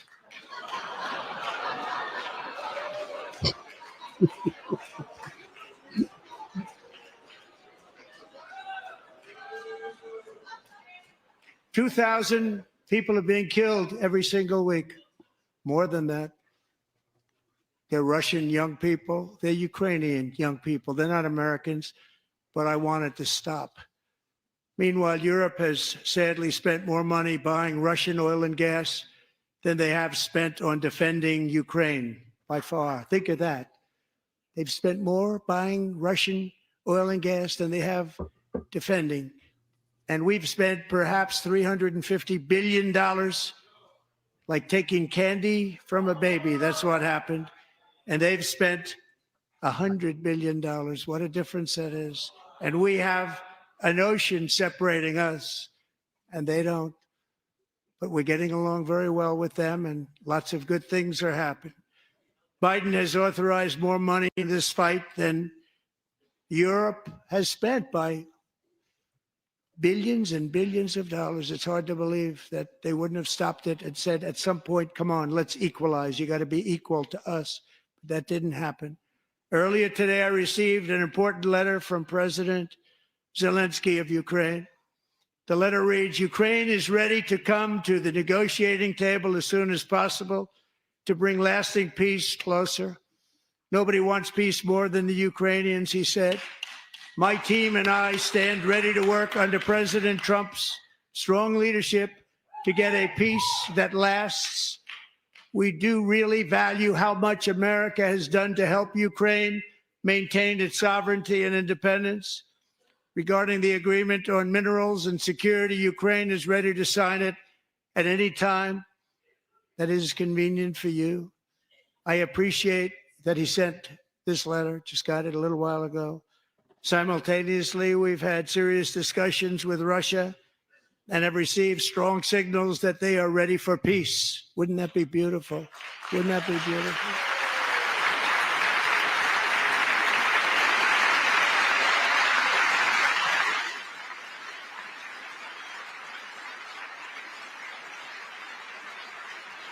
Wouldn't that be beautiful?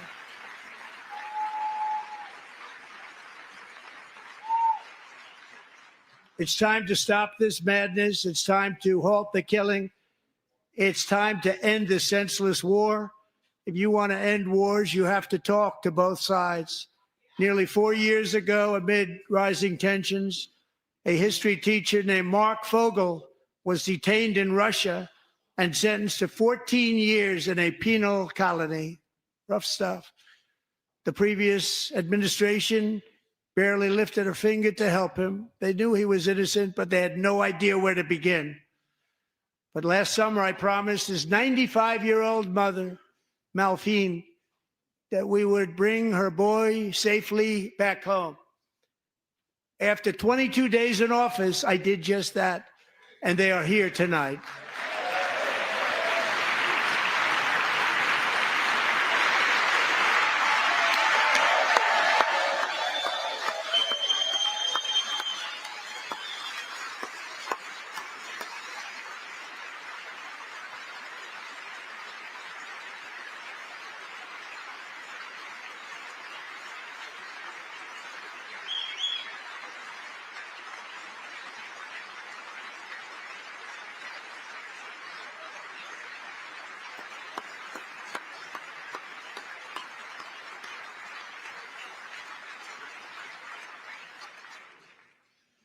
To Mark and his great mom, we are delighted to have you safe and sound and with us. As fate would have it, Mark Fogel was born in a small rural town in Butler, Pennsylvania. Have you heard of it? Where his mother has lived for the past 78 years. I just happened to go there last July 13th for a rally. That was not pleasant. And that is where I met his beautiful mom right before I walked onto that stage. And I told her I would not forget what she said about her son. And I never did I? Never forgot. Less than 10 minutes later, at that same rally, gunfire rang out, and a sick and deranged assassin unloaded 8 bullets from his sniper's perch into a crowd of many thousands of people. My life was saved by a fraction of an inch, but some were not so lucky. Corey Comparator was a firefighter, a veteran, a Christian, a husband, a devoted father, and above all, a protector. When the sound of gunshots pierced the air, it was a horrible sound. Corey knew instantly what it was and what to do. He threw himself on top of his wife and daughters and shielded them from the bullets with his own body. Corey was hit really hard. You know the story from there. He sacrificed his life to save theirs. 2 others, very fine people, were also seriously hit. But thankfully, with the help of 2 great country doctors, we thought they were gone and they were saved. So those doctors had great talent. We're joined by Corey's wife, Helen, who was his high school sweetheart, and their 2 beloved daughters, Allison and Kaylee. Thank you.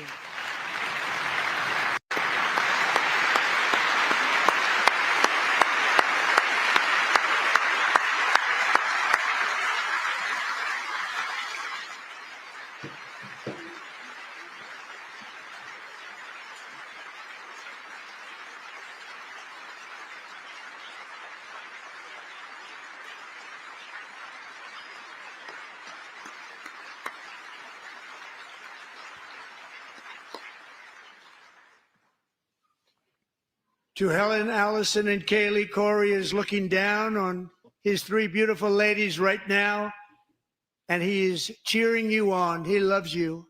He is cheering you on. Corey was taken from us much too soon, but his destiny was to leave us all with a shining example of the selfless devotion of a true American patriot. It was love like Corey's that built our country, and it's love like Corey's that is going to make our country more majestic than ever before. I believe that my life was saved that day in Butler for a very good reason. I was saved by God to make America great again. I believe that. Thank you. Thank you.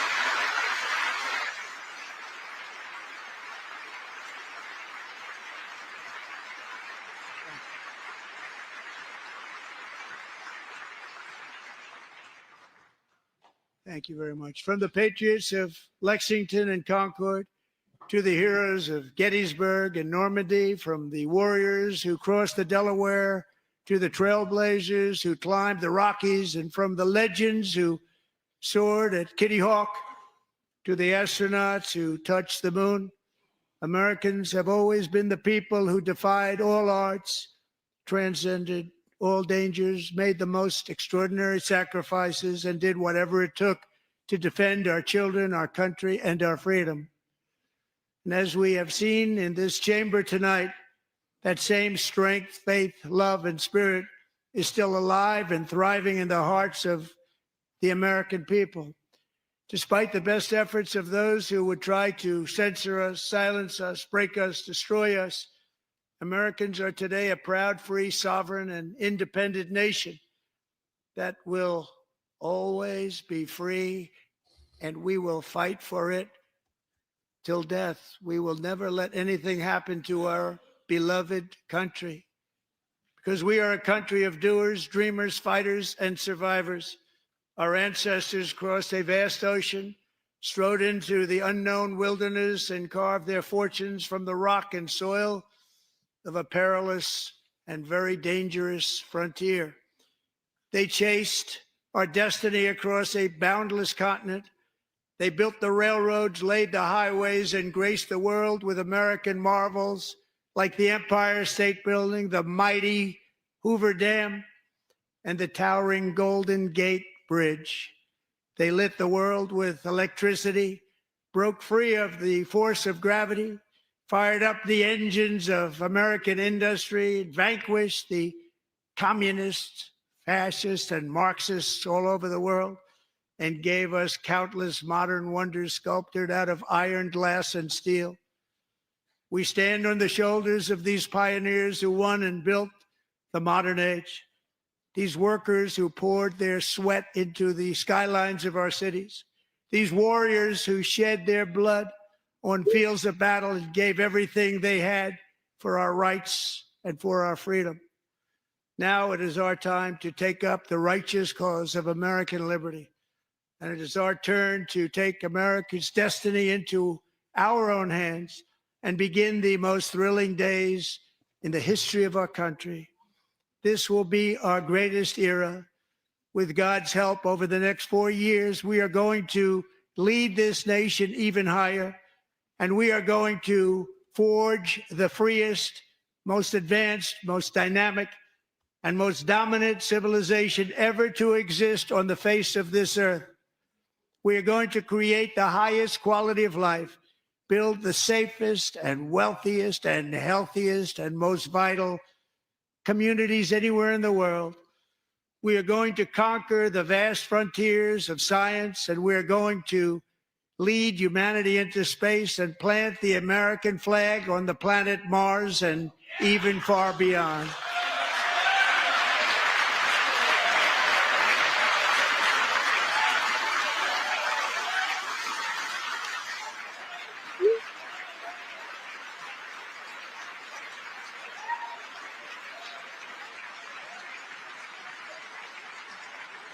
And through it all, we are going to rediscover the unstoppable power of the American spirit. And we are going to renew unlimited promise of the American dream. Every single day, we will stand up and we will fight, fight, fight for the country our citizens believe in and for the country our people deserve.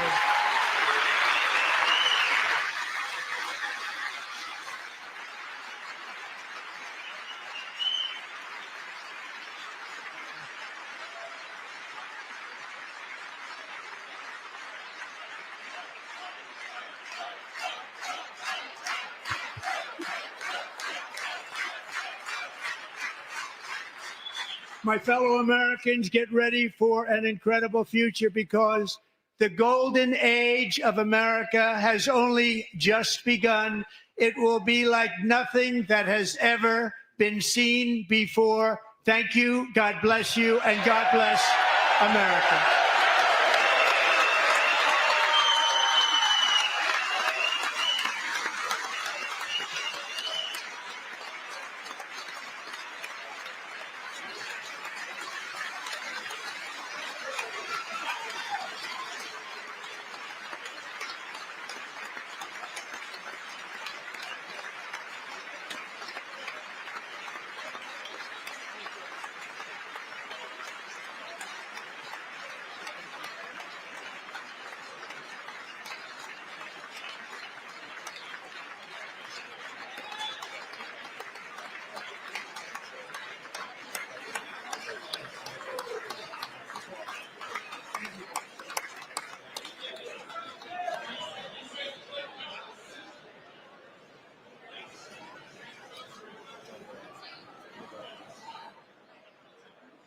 I'm letting this play out a little bit because I want to see how some of these people react. I noticed Amy Comey Barrett didn't clap for Trump, which doesn't surprise me, but she wouldn't be there if it wasn't for Trump in the first place. Most ironic thing, and she's one of the worst justices on the right currently. Yep. Did you see the look on her face? She was not enthusiastic over anything Trump had to say. Well, She's the one that'll screw us on key things, in all honesty. She's the most likely to screw us on guns and everything else. There she is right there. She can't hide the disdain. That was a pretty bad look of disdain she had towards him. Like, and more than once. I've been tracking it. You got your job because of him, you ungrateful. Very. I'm not trying to add more time to tonight's podcast, but some of the reactions are interesting. And I found the short snippets of that Tool Al Green who got thrown out at the beginning. So as soon as we kill this, got 2 super short videos of that, and then the message from Retard Finder. And then I promised to look at the Belgian troops before we call it a night. But we got a great closing video tonight, too, by the way. It's a take on Black Sabbath War Pigs. I agree, Billy. Unfortunately, she's very young. I think that was the one mistake that he made. I think all the other justices, Kavanaugh's pretty solid. I think Gorsuch, so, yeah. Gorsuch is really solid. Gorsuch, yeah, for sure. Great job you're doing. America's back. Thank you so much. America's back. Yes, it is. Thank you all.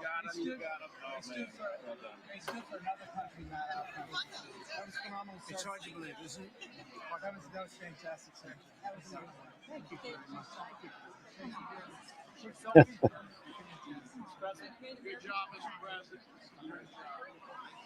Great speech.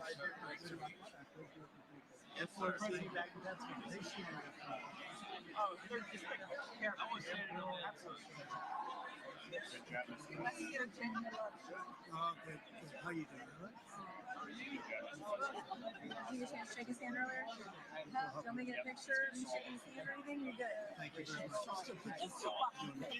Let's do violence. Thank you, darling. Great, sir. Thank you. I love you. Best speech ever. Ever.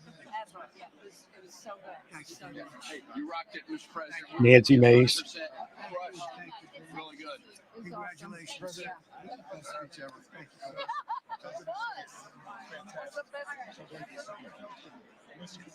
you. Did you happen to catch why she's divorced, John? Nancy Mace? Yeah. No. Her husband was beyond abusive. He used to tie her up and then bring his buddies over and watch them have sex with her. Whoa. True story. That's demonic, evil, and sick. Yeah.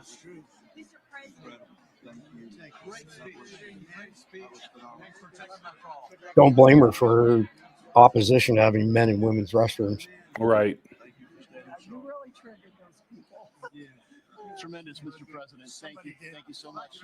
Thanks for the beneficial ownership and this week. Oh, yeah. Thanks for mentioning farmers. Well, we love our farmers. Thank you, man. Thank you, Mr. You earned this night. Thank you very much. Appreciate it. What time? Thank you, man. Thank you, Mr. President. Thank you. Great again, brother. Thank you. I did indeed. You better believe it. Very well done. Good endorsement. President, home run. Thank you. Great job. You killed it. Thank you, Mr. President. Thank you, everybody. You did great. Thank you. Good job. Thank Hey, you. great to see you. Slam dunk. You're doing good. Thank you, sir. You did amazing, per usual. Thank you. I'll see you. Thank you. Yes, sir. She's one of our reps from Florida. Love you, Mr. President. Yes.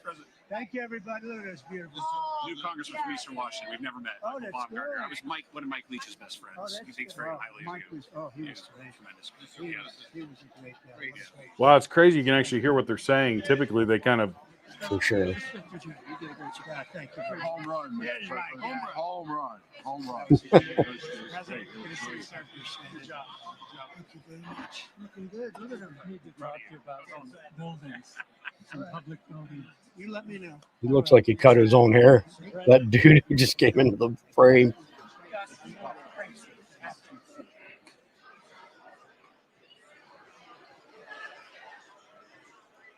All right, we're going to cut away from this.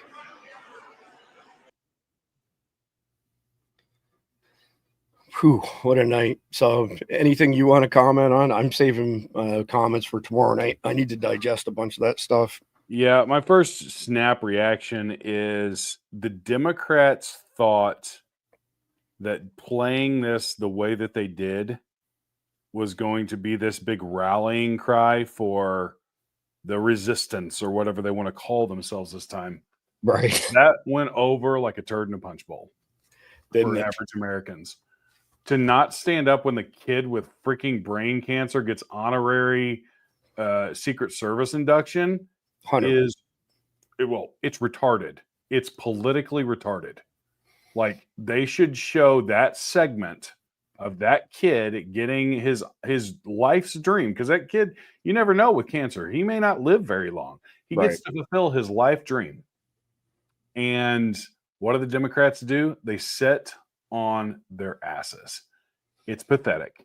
And I think that's probably the biggest takeaway, is that the Democrats, I think, made themselves more unpopular tonight. Yeah, if that's possible, yes, absolutely. They lost the script completely. They're not appealing to average Americans. Keep in mind, there's a big chunk of our population that's not as fixated on politics as we are, for example. So they only get to see a couple of political events a year. Yeah. But that's not how you win those moderates over, that's for sure. Nope. All right. So we missed the beginning because of the time delay there on this shenanigans from Al Green. So let's have a closer look at what he did. 22 seconds is the first one. Won the popular vote by big numbers and won counties in our country.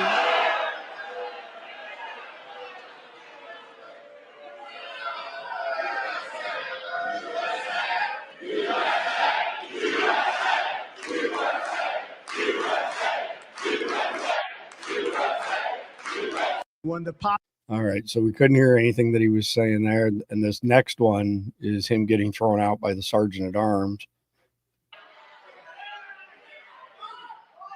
Finding that members continue to engage in willful and concerted disruption of proper decorum, the chair now directs the sergeant at arms to restore order. Remove this gentleman from the chamber.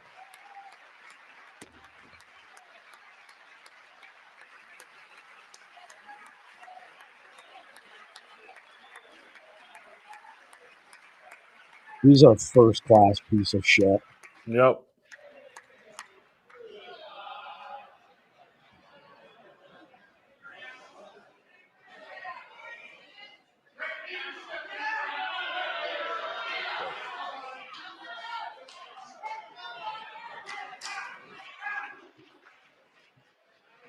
Members are directed. All right. So Al Green's retarded stunt just created thousands of Republican voters. These people are destroying themselves. Do not stop them. Encourage them. Turn the camera on and let them cook. Yep. That's basically what you said. Yep. Expose this stuff. Just show it. Show it. Show the American people what kind of absolute imbeciles have been behind this. Also, remember, all this corruption that Elon Musk has been exposing, they're neck deep into it. They're the ones that are fighting all of this, all of this inside look at these government agencies. And making up lies, saying stuff that's being cut that is absolutely not being cut. They're trying to protect their piggy bank, which is disgusting. But I don't know if you caught this or not yet, but tagging I find retards is the new bat signal for X. You may fire off the signal when facing a person who said something so ridiculous it does not even warrant a response, only ridicule. Happy signaling. You called? Oh, I freaking love it. I'm going to save this image because I have a feeling I'm going to need it to do the bat signal for the retard finder. I love the Chad head on the Batman silhouette. That's freaking hilarious. Yeah, it is. All right. And this was the UK soldiers, I guess, but it's the video of the Belgian soldiers is pretty much the same. I'll see if I can find it quickly, but 18 seconds. Is this who you want defending you, by the way?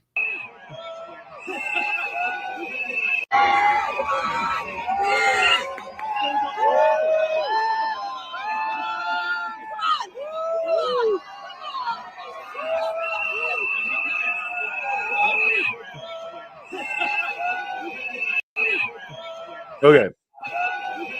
All right, I'll stop that there. Go ahead.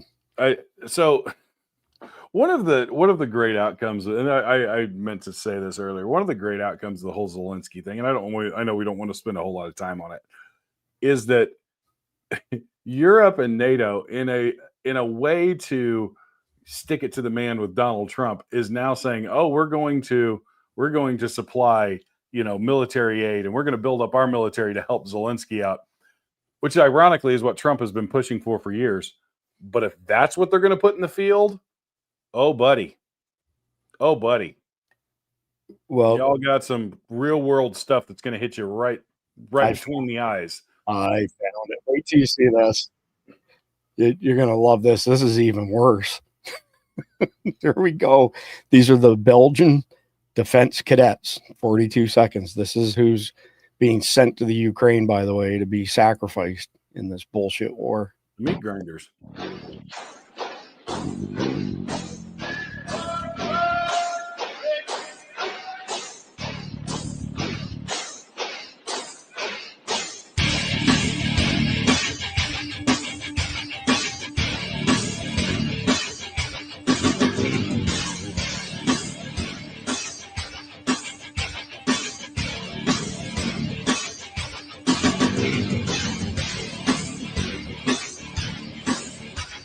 That guy needs to put down the Krispy Kreme donuts. I was going to say Sergeant Double Cheeseburger leading the recruits of No Rhythm.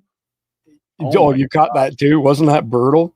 Well, yeah, I have marched in the other guy. formation a few times in my life, and that was, I've never even seen basic training people be that bad. Wow. I don't know why they blurred that one out. Maybe this one will be better. Just so it looks about the same to me. That dude has a chest full of medals. This guy right here, speaking of marching in formation, watch him in particular here. Yeah. It's really bad.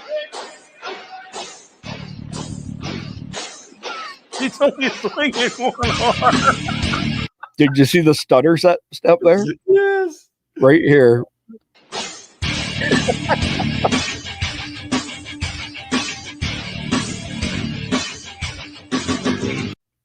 So this is why these countries can afford, socialized medicine and all these other things, is because they spend $0 on their freaking military. This stutter step. Yeah, no, you're right. Hilarious. This stutter step kills me. Watch this again.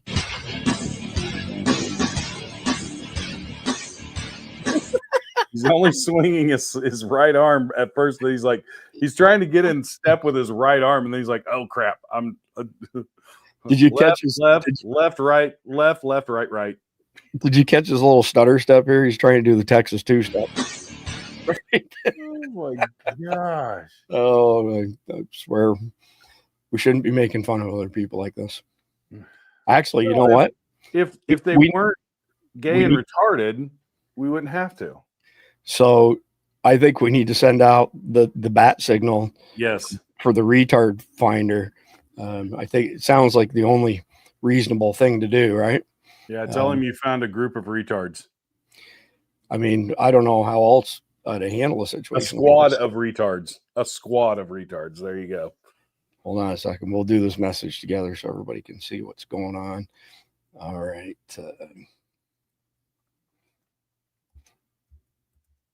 I wonder how many times a day he's being tagged. So. His freaking DMs are tags probably.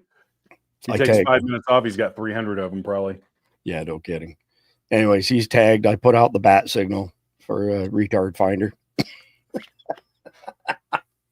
I swear to God, whoever thought of this retard finder stuff is absolutely brilliant. I need one of those good ideas, Chris. Just one. This dude's going to end up with over 1 million followers in a couple of weeks. It's hilarious. Yeah. I mean, it's like libs of TikTok, where they got their start just by reposting leftist TikTok videos. And now one of the biggest channels on the right. It's hilarious. You just got to know, and you got to strike at the right time. That caught on like wildfire. And amazing. That is an understatement. So you're not far off. So it was a week ago today that he, burst onto the scene. Check it out. He's got 481,000 followers. Yep. And when we did this last week, this exact night, last week, he was at 46,000. Right. So he's 10 times the amount in a week. I'm going to venture to say within 3 weeks max, he'll be over 1 million. Well, and I mean, he's getting exposure because Elon Musk has reposted him. Every big name on Twitter has reposted him or tagged him in something. It's freaking, yeah, it's gold. That's absolutely right. And everybody needs to save this graphic here just in case you have to send out the bat signal to the retard finder. It's so classic. Yeah. What's the saying there? The left can't meme. Only the right has any sense of humor. Yep. Mach 1 Babe says, faggots, retards, and wankers. Oh, it's awesome. All right, we're going to wrap up. We'll be back more Eastern, like usual. Hang out, watch the video. Great rash of Iron Sabbath Bourbon doing more. Bill Martin, please like, share, comment, subscribe. God bless America.